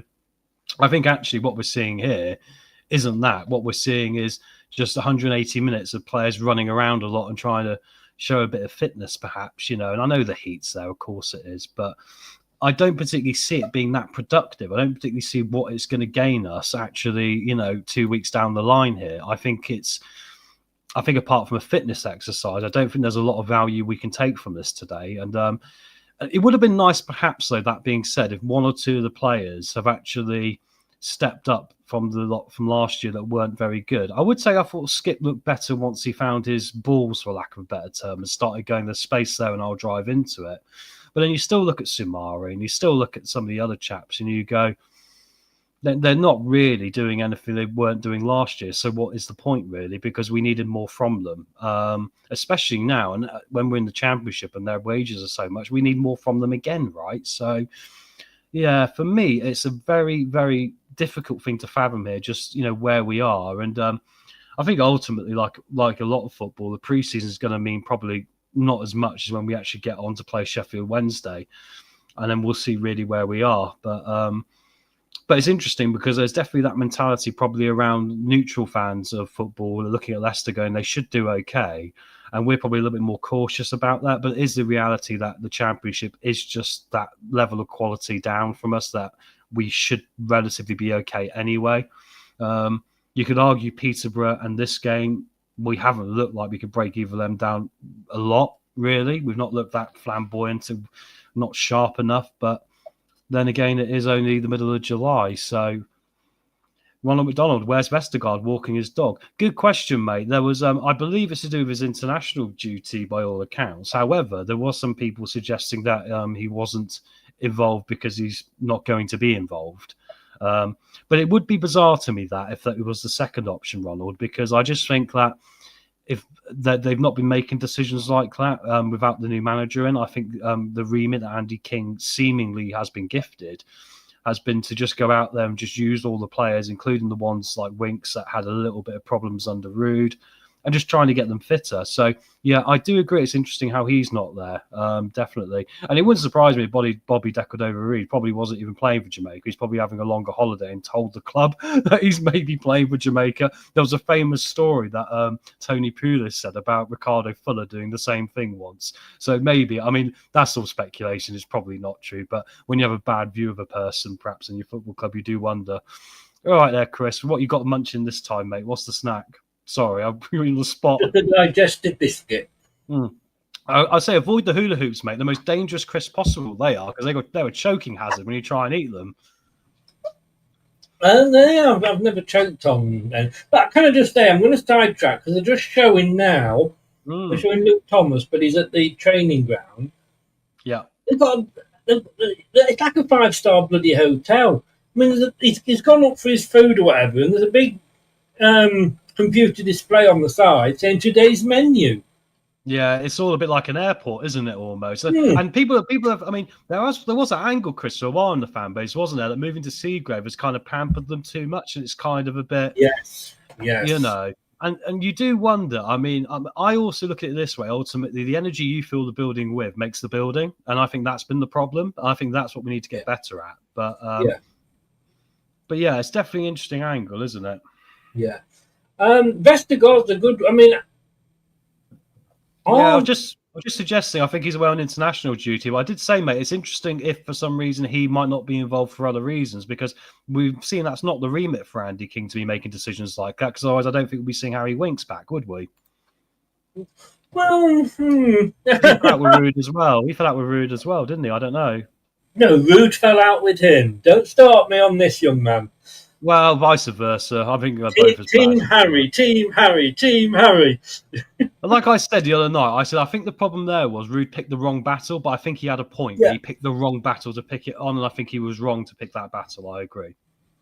Yes, I just think, to me, like I said to you the other day, okay, those, and it depends what was in his contract, because he lived away, and you don't. They might say, yeah, we don't mind you living away, but obviously they've moved since then. I just think it's the new baby that is the thing. Because of course we all remember Roy Keane, don't we, in the World Cup, when somebody had a baby, and he said, "Well, he's not had one. Unless he's breastfeeding, he should be all right for the football." And I just think that he could have handled it better. Yeah, yes, I'd agree with him. If he felt that he wanted him to be there and he wasn't, now I think that's wrong. For 1 or 2 weeks, he should be given. Could he not take 2 weeks parental leave? But he didn't. So he could have said, "Right, you're not playing for 2 weeks," but then bring him back in for the games. It's like Brendan Rodgers falling out with Soyuncu, in my opinion. Yeah, and that was Brendan's ego, where you couldn't have a conversation and drop it after X amount of time, wasn't it? Because you got to at a certain point for what's best for the football club. Yeah, you do. And thank God we're about to kick off the final 45. We still got 45. Oh my God. Yes, I was just outside then to get some fresh air. Yeah, I did the same. I went to the garden and just stood in the sun for a minute. Yeah, and my neighbours there with a daughter and a granddaughter, and they said, "Oh, so what game you?" Because they can always hear me. What game are you watching? Yeah. The football was on. Are you watching the women's? I was going to say one where we're talking about food more than anything else at the moment. That's the sort of game we're watching. I'm bloody starving. That's why. Oh, bless you, mate. Bless you. I see you had supplies lined up, mate. I've got everything lined up. I've got glasses of water in the fridge chilling in case I need them. I've gone for a coffee, actually. But no, I've got a bottle of water, which I empty into this, which keeps it cool in the fridge and what have you. And I've got snacks. But no, I just... I didn't realise that this would feel as long as it has done. Well, what's interesting, I know they've probably all gone to get something to eat or drink, but if you look on the live stream now, in the background of that stand, it's quite empty. I'm still wondering how many of those seats will have people in it. In a minute, there probably won't be many left. No. Daka is on, but Daka was on before, wasn't he? I hadn't noticed. No, I know. I was saying that actually when you were out. I was saying the thing that's interesting is there's certain players I haven't particularly noticed. I've not particularly noticed much of El Canoes. I've not particularly seen much of Braybook, really. I think the only ones I've really seen things of are people like Evans, maybe, who's playing slightly out of position as well, for my money. It But might have been Braybook that actually put the crossover for Dream Justin. It is true, yeah. I think we've been sat here for so long, mate. Some of the shirts are probably merging into one for me now a bit as well, right? Maybe he could have just put the names on and left the numbers off for us. Yeah, I know, but that involves printing costs and all the rest of it, and they can't even work out what the home kit is yet, can they? So no, that's true. I'm guessing that must be due to sponsorship, Chris, because I'm sure we'd have one out by now, you know, and if it wasn't the case of perhaps they're sorting out a sponsor or working out who it's going to be. Yeah. So that was a nice, again, a pass from the outside of the boot. That was El Canoes. Yeah, there we go. That's a bit more like it. That's what we need to see. I've just caught up. For some reason, my stream keeps stopping, and then I go, "Oh, the game's on." Yeah, I mean, I don't know. I mean, we got a very good deal with BC Game. Yeah. Wilson Brown, he's giving it away. Oh, he recovered well. Yeah, he did. Yeah, that was a bit sloppy from him, bless him, but he took accountability, didn't he? Which is what you want to see. So well done. Yeah, kind of. I don't think he was expecting the first ball, was he? No, he wasn't. He was caught a bit on his heels by it. I don't think he was expected to come back so quick. I'd agree with that. But yeah, it was a 2-year deal.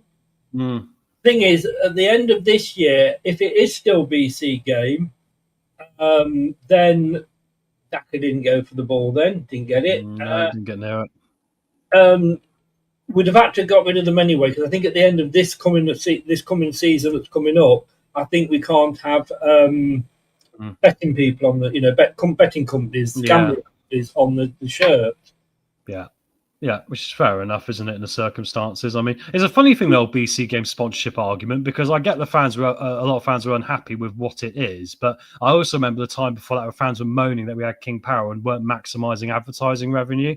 So you kind of can't win, can you? I mean, I guess you've got to do your due diligence, but there might not be many offers. Yeah, I don't think that it wasn't so much as what they did as to what it looked like. It did look like packaged, didn't it? You know. Yeah. Well, I did get when I ordered the third kit last season. It came and there was no sponsor on it. So that might have been that period where that trouble was going on, because I think they were considering pulling it, weren't they? You know, but the thing is, it could potentially be a PR nightmare for the club as well. But I guess it's the contracts, and what do you see as a breach of contract? Yes, and then the thing is as well is that they don't actually. You can't gamble if you're from Leicester with BC Game. No. But of course, it's the TV audience, isn't it? Yes, exactly. Where they are big is the Asian market. Yes, well, of course, we get a lot of viewers. Yes, yeah, exactly. Yeah, Premier League football in particular does, yeah. And obviously also, with our, makeup of people that live in Leicestershire. But I just...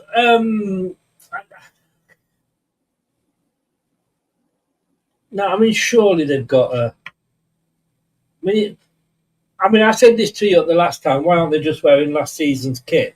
Do you remember a while ago, I think one club did it recently, was Luke Thomas got about 3 players and he still come away with the ball. Thomas! Wow! That was good. Oh, and then he gave it away. Yeah, once again, signs that players are slightly overplaying things at times, aren't they? And it does make you wonder about that trust in their teammates a little bit. Yes. I can't remember what I said now. Oh, we were going down a rabbit hole of sponsorship, Chris, to some degree. I was going to say quickly, I think in the ideal world, we'd all like Walkers on the back of the shirt again. And of course, they've always sponsored the club, even if it's not been on the shirt, be it at the training ground or, the youth teams. They've always had sponsorship somewhere. Oh, chance here. No, the goalkeeper's come out and got it there.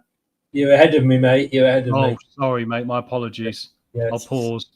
Only about 5 seconds or so. Okay, cool. I paused it for 5 seconds. Carry on. But yeah. But I think obviously you've got to think of the money, haven't you, as well? I mean, that's You the problem, have, isn't it? you have. But and I guess for Walkers now, because they're owned by PepsiCo, aren't they? Obviously, which is a massive worldwide corporation. They probably but they don't want have to been for a while. Yeah, they have been for a while. I don't think they want to be showing specific bias, perhaps, to a football club. Well, I haven't noticed Gary Lineker doesn't do it really anymore, does he? No, I don't know about it. Maybe because of the controversies that he's had recently. They probably That's true decided, as well. yeah, he probably still got him. Alves, what a turn! Who's number 37? Is that Alves? Yeah, you nailed it, mate. It is Will Alves. Yeah, yeah. Well, it was Alves that was good then, not Thomas. Yeah, 37, 33. Yeah, you got it. Yeah. Cody is going to pick the ball up anyway, but yeah, 140 minutes gone, guys. Still Leicester 2, OHL Leuven 1.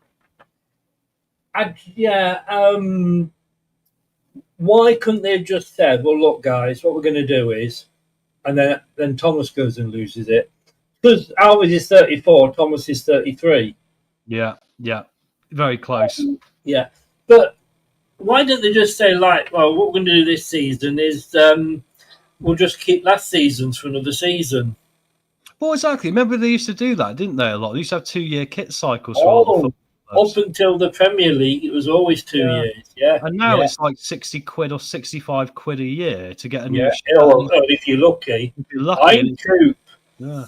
And it's like half the... And it's every year. It's terrible, mate. Yeah. It's got way too expensive. Yeah. Braybrooke was getting involved there. Yeah, I mean, the thing I'm liking about what I'm seeing from Braybrooke is the times he has got the ball, he's been driving with it, which is what I like to see, even though he's a defensive mid in theory. I like that. I wondered if he's got some KDH quality to him.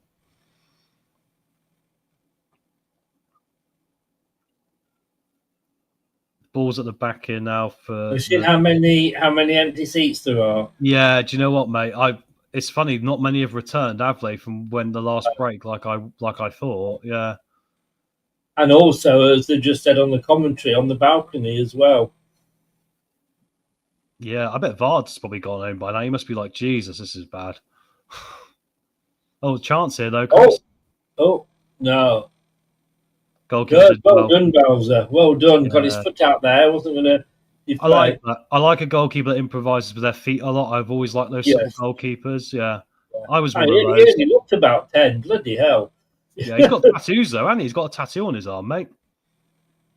Oh, I'm not saying he is 10. I'm just saying he looks about 10. No, but I know what you mean. He looks young, but he has got a tattoo already. And I'm thinking, my word, that's an interesting look. It shows I'm getting old, Chris, doesn't it? Because I'm looking at these kids going, he looks really young, but he's actually probably... There used to be a saying that you knew you were getting old when the policeman started to look young.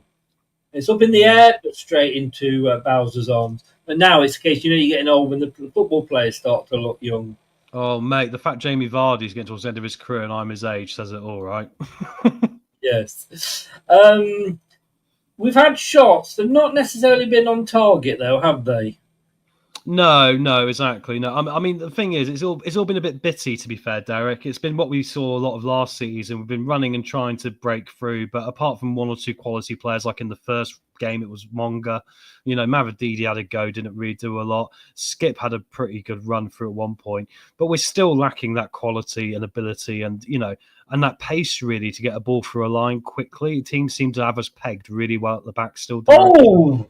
Sorry, Justin had a shot there. No, you're fine, mate. I agree with you. It has been very bitty, but do you think that's because we've played 4 lots of 45? Yeah. And we've had 3 different teams? Yeah, I think so. And also I think it's the fact of, and I was saying this while you were out, Chris, I think the intention here to put a mixed team out every time rather than say, we'll put the youth team out as one unit who played with each other before, right? And then the first team. I think that was done intentionally to try and maybe bring something out of the first team a bit more as well. Yeah. Yeah, and obviously they've not played together a lot, have they? The connectivity's not going to be there. If it was ironically under 23s here, mate, I reckon we'd probably be winning this 3 or 4-1. Yusuf Aziz instead of Hamza Chowdhury. Yusuf Aziz was false. Oh my God! It said Yusuf Aziz. Hamza Chowdhury was fouled. I tell you what, this club couldn't do the subtitles for a foreign film, could they? It'd be a nightmare. No. Oh, we're pressing here. Look, Hamza, typical Hamza, mate, goes in heavy. Oh, you're behind me by a bit now. Then I'm on 144. See, mine's slightly slower than yours. Mine seems to track back. You're 144. Okay, I'm there. I'm there. You went from forward to back. You'll be doing the tango soon. Oh, mate, honestly, it's a bit all over. I don't know why. Mine seems just to slow up a little bit now and again. I don't know. I don't know why we can't have betting on the shirts. Well, giving the ball away. It's a bizarre world now, Chris, isn't it? Because like I go back to like the tobacco sponsorship in Formula One, which I really like. The cars look really neat, and I get like you want to protect kids and you want to protect people, but it's not exactly a standard across the board. You know, you seem to be allowed to have vapes with colourful things, you know, and stuff like this. It just doesn't seem like there's any standard to it for me. I don't see the point. Chowdhury's gone from upfield back to defending. That was a bit of a kick it out and see where it grows. Ping ball defending there. It's a corner to OH Leuven.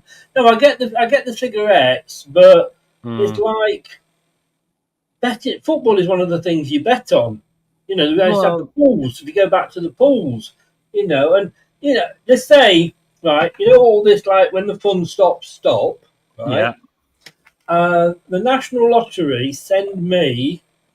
I do have an account, but I don't play it that often. Oh, good effort. Oh. That was a deflection. He got the ball well there. Shot came in there from the Leuven player, deflected to the keeper, yeah. I get 3 or 4 emails a week. Yeah, encourage you to gamble. Have you bought your ticket? Yeah. Buy one scratch card, get one free. I don't think you're actually encouraging me. Yeah. Yeah, it is bizarre, isn't it, mate? It's almost like it's a grey area they haven't quite worked out. And then, you know, but it is bizarre, isn't it? There was also a famous article, which we haven't seen over here because it was blocked out. But the New York Post ran an article about Sky Bet where they were very accusatory towards them about encouraging problem gambling. Right. But obviously it never got shown over here. It was blocked out by Google because of one of those, you know, they put those filters up, don't they, those information things. And but the New York Post went in on Sky Bet big time, mate. Wow. Yeah, not good at all. Obviously, Sky Bet. Obviously, this might not have happened if you were listening. I don't know. It's speculation. Let's not get Chris in trouble. But no, I know it did because I read it when I was in New York. Allegedly. Allegedly. It's so bizarre they do that now. No, I think because you're reporting on what was said rather than actually accusing Sky. I think you say. Yeah, exactly. No, if they got a problem, take up the New York Post. And I'm pretty sure they probably did. Yeah. But no, this to me now, it's getting past being of any use at all. It is really, isn't it? Yeah, and you can tell none of them really want to be there now, do they? I mean, as you felt, Cody's had a good run here. Oh, sorry. Yeah. As soon as you said that, Cody urged you and went on a mazy run through the middle, didn't he? How many times, Chris, has it taken in the last couple of years for us to have a decent goal-scoring game, for a centre-back to go on a mazy run through the middle and cause chaos? I mean, that's what I mean about like how we're a stagnant football club. We only seem to be able to play one way, and we're not very good at that anyway. But stuff like that is what makes a difference. A bit of balls, a bit of going forward into space. Taking that Aluko that ran forward? No, it was a Coley. Oh, I'm on the wrong team, aren't I? Yeah, it's a Coley, mate, yeah. Nobody told me. Come on, guys. Come and help me out here. Oh, sorry. I thought you left it up there for a reason. I must be honest. Sorry, mate. I would have told you. But look, we know. I mean, he scored a goal, didn't he, last season, at Coley? Then he got dropped. Yeah, one of the only ones we scored from a corner as well, wasn't it? Yeah. It was a brilliant goal as well. Yeah. I was going to say that was an effort from Daka. Yeah, I mean, running into the box. Don't bother going down. You won't get a penalty off this referee. No, it's all very narrow in the middle, isn't it? Though there's 4 of them in the same place. What is going on? Why is there 4 of them all stood together? That wasn't a very good cross at all. But this Alves, 37. Yeah, good ball in. Oh. Ooh. That was a good ball in from Alves, though. I'd like to see a cross coming in finally from the flank. Yes. But yeah, when they were attacking it, there was 4 of them all hovering around the ball. Why do you need 4 of you there? You're getting in each other's way. Yeah. I think that's a little bit crap, really. Sorry to put it that way, but it is. It's, you can do better than that. Apparently we have a player called El Concussion playing. El Concussion? Who's put that? No, that's the subtitle. Oh, no worries, mate. Yeah, El Concussion. You know what? They've got blue shorts on now. Yeah. In fact, they've got Leicester shorts on. They could have at least changed the kits, Chris, to make this a little bit more lively for us, couldn't they? I'd have liked to, Yeah, some of the players have got Leicester shorts on. Oh, they do, yeah. That's interesting. Like, they mustn't have brought enough with them. That's worrying, isn't it? 'Cause if King Power can't afford 2 sets of shorts for 2 different clubs at the moment. Yeah. Don't they have a clearance sale in Belgium they can just rob them off the rack for? Say that again, sorry. I said, don't they have a clearance sale going on in Belgium they can just nick some off the rack for? Probably. But it's a goal kick to Leicester. What minute are you on, Chris? I'm on 150. I'm on 150.37. Yeah, I just caught up. Right, okay. I'm losing about a second a minute or something. It's really interesting. Is it because, mate, Devon life is meant to be slower? Like, we're meant to be seen as a slower part of the world, including the internet. Can I just say, Derek, if I had a prize for the best comment of the show so far, 160 what's he got there? 160 minute games will never catch on. Mate, it's worse than that. It's 180 minutes, like we were saying. But no, I get you, mate. 160-minute games will never catch on. You're correct. Yeah. Ronald there with a cigarette. Yeah, they used to do that, didn't they, on things? I remember the Formula One cars when they were in Europe didn't have the actual name, but they do the graphics like the packets. Yeah, a way to get around it, wasn't it? We had the Marlboro McLaren, didn't you? As well. Oh, mate, the Senna one, the Senna one from the 90s. Yeah, oh, beautiful car that was. I'll tell you what I was watching the other day. I was watching a... ball's given away here. Good save there from Bassor. Sorry, Chris. Oh, you're ahead of me again, mate. Oh, for goodness sake. How's that possible? Sorry. I'm on 151. The corner's not been taken yet. Sorry, I thought you just missed it because we were chatting. My bad. No. Corner comes in. It was a decent save. He got to it, Bowser. Did enough to put it out. Well, at least he's being sharp, mate, because I'm not feeling sharp right now. And every time he's been called upon, he's looked sharp. So we'll give him some credit here because it's the sort of day you could switch your head off, isn't it? Yes, exactly. It's going to be it is 180 minutes, unfortunately, yeah.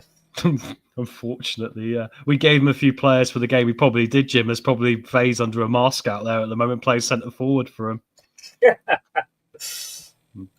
Like your Scooby-Doo joke from the other day, mate. Yes. Oh, that's a poor ball then. It's gone behind for a Leicester goal kick now anyway.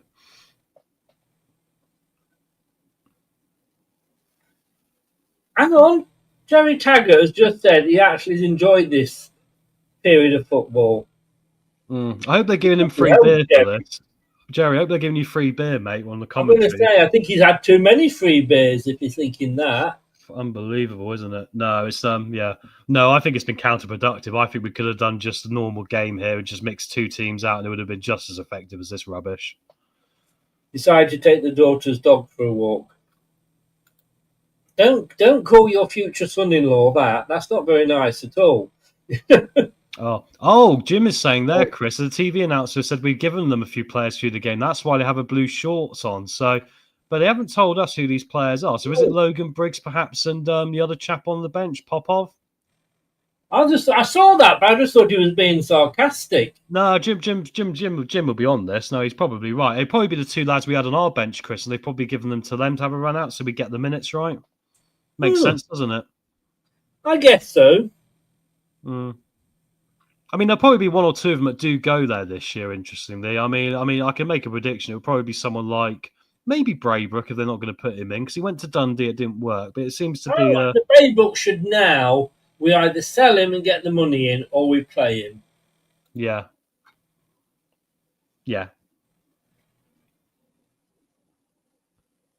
Jim just told me to look at the chat, and I'm like, dude, I've looked at the chat. We got you. We understand. We've seen, yeah.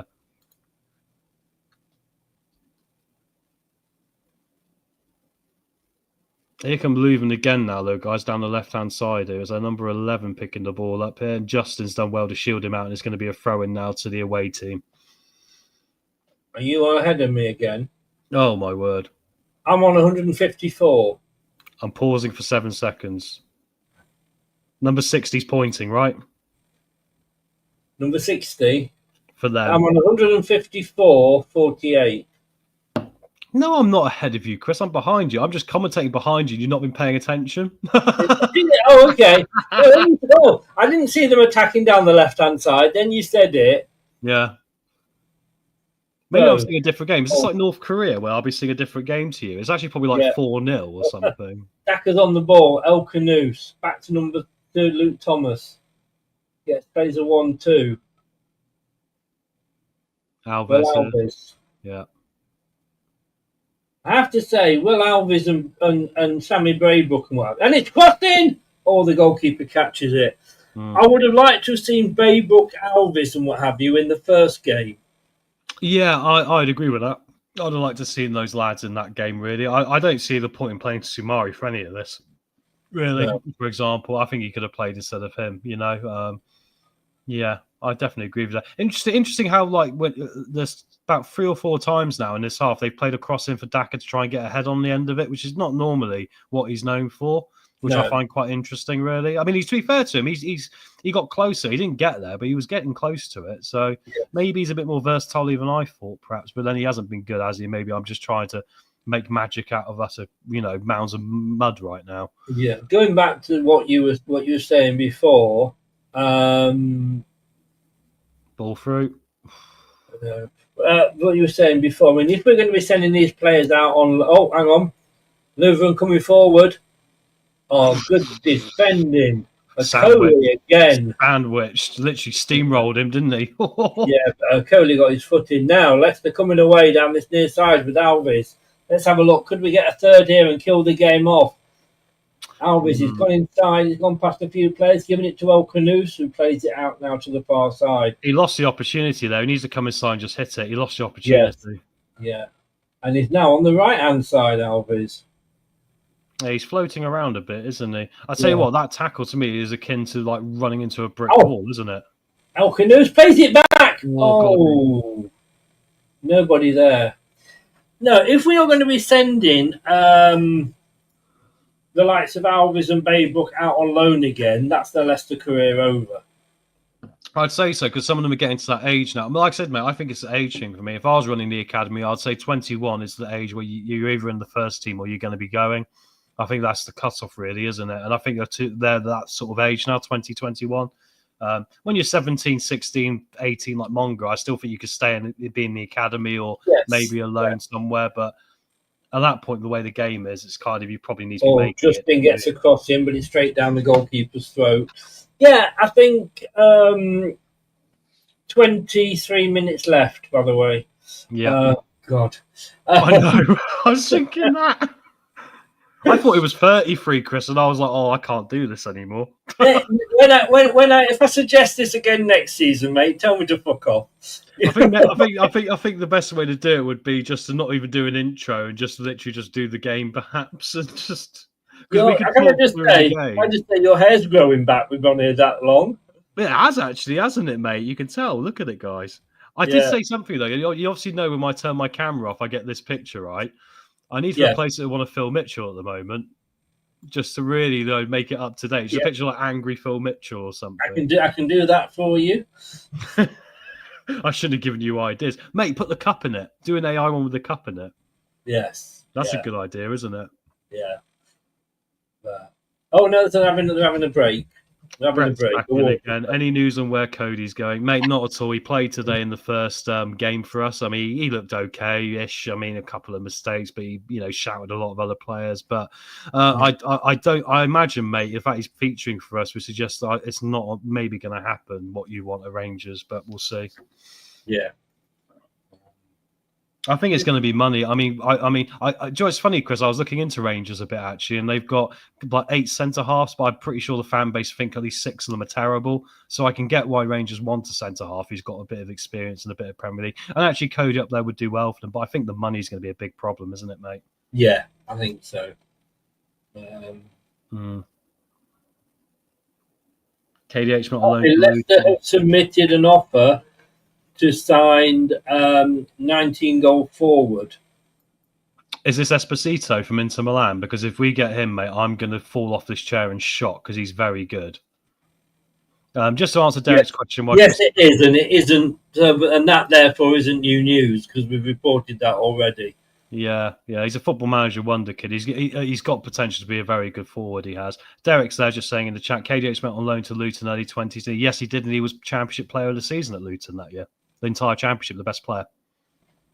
But if we are sending these players out and buying different players in, what does it say? I just don't think. No, I just think if we're not going to keep them and use them this season of all seasons, then what's the point? Well, the only thing is we've got to bring the wage budget down, haven't we, Chris? And that's the thing. We've got to get this wage budget down. I mean, we can't be in a position like last time where the frigging horrible statistic was we had the same wage budget as Newcastle in the Premier League when we were in the Championship. I mean, otherwise this PSR stuff's never going to end, mate. It's never going to end. Rob Tanner said that the players have now actually got relegation clauses in the contract. Oh, thank goodness for that. They finally sorted that out. Apparently so. So. They hadn't done that before. Yeah, that's true. But no, I just, to me, yes, we need to reduce the wage bill, but these lads are on peanuts. Yeah, exactly. Yeah, so we can keep more of these guys, can't we? I mean, Chris, it's like anything in life. What's value for money? You get value for money out of this lot, And I look at people like Vestergaard. There's not value for money. Sumari, definitely not value for money, right? So, and actually, it'll only take a sale of 4 or 5 of them, or at least getting them off the book somehow. And I think we'll be in a lot better position. But it's like the PSR thing that goes back for many years. It's like the first year we failed it, we should have put something right the second year because it's shame on you just for not getting it right year 2, isn't it? And we haven't got it right for 4 years or something now. It's so ridiculous. Yeah, stupid. I've got to say, looking at this, has anybody impressed you on this section?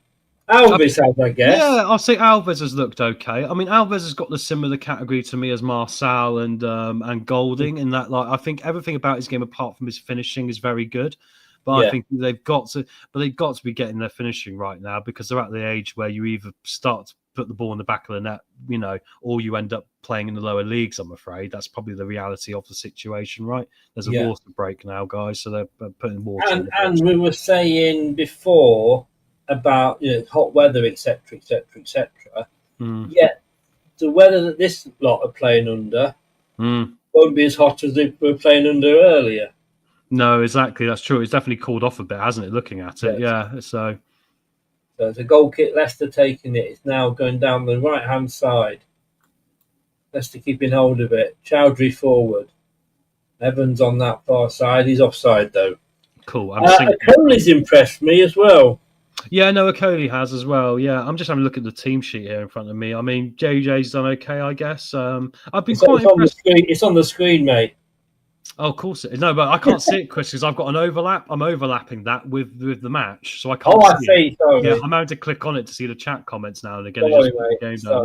I can't fit it all in my screen otherwise, so I've only got a 20-inch monitor at the moment. You see, I'm sat here with 2 monitors, you see. What can I say? I had 2 monitors, and the second one won't link up to my new computer, so I'm just like, great, what's the point in that, right? Yeah. Thomas is coming down this left-hand side. I think Evans has done okay. Evans as well, yeah. Alves looking for options. Wilson Brown, back to Coley. Wilson Brown needs to go out on loan probably for 1 more year, doesn't he? I think he's about 20 though. So he's getting to that point, isn't it? I don't think he's ready. Canoe's brought down. It's a free kick. Yeah. Who else did you say he sort of done well? I think Evans has done okay, to be fair, on the right. I think, because he's not really his natural position either. I think he's put himself about and been involved and wanting to get the ball. So I like that in him. Baybrook. Yeah, I think he's been fine. I mean, I guess in my head I've hyped him up a little bit, but I think he's been very good. I think the thing I've liked about him is, unlike Sumari, for example, or Winks, he has driven forward now and again. So even Skip was driving forward, Chris. So it wasn't an excuse for the others, was it? Yeah. I tell you who I have been disappointed with, El Canoes. Yeah, come on! That was a free kick. Yeah, he's not really got involved, and the reality is that he needs to get involved because that's the way we're going to, Yeah, Yeah. you know, advance the ball. Yeah. Wayne, Alves is tiny with the ball and progressive. Yeah, tidy with the ball. You mean, mate? Yeah, that was a long. Oh, Bowser came well out then. he did. But again, we lost the ball in the box because we couldn't finish it off. Derek C in the chat. We didn't replace Nacho. We didn't replace Cannon. We haven't replaced Vardy. So 3 forwards, like, how can this continue? Very good point, mate. We mentioned it earlier on, didn't we, Chris? And we felt like I always felt if El Canouse is going to go, we're going to have a problem in attacking mid. We also have got a problem up front. I mean, it says it all that we're still here with Daka and Ayew, I think, had a relatively decent game today, but maybe not just because of being a forward. We've got to think we have got 3 strikers. Ayew, Daka, and Dakova Reed. No, Dakova Reed's not a striker, though. He's a utility player that we don't want to put him up front. No, I think he's down. Oh, if they put him down as a striker, that's a cop-out. He's an attacking mid at best and maybe a right side one. I'm going to actually have a look on transfer market. Yeah, he's not a striker, Chris, no. I mean, Evans is a forward. But Take over the commentary and I'll have a look. Yeah, no worries, mate. But anyway, it's back here with... I'm just making sure I've got it up to date. Corner is coming in now, and it will be a corner for Leicester City. Still 2-1, 165 minutes gone here. We still got about 15 to go. My maths nearly lost me there, Chris. Anyway, it's going to be a corner to us. Who's going to take it here over on this far side? It's going to be El Canouse. Hamza's pulling out of the box now, so we're going to have not as many players forward for this one. We got players on the outside of the box. We're playing it short, though, and it comes out to Alves. Yeah. Alves now is going to come inside, maybe. He tries to turn his man, and he does, and he gets the cross in across to the back post. Justin keeps it in. Okoli leaves it, and the strike on goal from Daka. But unfortunately, the goalkeeper read it well, and also the strike didn't have any venom, did it, Chris? No, totally. Typical. What I would call a typical Daka shot, you know. I mean, I'm no good at you're right. I'm sorry. No, according to transfer market, he is a right winger. Yeah, and he's a poor one at that. But yeah, he's. I want to say, can he play right wing on an aeroplane and fall off, please? Bless him. But yeah, no, it's terrible, isn't it? I mean, he's on a lot of money as well, Chris. A lot of money. Yes. He could arguably be one of Leicester's worst ever signings, actually, now you think about it. I know it's a free transfer, but you think of the money we've paid him. It's Ryan Bertrand levels, isn't it, really? He's only really contributed 1 or 2 goals. Wayne, you're getting a bit personal here, calling Alves tiny. Don't think he's that small, is he? I think he meant tidy. I know, I'm winding him up. All right, mate. All right. I'm getting tired, man. Even the jokes aren't registering with me anymore now. I tell you what, I mean, well, at least we can have a laugh with the post-match. Yeah, totally. But, I mean, Leicester, I don't tend to go off the Leicester website because they've got, like, about anybody that's sort of advanced from the halfway line is a striker in their books. Yeah, they do that, don't they? They classify them as forwards, don't they? They have all the midfielders as forwards. Which is why I went on to transfer market and not... not the website. It also probably explains, Chris, why we're crap at scoring goals. They seem to miscast a lot of our players, don't they? Yes, yeah. Stelling Cannon to me was like, what the fuck? No, well, the thing is, you can question his quality. I get that, and I don't think he's pulled up any trees elsewhere since he's gone either. So a lot of people can go, well, that's vindicated, right? So the thing that gets me about it is, for that money we got for him, we ended up losing money, I believe. Didn't we pay more for him than 10 million? We paid 15, didn't we? No. I think we got him on a fairly decent deal. Yeah, but he was injured. He was injured when we bought him. That was a good decision. Yeah. Wasn't it?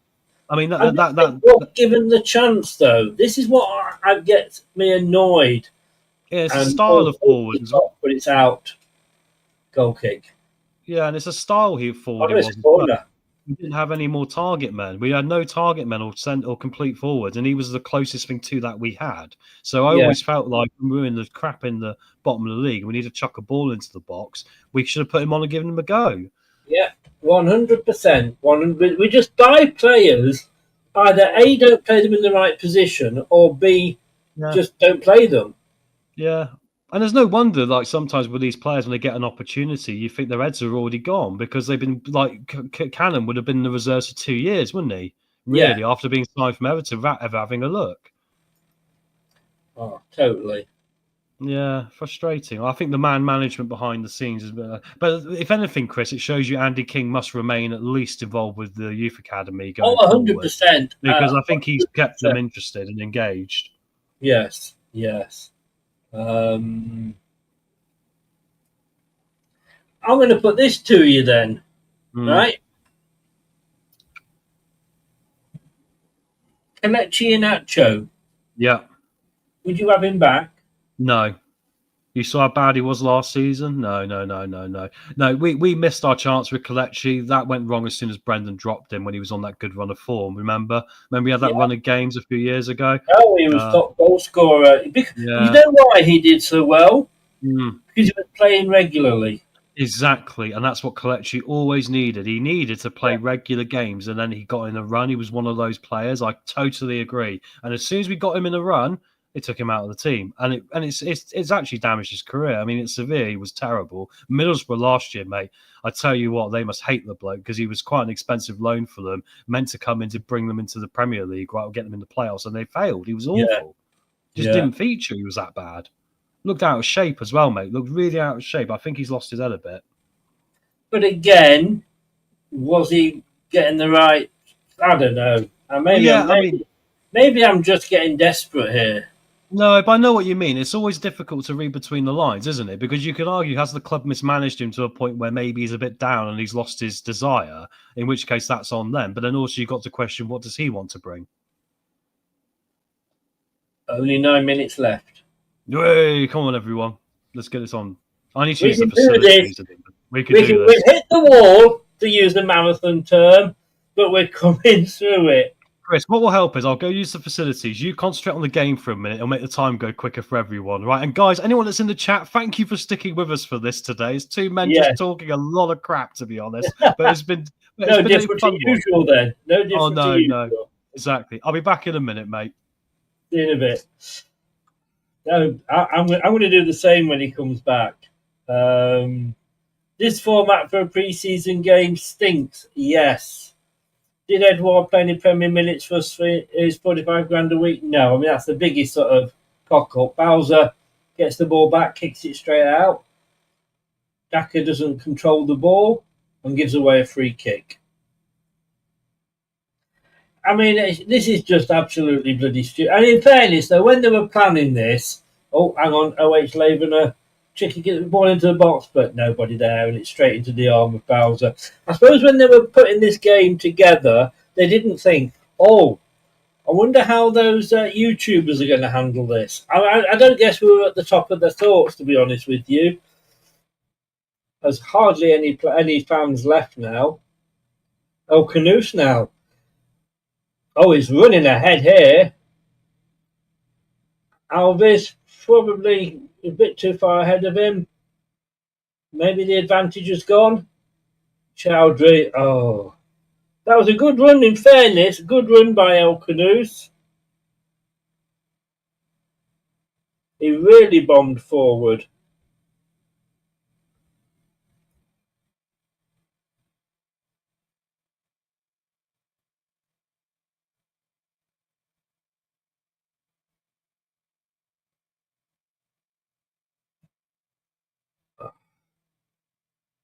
It's true, though.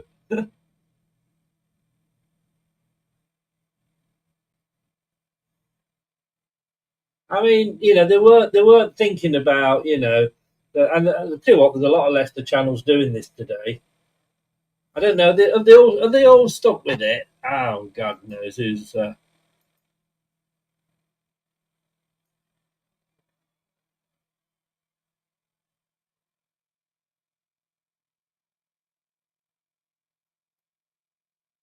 I think Jack's given up.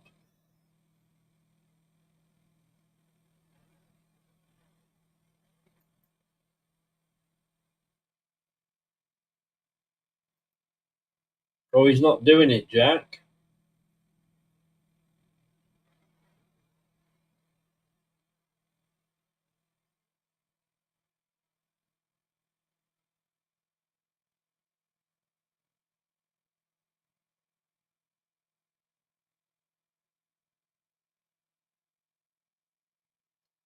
So it's going to be a goal kick for Leicester.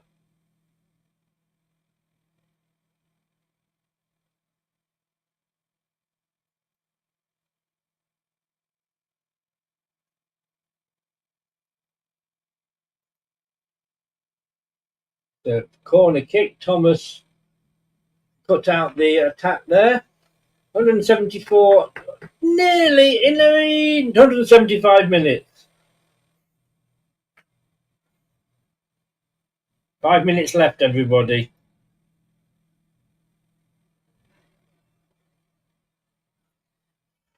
God. I now know how people feel when they run a marathon.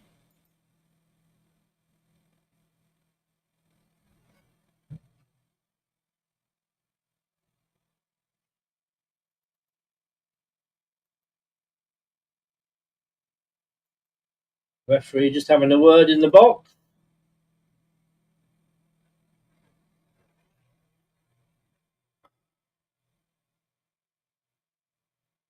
Oh, we were talking food earlier. Oh, good punch up by Alves. Alves had the ball to come away with there, but he lost it under his feet.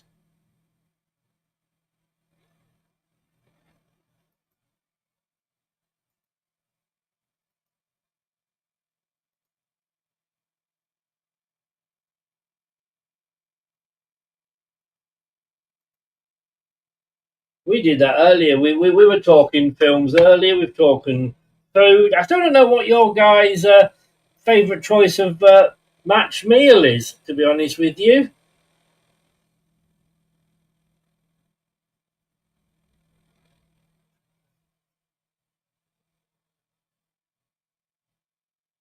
We can't say we're not going to have anything to talk about in the post-match.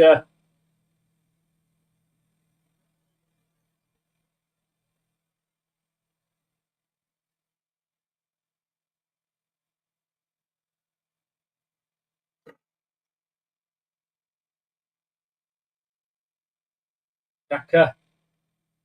He's got nobody with him.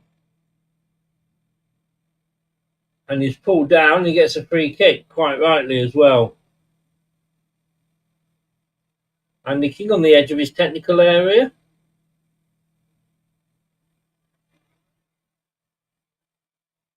Yeah, nobody ready for the free kick when it was taken.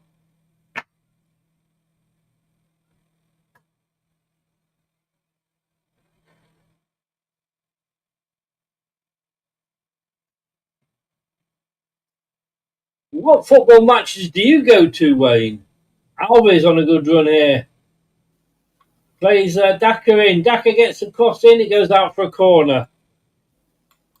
Do you want a break, Chris? Just 5 minutes just before we do the post-match, and I can do the last 5, or we're nearly there, aren't we? To be honest with you, when it comes up to 5, we'll be taking a bit of a break anyway. Oh, okay, mate. As long as you're okay, that's the main thing, mate. Yeah. There's only a minute and a half to go. Wayne's his food of choice at a meal is hand-cooked chips and cream pesto dip. Oh, mate, very Greek or something. Oh, Canuce! Not got rid of it there. Alves! Oh, he turns it around and he just high. Smashes it against the defender. Should have gone top right, Chris. Should have gone top right there. The space was there. Cross comes in! Oh! Was that Daka by any chance? Of course it was Daka. Who else would it be? Yeah. I mean, Daka is working hard, but is that enough, really, at this point? Akinbani used to work hard. If you're asking me, like, name me the most hard-working players for Leicester, Akinbani would be up there. Absolutely, yeah. I agree with you, Chris. And like I said, just to completely follow that on what I just said, it's not enough, though, is it? He's got to be finishing more. And he hasn't done it for years now, and that's the problem. Yeah. I joked, Chris, on my post about this the other day. I joked this was like Lord of the Rings. Listen, it has been like Lord of the Rings, hasn't it, really? It's sort of quite an elongated sort of journey. Lord of the Rings is a lot shorter, to be honest with you. Bad clearance by Bowser there. much better camera work as well in that film. Is there going to be this last sting in the tail? Oh, he went for over the kick. He tried it. No, not comparing it to food, Ronald. We're saying, what food do you eat at matches? I used to like a good poutine when I was in Canada. Obviously, the chips, cheese, curds, and gravy. You get a nice poutine places. That was nice. 6, 5, 4, 3, 2, 1. In fact, the referee did not even wait for the seconds to go up. He took a couple of seconds off the match. And the crowd in the stand behind are rushing out of the stadium as we speak, guys. And there you go. Guys, we're going to have a break. We're going to be back in a few minutes and be joined by our colleagues. God help us what we're going to talk about, but there we go. We'll be all back in a minute, guys. He says. Press the button, Chris. Press the button.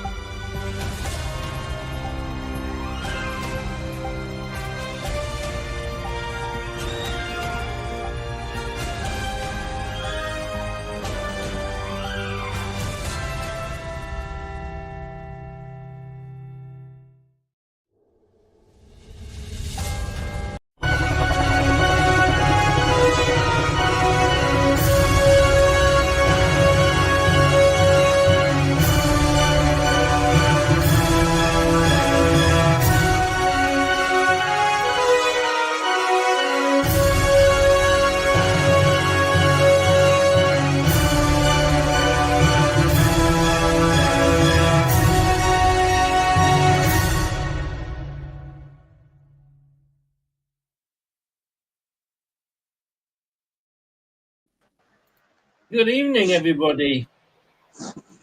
Evening. All right, Clibo. How you doing, mate? You are? I'm having problems. Yeah, just about. I'm having problems adding people in here. I can see Jim. Hi, Jim. I can see him, but my screen won't go down low enough to be able to add him in. While you add him in, mate, I'll just finish off what we're talking about with food. Jim put in there chicken wings and nacho chips and salsa, and he's right. I was saying this about North America. When you go to a bar, it's like you get chicken wings and stuff for your game. I love that. That's brilliant, mate. I like a burger, too. I like a burger, Chris. Yeah, no, I like a burger. I don't mind a burger. Clibo, the first question I've got to ask you, have you got any trousers on? I have, actually, yes. I've got some denim shorts on. And let me just expand on that a little bit, because people will be wondering what the hell I'm going on about. Last night he did a show and he did not have any underpants on, and if we didn't get enough likes, he was actually going to show. Oh, hang on. Oh no, that's wow. short. That's not underpants. No, but they're quite, aren't they, guys? A bit Hawaiian for North Devon, but there we go. I've got PJ bottoms on, but they don't call them that anymore. They're like house pants or something, they call them, so that you can answer the door in them. It doesn't look like you're wearing your pajamas. Is this what happens after you have a marathon? We've relegated to looking at each other's trousers, I swear. It's standard English, mate. Standard English here. I mean, I've got to say, probably that was about more exciting than the last 2 lots of 45. I'm going to start, and I'm going to go round and say, hopefully Wayne's going to be joining us, but I'm going to come round and ask you all. I'm going to pinch Jim's bit here and come round and say that, tell me something you've learned from today's exercise. And I'm going to say the first one to you, and that is, never, ever, ever, ever, ever, ever, ever fucking do this again. Who had the stupid...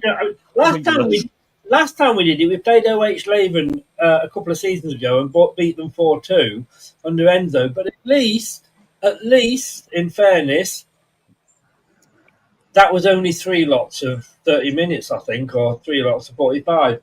Yeah. That was just absolutely ridiculous. I mean, Tom's lived it with me. Clibo, you were lucky. You missed the first bit. You were working, weren't you?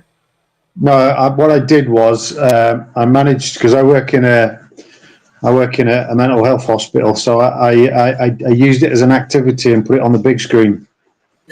That's cheating, isn't it? Jumping out the windows. Artistic license. I'm not sure that was the best thing to do. I wanted to make a similar regard there, Chris, but I thought I'd better not. Yeah. I can see Wayne's just come in. Let me add Wayne. Sorry, Wayne, you were hitting up my bottom. Okay. I know. It's been a long afternoon, boys. What have you learnt from this, though? Anything, Clibo? I got 3 if you want them. You know I do. I'm going to second, mate. Yeah, Clibo. I think it was difficult to learn too much because of the format, which I agree was just totally ridiculous, particularly in this heat.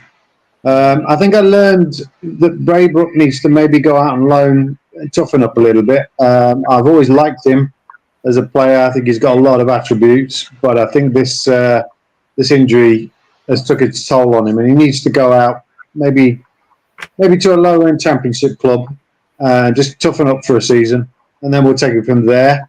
I've learned that I think our style of play is quite evident where we're going to go forward. I think there was a lot of passing for passing's sake today, and I think that was the exercise. I think there was a lot of opportunities to put balls in the box, little through passes. I learned that we were very, very lightweight still up top, and I think that was one of the reasons why we couldn't penetrate. I think players were looking for the pass and then taking extra touches because the movement just wasn't there. Even when Daka came on, I don't think I just don't think it was there. I mean, I think there was a cross at one point, come from the right hand side, and he just stood still. He just waited. He didn't make a move. So they show me the striker instincts are either rusty or just never been there. And I learned that I can actually sit through 10 hours of football without falling asleep, which is quite the thing for me. Indeed. I sent you a message, Ant, by the way, if you're still in. Jim, give us your 3 then things that you've learned today. Well, I agree with Clibo. I mean, we learned some new things about players, but we pretty much got what we expected. I liked, of course, we saw Jeremy Manga earlier and his energy and his talent. Some other players played pretty solid. Will Alves played solid. Koulibaly played solid. I like what I saw about them. Ayew, I agree with what you and Tom said in the watch-along. I think he is worthy to be on the team. I think he may be taking our corner kicks from what we saw today. I mean, not just because that one went in. I just think he gives that experience and that presence I think we're going to need, because this year we're going to have a lot of young players in there. So I think his experience will be helpful. I did learn that Chris likes a cheeseburger, a burger. I learned that seagulls ruin Tom's car. Yeah. I learned what lesbians' favorite food are. Thank you, Chris. And I learned that this format is so long that Tom shaved his beard when the game started, and he's got his full beard back. Yeah, well, like I say, his hair's grown back. You know what I mean? That's how long it's been. Yeah. Wayne, before we get into specifics, what do you take away from today? I think it was mainly a fitness drive, because the interview with the chief fitness scientist. Sorry, just to interrupt, Wayne. You've got forever on your T-shirt there. Is that what today's felt like for you? Forever. All right, forever fearless. Sorry, I thought that was your comment on today's thing. Carry on, mate. Well, like I said, it's a joke. Have you seen the film Groundhog Day? Imagine being stuck watching that match over and over again. Oh my God. No, I think the fitness side, Kingy has sort of got on a schedule. He says the team is fitter than it has been in the last 2 years at the same stage of pre-season, which is good. And the fitness guy was giving some of the stats behind it. And Leicester City are giving quite a bit of information out, trying to get the fans on board. But apart from the fitness side of things, I don't understand why they're kicking off in the middle of the afternoon when they could kick off at 10 a.m. or something like that. Because we're not going to be playing in Jim's heat in Carolina, are we, Jim? We're going to be playing in the AFL through the winter. So I don't get that. I'd say the older players didn't look that good apart from Skip. Winks, I thought, was just sat in front of the back four. Didn't really do much. Gave away a sloppy pass that led to their, So I think the young kids are okay. Still a lack of connectivity. But if you're playing 3 teams, then you won't get proper connections, will you? In that format? No. And there was different formations within those 3 teams as well. I mean, Ant said here, it said it all that the stand was practically empty from the 120th minute onwards. And even, we stopped seeing John Rudkin's glasses from about midway through the second half. Everybody that was on the balcony kind of disappeared. Maybe, and I'm just thinking, I used to be in sales, so I guess, I could come up, but why not sell seats for the first 90 minutes and then they all leave and you sell a whole lot of new seats for the second 90 minutes? Yeah. Just an idea. But then I have to say, in fairness to Kingy and this band and what have you, I said this on the watch along, they didn't put this together thinking, we've got to make sure that it's all right for the YouTubers. We've got to make sure that it's all right. That was not at the top of their thoughts when we were doing this. Look, let's start with the first 45. Is I can't. It doesn't feel right today that I'm going to be saying fourth 45 in a minute. Oh, Adorko, sorry, said there. I would like more from Monga. He's good at getting past one or two players, but then what? Can he score or assist? Getting past one or two players may look good, but is that enough? All right, I'm going to start by saying, and I'll come back to you, Tom, because we talked about this.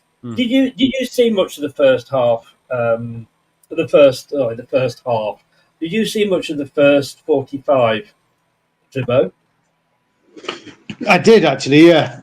I thought there was the first part of the 45. I thought we showed, I thought they showed we were the superior side in terms of fitness. I thought we were fitter than them. It might have been down to the amount of youngsters. I thought we showed an attacking intent. And given that they're starting their season in 2 weeks, I thought I am impressed with the overall fitness. I thought we showed some nice passing in tight areas. And then obviously it tailed off a little bit after that. But yeah, I was impressed with some of that play in the first part of the first part. Yes. Oh, it was totally. Why not just put 4 teams out? For fuck's sake, it did my head in. Jim. Yeah. And I said this to Tom, and appreciate Tom sitting through all that with me. I've got to say, thank you so much for sticking with me, Tom. No, we're in it together, mate. Tag team. I forgot what I was going to say now. In that first thing, what impressed me, not just about the first, but especially so because I think for me the first team probably was the strongest of the 4 that were, or the 3 teams that were out there, and that first 45 was probably the best. But what impressed me was the fact that we actually, and I said this last time when we played Peterborough, we actually got the ball off over the halfway line. How many times last season did we go past the halfway line? It was almost like you went past that halfway line, you got a nosebleed, you'd have to come back. At least, we realised there's 2 halves to the pitch.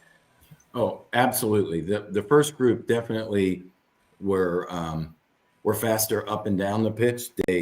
When you had Manga, the danger that he brings puts their defense on the back. I think Ricky played well. Ricardo played well. Cody just kind of locked down in front of the goal.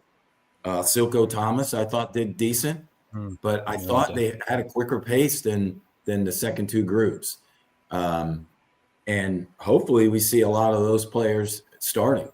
I don't know how much time you mentioned during the watch along, how much time Manga is going to get this season, but he sure needs to be on that pitch because he will make the other team take notice. Wayne, I don't think he's going to get that much time simply because of his age. It's a longer season in the Championship, 46 games, plus any cup games as well. He's 15, just going on 16. His body can't take that much, can it, at that age? So he's going to be eased in. But somebody's got to tell him that he's not the only player on the pitch. It was like he was a mini Mavididi. He'd go past 3 players, but then he won't pass the ball. He's got to go and try and pass 4 or 5. He goes past 4 players. He's got to go past, 6 or 7. When there are players around that he could pass to and keep the run going, keep the move, attack going. But no, he loses the ball. That's probably the exuberance of youth, but it's also the case with Mavididi. And people need to take those 2 players aside and say, you've got to start passing the ball. Yeah, I do think they're 2 very different players. I don't think Mavididi ever got past that many players, Chris. I think he lacks confidence. When he was in the Championship, he did, but he was doing exactly the same. I know Manny loves Mavididi, but I think he's unproven. When you listen to Kate and Craig, who used to go down, they said so many times you're shouting at him to take people on. He just didn't take people on. He seems like a really confident player. And actually, Monga is officially 16 now, Chris. He's not long had his birthday. Yes. So it depends on the manager. I do think he is good enough. And I do think when you get such a high quality player who thinks that quickly, he wants to play with other people that think in the same way. And I think that's where he will struggle in this team. And that's where I think the danger of losing him to a bigger team, because he will obviously at some point want to go to play with a team that play quick, fast football like Arsenal or whatever. And I think we are lacking that a bit, but we're lacking it because he was in a third of a team that will get squashed down and we'll pick the best ones out of the group. But, it will take people on. I'd rather him take people on because I think Mavididi didn't really take on enough people. I just don't think he did. I think we've got to take out of the equation last season when we're comparing players, because let's be honest with you, they were all fucking shit last season. But I just think, like, you're not going to do it all on your own. Yeah, he's good, but he's not Ronaldo. Yeah, he's good, but he's not Messi. And Mavididi was like this in the Championship. You've always got to take that one tackle, that one, try and beat one more player. You lose the ball, you've lost the momentum, and, they can break away and score. That said, though, Tom, 1-0 after 8 minutes. It was an own goal by Akamoto, but it was Monga that was forcing him into making the mistake. Yeah, exactly, mate. It was, yeah. And the thing with Monga is that there's still a long way to go yet as well. But where he is now, just from natural ability, is already challenging Mavididi and actually being better at times than Mavididi, which is the interesting thing about the situation, right? It's interesting, though, because I get this discussion about players taking on defences and all the rest of it. But the reality is, guys, that we've been so useless as a unit, attacking wise, that the fact that we've been seeing players doing this is kind of like the lowest good success hanging fruit we've got at the moment, because actually apart from that we really struggle to score from open play. And I was saying this to you, Chris, during the game, wasn't I? I think that was an example of us driving forward and making something happen. But I think outside of that, there were times we weren't able to take shots on early. There were times we weren't able to make the right pass at the right time between other players. And I think that's a bigger problem to me than these questions about Monga right now. I think Monga, ironically, is one of the most solid things we have seen today. But then that, for me, also creates a bigger question of a problem, doesn't it? Because it now puts me in a position where, like you rightly said about scaffolding coming off, when the new manager comes in, we need to be able to attack teams in other ways, in my opinion, as well. And, without that, I think we're still going to find it difficult this year to break teams down, honestly. Don't you be pinching my good sayings. No, I didn't say it fully, Chris. I'll let you have it. Don't you worry. No, it's all right. I mean, Clibo, when you look at that, it's baby steps, isn't it? I mean, when you look at those performances, they are better performances than anything we saw last year. Yes, it's Peterborough. Yes, it's OH Leuven. Yes, we were changing the players but more attacking intent in that first 45 minutes than I saw in any 45 minutes last season. Particularly in the pre-season. I mean, if you compare already the progress that I've seen from the last pre-season, I mean, wow. I mean, I've spoken to you before about this, Chris, but from the games I saw last season, I was literally horrified with what I saw. There was just no cohesion, no structure, players playing in ridiculous positions that are clearly not meant for them.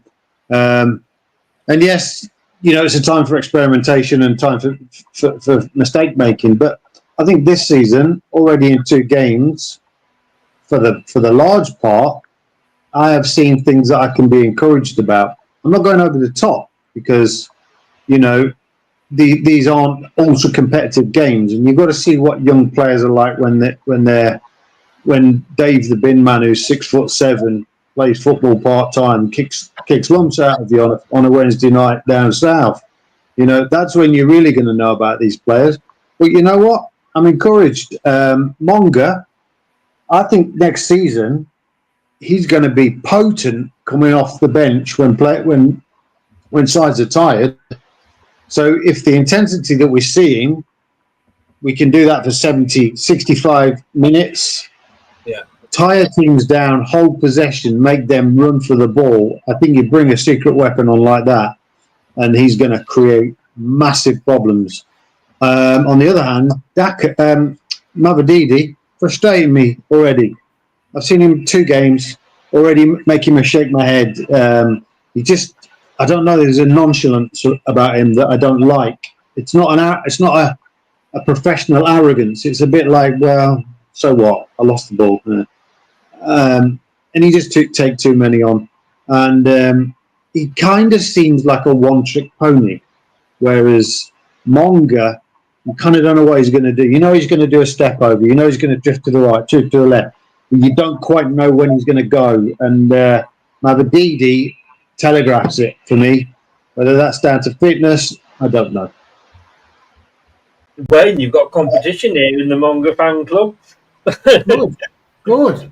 Yeah, the thing is, we can all see quality in that. Yeah. Jim, the thing that I did, and I was only joking with earlier in the watch along. The building is up. Sorry, no, I didn't. Let me get it right. I can't even read it. The building is not yet rebuilt, but the scaffolding is up, because I can see the improvement. Mm-hmm. We are in now the same position as we were at the final whistle against Bournemouth. We're a relegated team, and we're going to look ahead to next season. Am I feeling more confident, having watched 2 pre-season friendlies in effect, than I was last season? 100%. You know, we literally have gone from there to there, and we're moving in the right direction. Would you agree?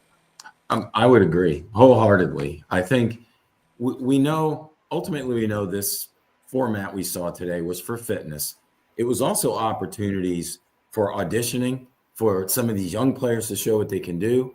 I think Andy King, I know Tom is a big Andy King fan. He's talked about it on and on. He's done a good job kind of steering the team through, getting them ready. You saw how active he was on the sideline, up and down, up and down. And he was given instructions to the players. I think that we're going to see a team that's going to want to come out and play. I know someone mentioned nonchalant earlier. We just got nonchalant as that season drug on last year. I think it's a fresh start. I think certainly we have a new manager coming in. We'll see what Marty does. But I think the players as a whole, that interview you mentioned with Luke Thomas that the TV did during one of the breaks, he talked about the fresh outlook a lot of the players have. So I think that being said, they're feeling it too. We as fans are positive, but I think the players are feeling it too. They got a new chance, and they could make a difference, this coming season. Just looking on the website, Wayne, in the little chance that we might have some news, of course we haven't. The headline there is "Fitness gains continue with OHL success." But it hasn't got to be just about fitness, has it? Because the majority of fitness should be done on the training ground. Yeah, but I did notice that Andy King says that when they finished the game against Peterborough, they did a session afterwards as well, fitness session.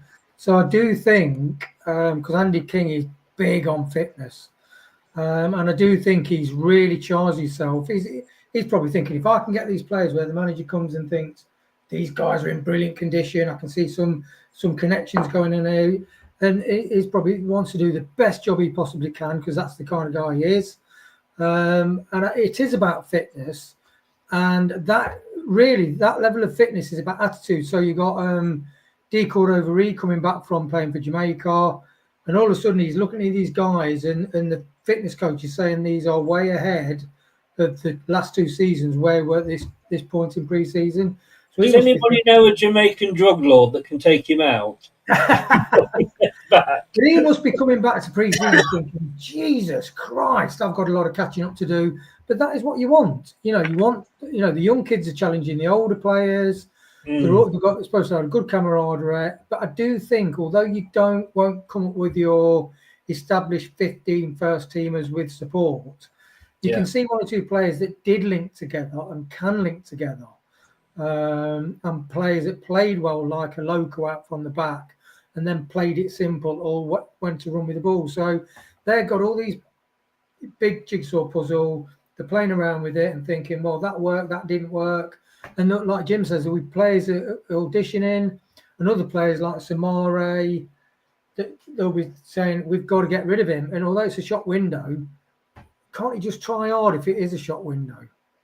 Well, maybe they're happy to sit here and take the money. Hi, Reese. How you doing, mate? Hope everything's gone well today. And, of course, to you as well, Clibbo.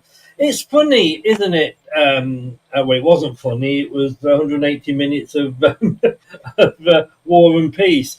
But, no, it is funny, Tom, that, the players that we're talking about, apart from one, and I'm going to go through and get your opinions on different players as we go, as we round this up. But it's funny that the players we're talking about are the youngsters. Yes, it is. We're not coming back and saying, "Oh, that Christensen," or we might do. Who knows? But you know what I mean. Indeed, he Winks. They're not the ones that have caught our eye, and No. shouldn't they be?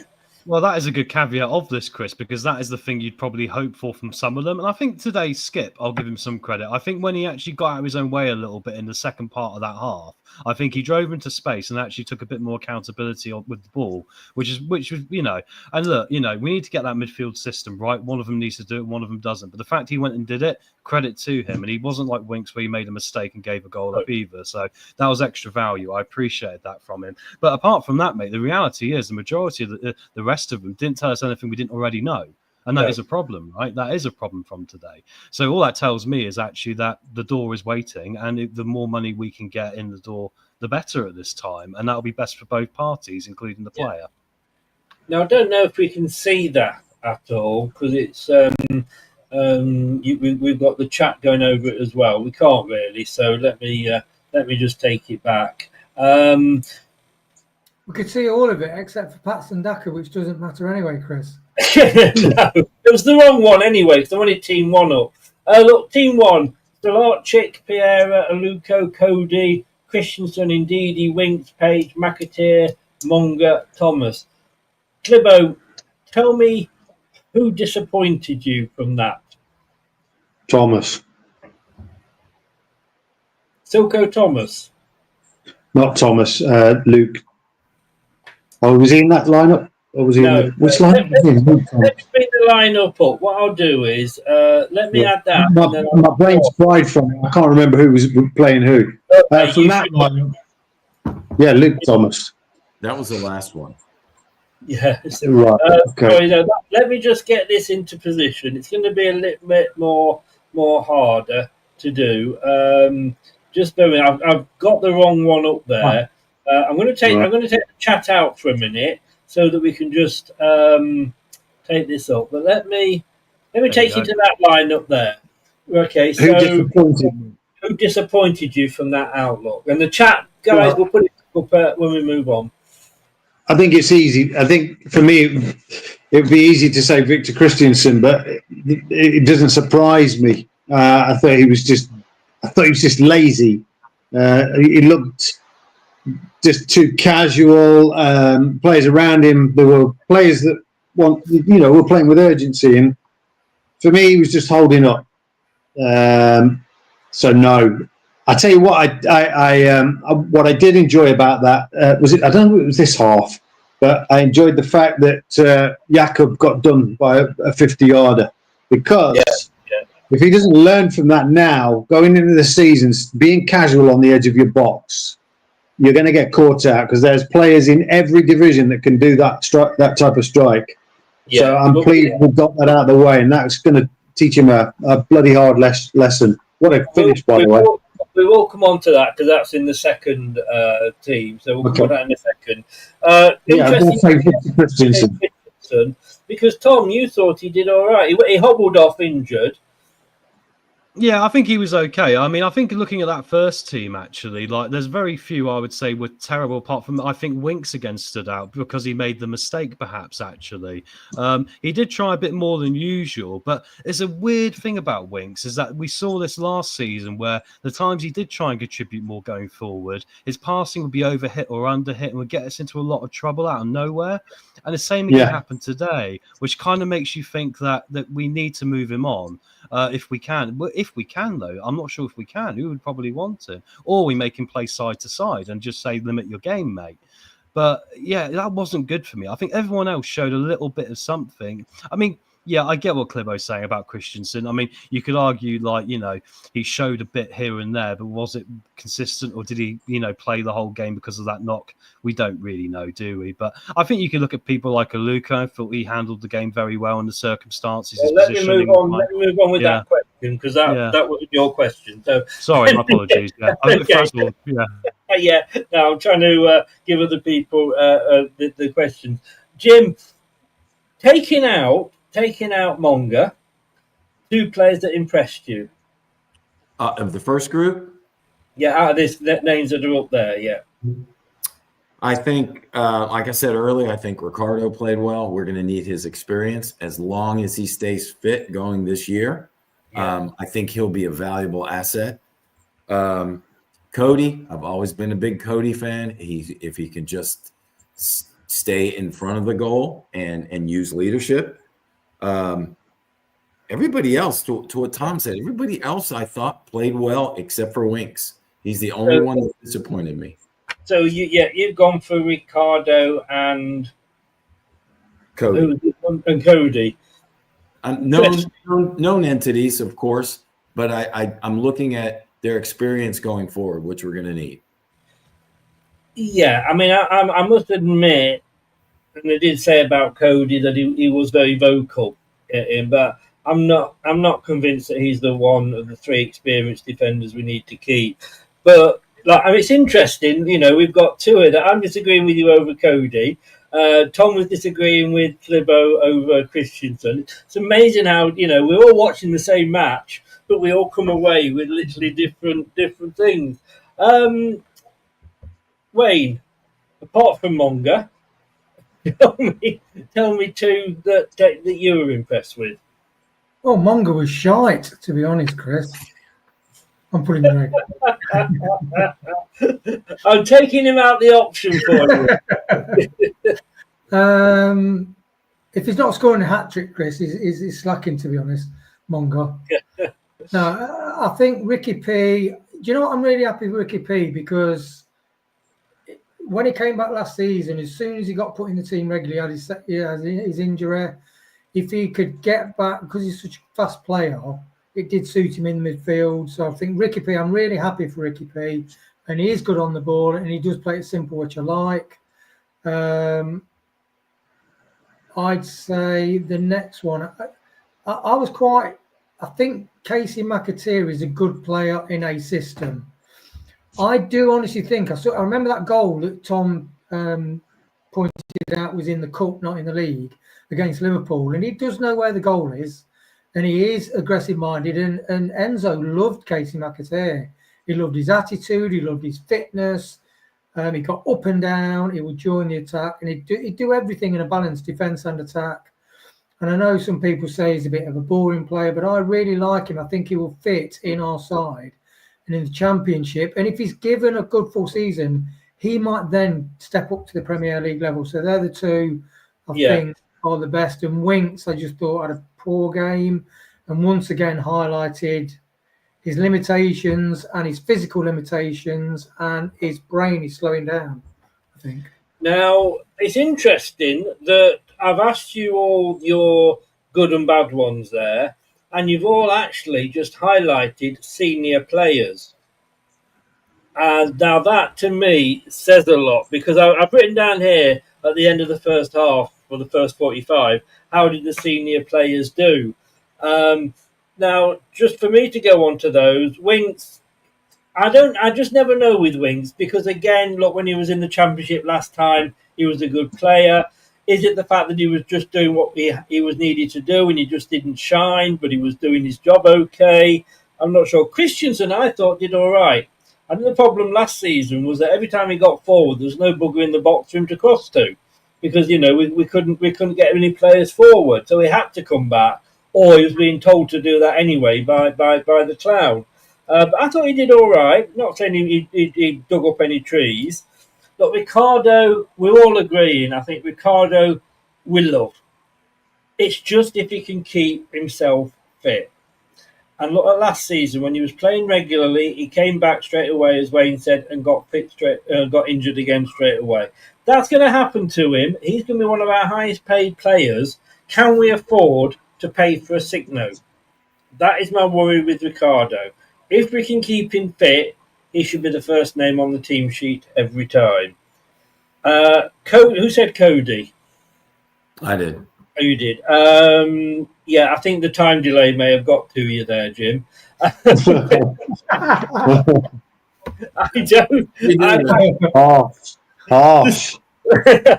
No, I don't. He did. He wasn't awful. He wasn't awful though, was he? He wasn't awful, but he just didn't stand out. McAteer, yes. Now I'm going to name the ones that stood out for me. Mongo, obviously, we know that. I thought Silko Thomas had a decent 45, and he had a great free kick. Maybe we found a free kick taker here, because it really stung the hands, didn't it, of their goalkeeper. And I tell you who else I thought had a really good game, and that was Aluko. Yes. You know, and I think when we're looking at, look, we've got Vestergaard, we've got Cody, we've got FaZe. I mean, FaZe, you know me, you know, I'd pay for a bloody, you know, hitman to take him out. That's, you know, how much I want him out the area, out of Leicester, out the country. So it's Vestergaard or Cody. If we're going to keep one experienced one, to me, it's probably got to be Vestergaard. But Aluko, and we'll come on to the other defenders in a second, I thought, and okay, you said yes, you know, you were impressed with him as well, Clibbo. Yes, I was. Yes, I was. I think he shows a level of maturity beyond his years. That's for certain. I know that's a cliche, but it's one that I have to label at him. You know, I think he looked assured. I think he gave players around him confidence. They weren't looking at him going, you know, this lad's a kid. You know, he got out of tricky situations, tight areas, and made the right pass. All very encouraging for me. I think he is definitely going to be pushing. He'll definitely be on the bench, but I'm telling you, he'll be pushing. He'll want to push. He'll see an opportunity where, you know, in that league, you're going to need 4 centre-backs, and he's going to be one of those. He's going to want to be one of those. I'm not saying that he's going to be, but his attitude is, I'm going to be. You can see it in him. Yeah. And he'll be disappointed not to start. Yeah. And Tom and we were discussing, there should have been at least 2 penalties to us in that first half. In that first think so. Five, yeah. And possibly later in the game, 1-2 OH Leuven. Look, I know this is a friendly. You don't want to see players like booked or sent off or what have you, but it should be played, even if it's a friendly. If it's a foul, and he was giving fouls left, right and centre, the referee, but then give it a penalty, because then the players will learn that to do that, they give it away, don't they, Jim? Absolutely. You have to play it like it's a regular season match. And that's how they're going to learn. Because ultimately, like we said, fitness and auditioning and showing what you can do, but also learning what you're going to see when you're playing other teams. Yeah. Dorco says, I hope Monga isn't just a showroom dribbler. He's just turned 16, as Wayne corrected me. And I think we just need to remember that he's still learning, you know. And do we want a player that won't go forward, that won't have to try and attack the opposition and maybe lose it? Or do we want somebody that's just going to sit back and say, well, I'm not going to get past it? So give him credit for that, but he just needs that honing down. Wayne, what else have I got here for the first 45? Then we'll move on. I thought we were keeping possession well, and I thought we did that against Peterborough well as well. I think we're really good at possession, Chris. I think the guys are really good at getting the ball back quickly. Not like everybody pelting forward, but they're doing it in like phases of 2s, 3s, and 4s. That element of our play does seem really well coordinated and well drilled, and they do get the ball back quickly. And then when they've got it, what I'm impressed with, like Silko Thomas and McAteer, and Lewis Page is they can play the ball in triangles and get out of quite tight spaces and to get themselves in front to get a shot on goal. Sometimes it didn't always work and connect, but there's a lot of promise there, a lot of promise. Tom, the first half we played, I keep saying first half, you know what I mean. The first half we played apparently 4-1-4-1. The second period we played 4-3-3. It's okay having a plan B, but this is a little bit confusing for the different teams. Yeah, sorry. Yeah, so what's the question with that, Chris? A little bit confusing for the teams play. Well, to be fair, mate, ironically, like it doesn't really matter what the formation was, but the difference between the two, because the challenge still remained the same, didn't it?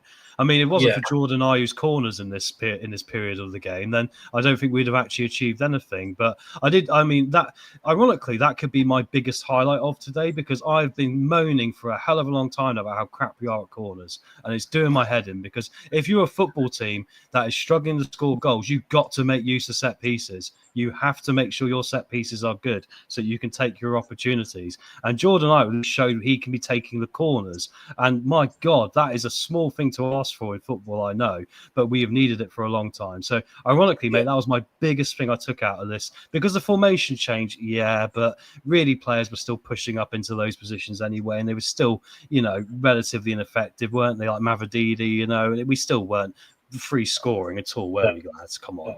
Slibbo, let's go back to their equaliser you brought up earlier. Did Hermansen not get caught out like that last season? I think he did. Well, something tells me he did. Can you remember a game? I know Wolves tried to do it in the first game, or Watford even possibly tried to do it last time we were in the Championship.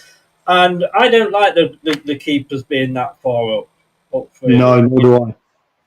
This sweeper keeper, I mean, I don't like this passing out from the back, as you know. B, I don't like players taking the goal kick and then just passing it straight to the keeper and then try to play it out from the back.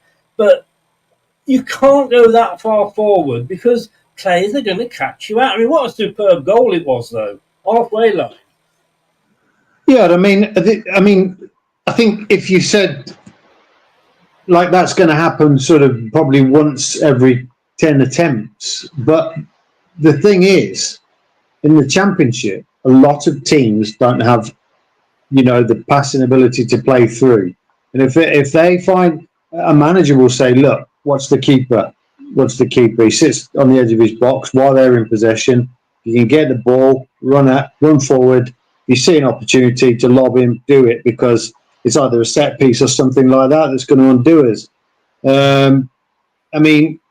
You saw it with Enzo's teams. Whenever we were playing from the back, when you had teams like West Brom pressing hard and fast up top, we couldn't cope with it. And yet we were still trying to play it around the back. And it really cost us quite a few times. So I like the idea that this new manager, perhaps, if that's not working, he's going to change that up, whereas Enzo didn't. And it used to make me nervous watching it. It used to make me nervous. So, like I said, I'm glad he got caught out like that. I'm glad the team got caught out like that, because there's a lesson learned from it, you would hope. Yeah. Jim, I've written down here, one thing that impressed me over all the three teams in the four halves was our tracking back. That was one thing we were really bad at last season. We were left behind. Everybody, I would say, in all three teams tracked back apart from one person. Now, here's the quiz for you, Jim. Oh. Who was that one person, do you think, that wasn't doing his best efforts to track back?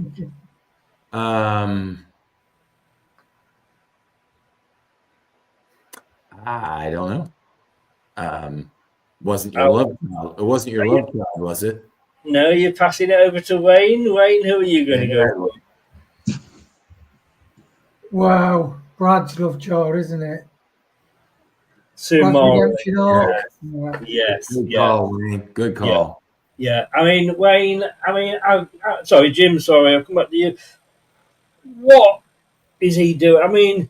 I don't know whether I hate this guy more or FaZe. It's a very close run thing, you know. I mean, were they separated at birth, or I mean, what is it? You know, are they brothers from different mothers? I mean, they are both just shit. They have their opportunities, and then they blow it. They come on, they give us a glimpse. I remember even one time last season, Brad, we know how he loves Samari, actually had his man of the match, Samari. And I remember one time you actually said, Wout Faze was your man. I also said Samari once as well. Yeah. So they've had their chances, but they just keep blowing it. I just don't think they need to be an intricate part of what we put out there on the field. I really don't, because they've had their chances and they blow it. Yeah. And also, Wayne, you know, we're talking about the senior players. It was Winks' loose pass to Ricardo that ended up in them scoring the goal, the equaliser. But I thought this group were less impressive than the first group. Yeah, there were. You know, you don't know about Steve Jakob's distribution. I thought was a bit iffy. That's where the difference between him and Hermansen. Yeah, it's like Clibo said, Aluko. Then you got Faz. Ben Nelson actually did he have the captain's armband? He had the captain's armband. Yeah. I thought he should have got booked actually. If I was, you know, he crunched a few people, and to be honest, I think if that was a competitive match, he would have got booked. He had a bit of a quiet game. Yeah. I think the armour has finally got to Tom. I don't know who he shadow boxed.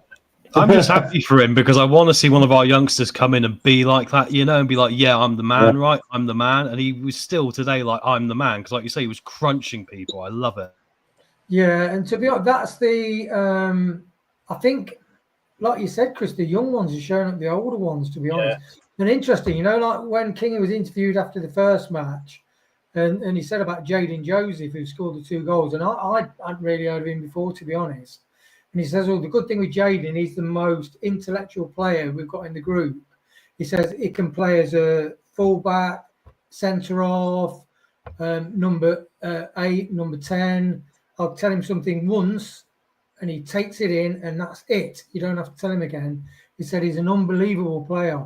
So, you know, hopefully if we can get some connections going. But although I do think Ayew had a good game, and I know some people... hold on to that thought, because I'm going to go you again. You're jumping ahead, but I want to go down to each of you now. And out of this team 2, I want you to pick one good, one bad. You make it harder for you though, because you can't pick one that's already been picked by somebody else. Tom. Thank you. Put me first, mate. I'm the most tired one here. I'll give Ben Nelson the shout, obviously, for good, because I've got to support him, really, haven't I? I'll chuck a difficult one out, maybe for bad, and I'll say Marcel. And I know that might sound a bit mean, but I think he's got decent control with the ball at his feet.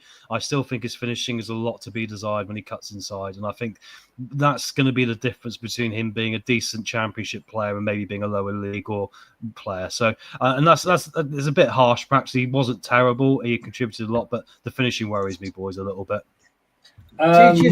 Teacher's pet, Tom. Clibo. Good or bad? One of each that hasn't just been picked. I'm going to go different. There was a few that were good, but I'm going to say Steve Bowser. I think he's sort of over this pre-season. I think he's grown in confidence. I think he made a couple of important positional stops, and he looks confident. I think he's quite a big unit as well for a young lad. So him, bad. I've got to say Samara. I have to say it. I don't know what somebody else would have done. Don't worry about it. I don't know what he's there for. Boys. I left that for you boys intentionally. Sorry. It's okay. When we well, thank you. But when we gave players to them, I would have just said, you stick a shirt on and sod off to their sides. If you do any better for them. I didn't even. Thank you, Jim. I didn't even realise that was happening. You kept saying they obviously didn't have enough players to bring over to play 445s. Jim. Good. I like Koulibaly. I like the way he got up the pitch. Yeah, well he said. was really fast. He was active the whole time in there. So I liked him. And there's a few others, but I'm going to leave them out there for Wayne. I think, I'll leave your favorite guy for your worst player. I thought Mavididi didn't impress me that much. So I would say Koulibaly and Mavididi. Again, we're getting to a thing here. It's very interesting. The good ones are the youngsters, and the bad ones are the senior players. Wayne? Well, I'm going to flip that and say Jordan Ayew. I like him. Because I get the criticism of wanting to be quick transitional, so we don't allow teams to get back in the block and 4 and 5 in the Championship, which was what happened under Enzo.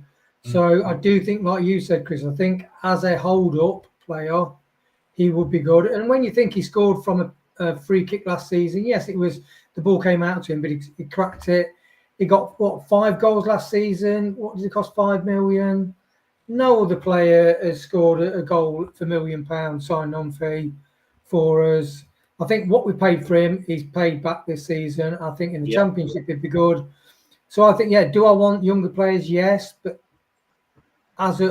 if we haven't got if we don't sign a striker and we develop everybody else, I think Ayew was my good. And your bad one?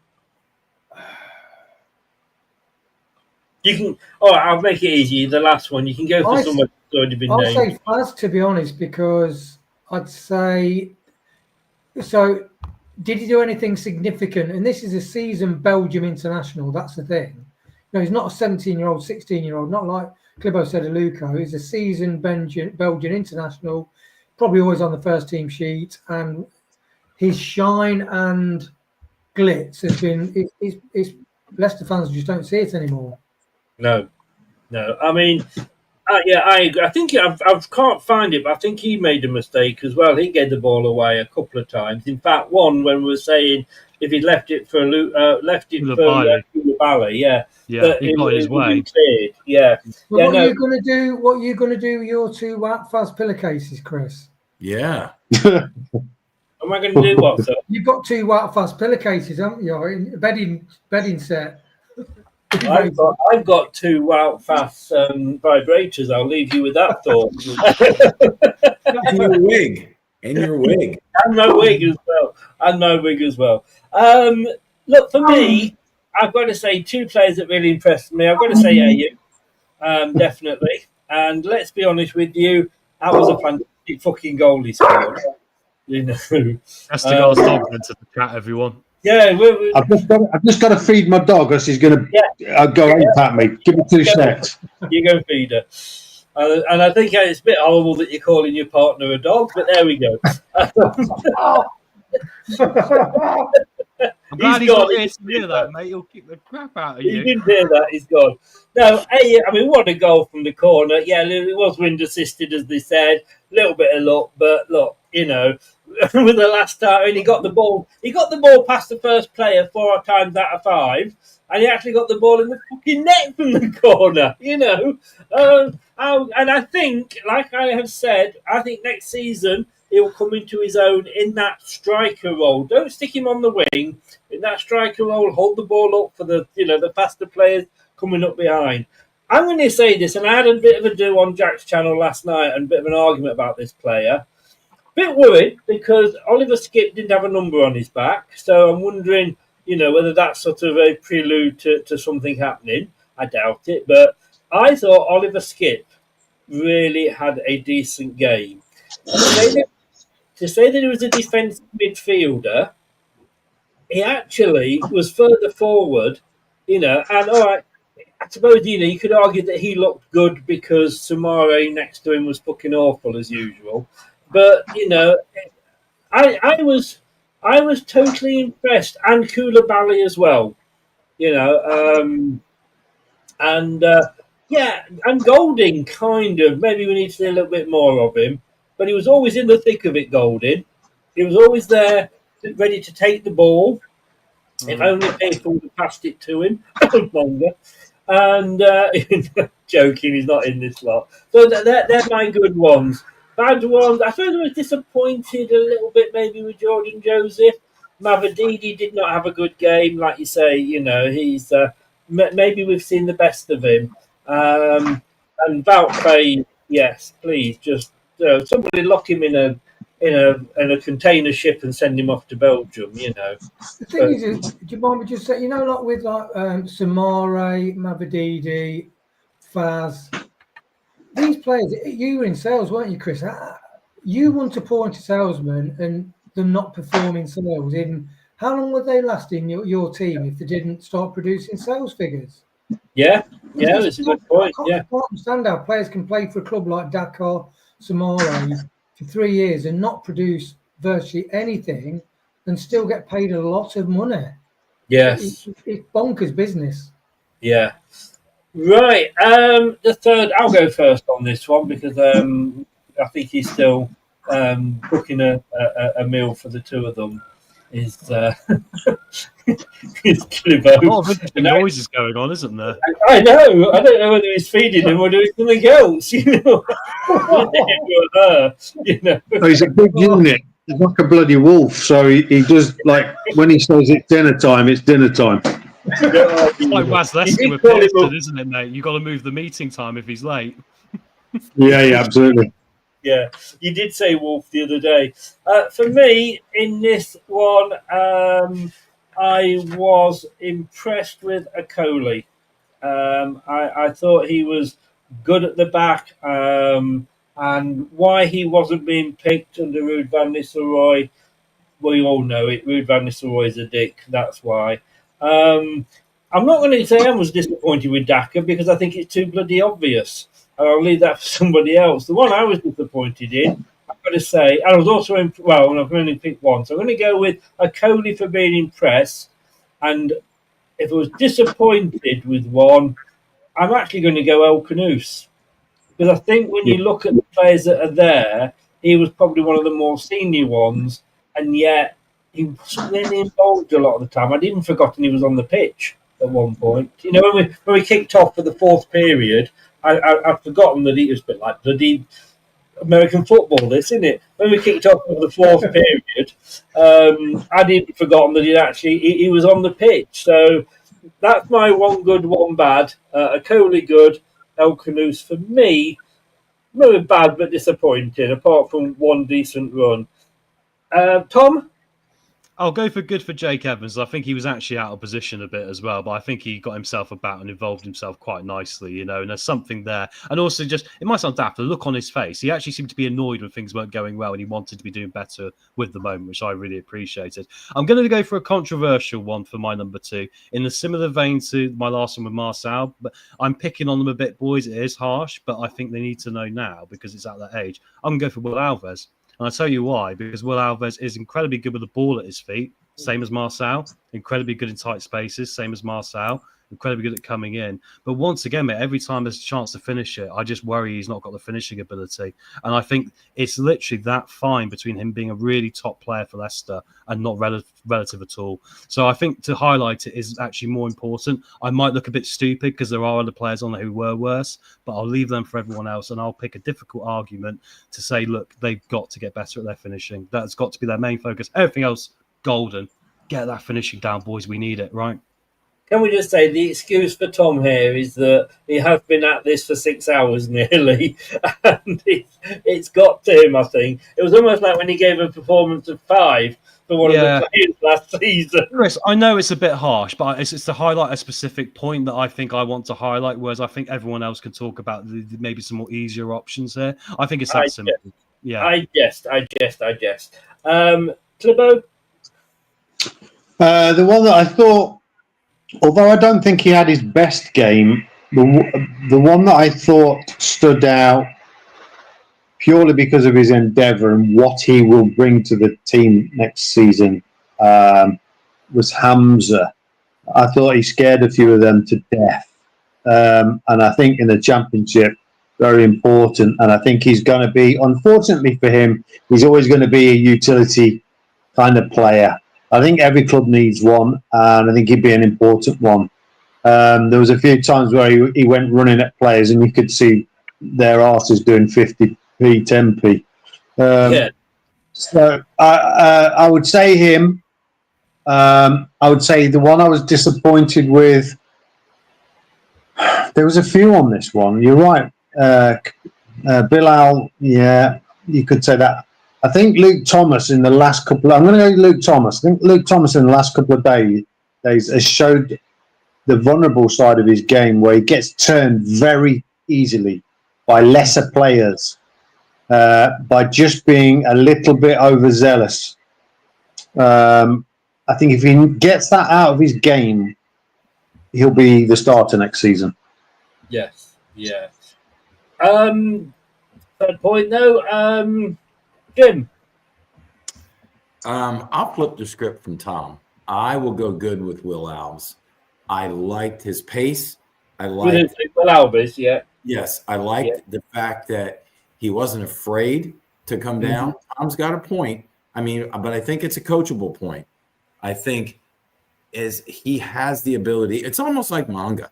They can be coached into developing the pure talents they have.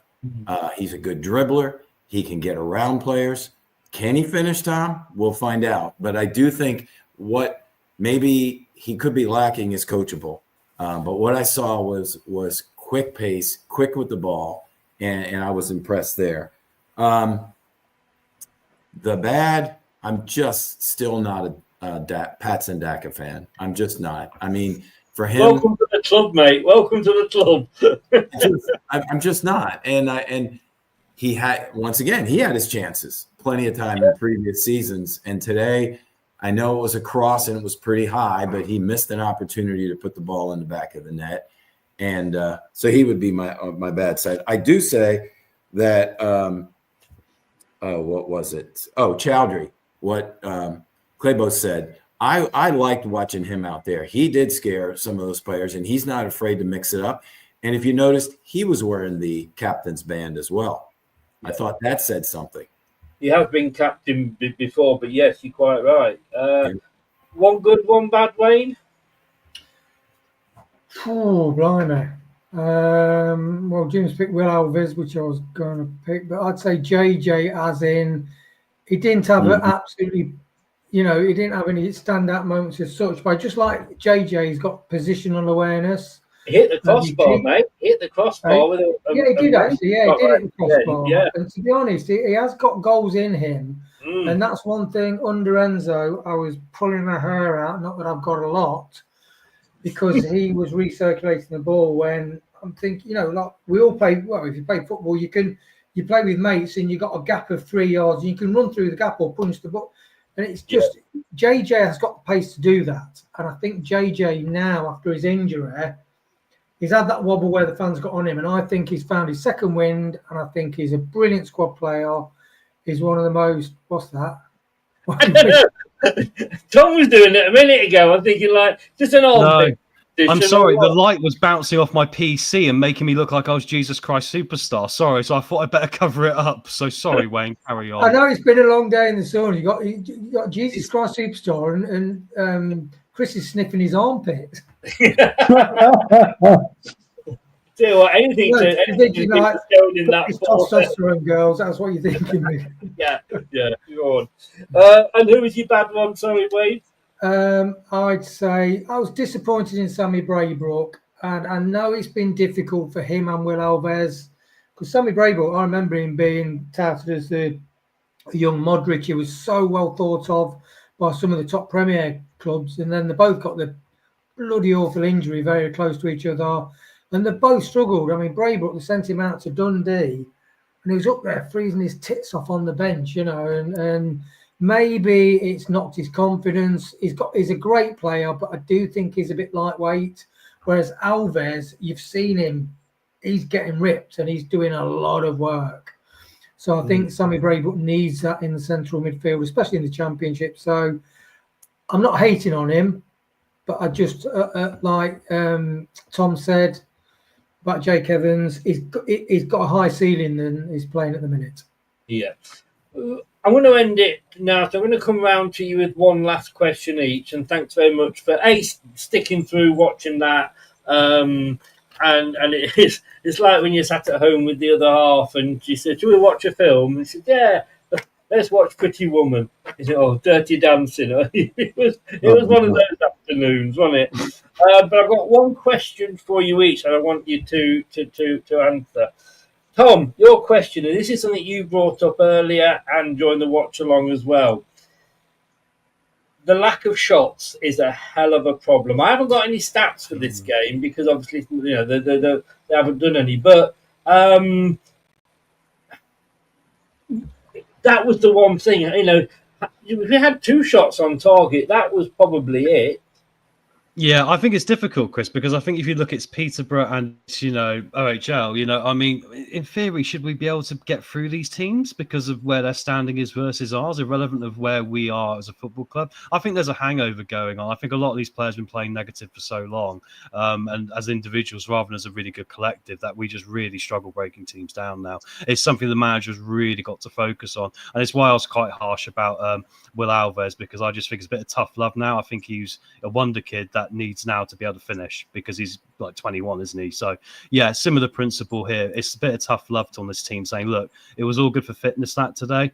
I want to see better decision making in the final third. Like, I actually liked what Ayew did where he turned and took the shot on and just took the shot, even though it hit the bar and it wasn't a clear cut chance. But how many times do we actually just pass the ball back safely because of our negative mindset and miss a half chance that you might put in the back of the net? We need to get out of this habit, Chris.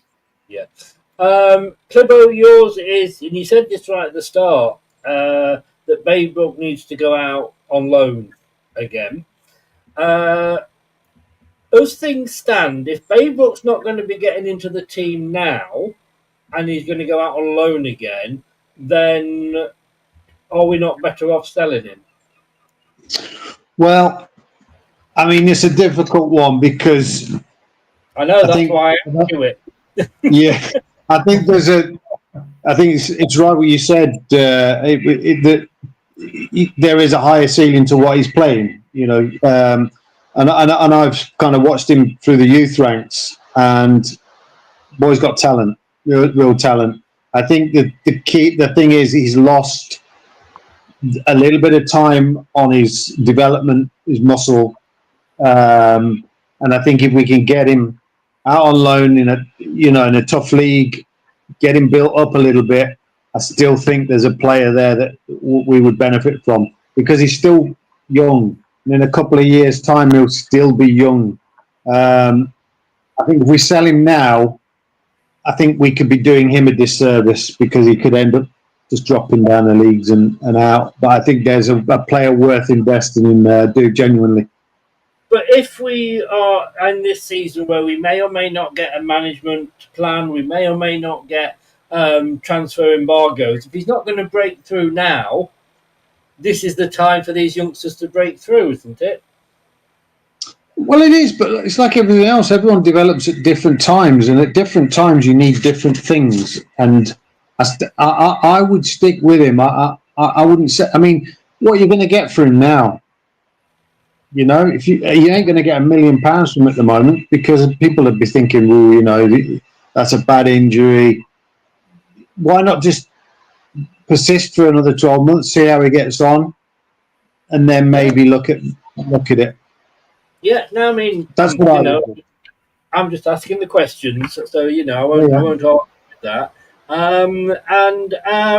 Jim, have we seen the end of some Leicester City players' careers at the club these last 2 games? Oh, and if so, who? Without a doubt. Wow, class. I'll start with your favorite. Sumare, another one.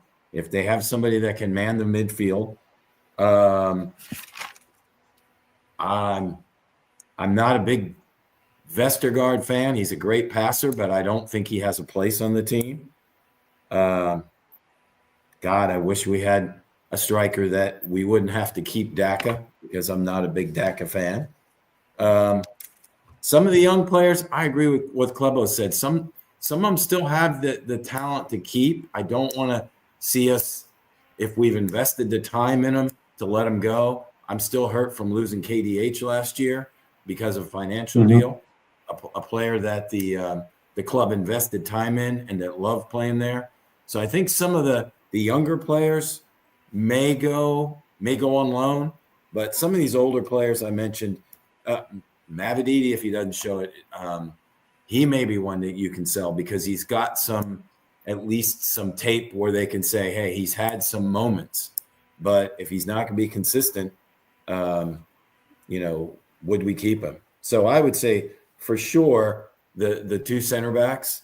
I'm so sorry. And Winks. Winks is one that I mean, we have mentioned him so many times in last season, post matches, and already today. So that's who I would say. And I'm sure there's more. I'm sure there is. Look, we've still got to see certain players come back, Wayne. Sutar, Fataru, Vestergaard, whether it's for illness or whether it's for international duty. I'm going to ask you about Sutar, because I've always liked this guy. And I don't think we've, since we bought him, and we bought him from a championship club. Sheffield United loved him. And I've said, basically, I think if he'd have hadn't had his injury, they'd have probably got promoted. Can you see a way back for him? Not really, no. Not really. Sometimes you have sliding door moments and it doesn't work out. It's like if Alvaz and Braybrook hadn't got injured, I think they'd already be first team regulars, at least in the Championship, probably playing in the Premier League, but they got injured, and it's a bugger, unfortunate, and it's just what happened, and it seriously stunts the development. So I think Sutar, the time has gone, because we've got people like Ben Nelson, Aluko, and other people. I think we only need one experienced player in the back, the middle, and up front. That's it. I think all the older players. Who's your experienced defender? Who's my experienced defender? It wouldn't be Vestergaard, because what you got to remember is that all the players. Who would it be? Sorry. So who would it be? It would be Coda, Ndidi in the middle, and I up front, and then we only need that amount of people, and then we need a striker, and then get rid of all the high, because with PSR we've got to get rid of all the high wage earners. We've got to do it. Let's just kick this PSR into touch and just get on with developing again. Yeah. Okay, I'm going to go around. I know I said that was the last one. Let me go around very, very quickly. It's a one-word answer from all of you. I'm going to go around 3 times. Start obviously with Tom. Sutar or Cody? Sutar. Clibo, Sutar or Cody? Sutar. Jim, Sutar or Cody? Cody. But yeah, and we know. Actually, no, I prefer Sutar actually for Chris to Cody. I was thinking about it. Yeah, I think I would prefer Sutar, because he would score from corners if we get the set pieces sorted out. So I've changed my mind. I think I was just waffling there. So it is a gamble though, because he's coming back from an injury again, isn't he? Yeah, it's not the first one, so maybe actually Cody would be the smarter choice. The thing about Cody though is he does a lot of shouting, but does he actually lead by example? And of course, Sutar's probably not on as high wages. Yeah, it's a bad injury as well that Sutar's got. Yeah, bad injury. Yeah. But like you say, when he comes back, I still think he's the better option. But I didn't have to make the decision, because everybody apart from Jim was sensible. Tom, let's have a look. Sutar, Vestergaard. Oh my word, mate, Sutar, just because Vestergaard's so much more expensive. I'd prefer to have a broken Sutar on a cheaper wage. Clibo? Oh, Sutar. Jim? Sutar. Well, he's cheating out now. No, I'm not a big Vestergaard fan. No. And Wayne, Sutar or Vestergaard? Sutar. Vestergaard's had it. Not quick enough even for the Championship. I think I know what's going to come on this one. We're talking fit players here. Tom, Sutar or Faze? Oh, that's an interesting one. You know me, I'd put Faze in midfield for a laugh. I think he's that bad at defending. Sutar. Save the money, mate. mate. In midfield, you're going to go in the same bin that Ruud van Nistelrooy. Mate, he looks like David Luiz. Play him like David Luiz. He doesn't play like David Luiz, though. He did against TPR. Easy for me, Sutar. Sutar. Jim? Same. Wayne? Interesting, we've all gone for a player that's prone to injury over all these others. Sutar. Now, so really, there's only one vote against Sutar. Now, I don't want to name names here, but like I said, you know, we dumped them a couple of 100 years ago for a reason. Oh, you know, they call it independence, we call it dumping them. Yeah. Jim, I love you, mate. You know I'm joking. Gotcha. Guys, look, we are at 5 minutes 58. I'm going to try and end it before the 6 hours. It's been a long one. Have a day off tomorrow, although you can bloody bet that they'll probably announce tomorrow that we've signed a few enters. But hopefully not. Hopefully we can all have a day off. Look, all of you, Tom especially, thank you for sticking with me all through that, mate. No worries. And Clivo, nice work, man. Jim, thank you very, very much as well. Take care, guys. Thanks a lot. Guys. Take care. Cheers. Bye-bye. Adios. Bye. Honestly, I don't know. I never want to do that again. Never want to do that again. If you've stuck with us while you've been watching, thank you very much indeed. Really do appreciate it. If you've been listening via your favourite podcast platform, thank you for lending me your ears. I'm going to go and stick the chapters on this so people can find what they want to watch. So if you're going to watch it, please add your comments below. Thanks so much, and I will see you all, if not before, Monday night at 9 o'clock with Clivo and Reese for the Chit Chat Show. Take care, guys. Have a good weekend. Thanks for watching. These videos are tremendous. You better like them too, or I'll be back. This podcast is proud to be part of the TalkSport Fan Network. TalkSport. Powered by fans. That will conclude this evening's entertainment.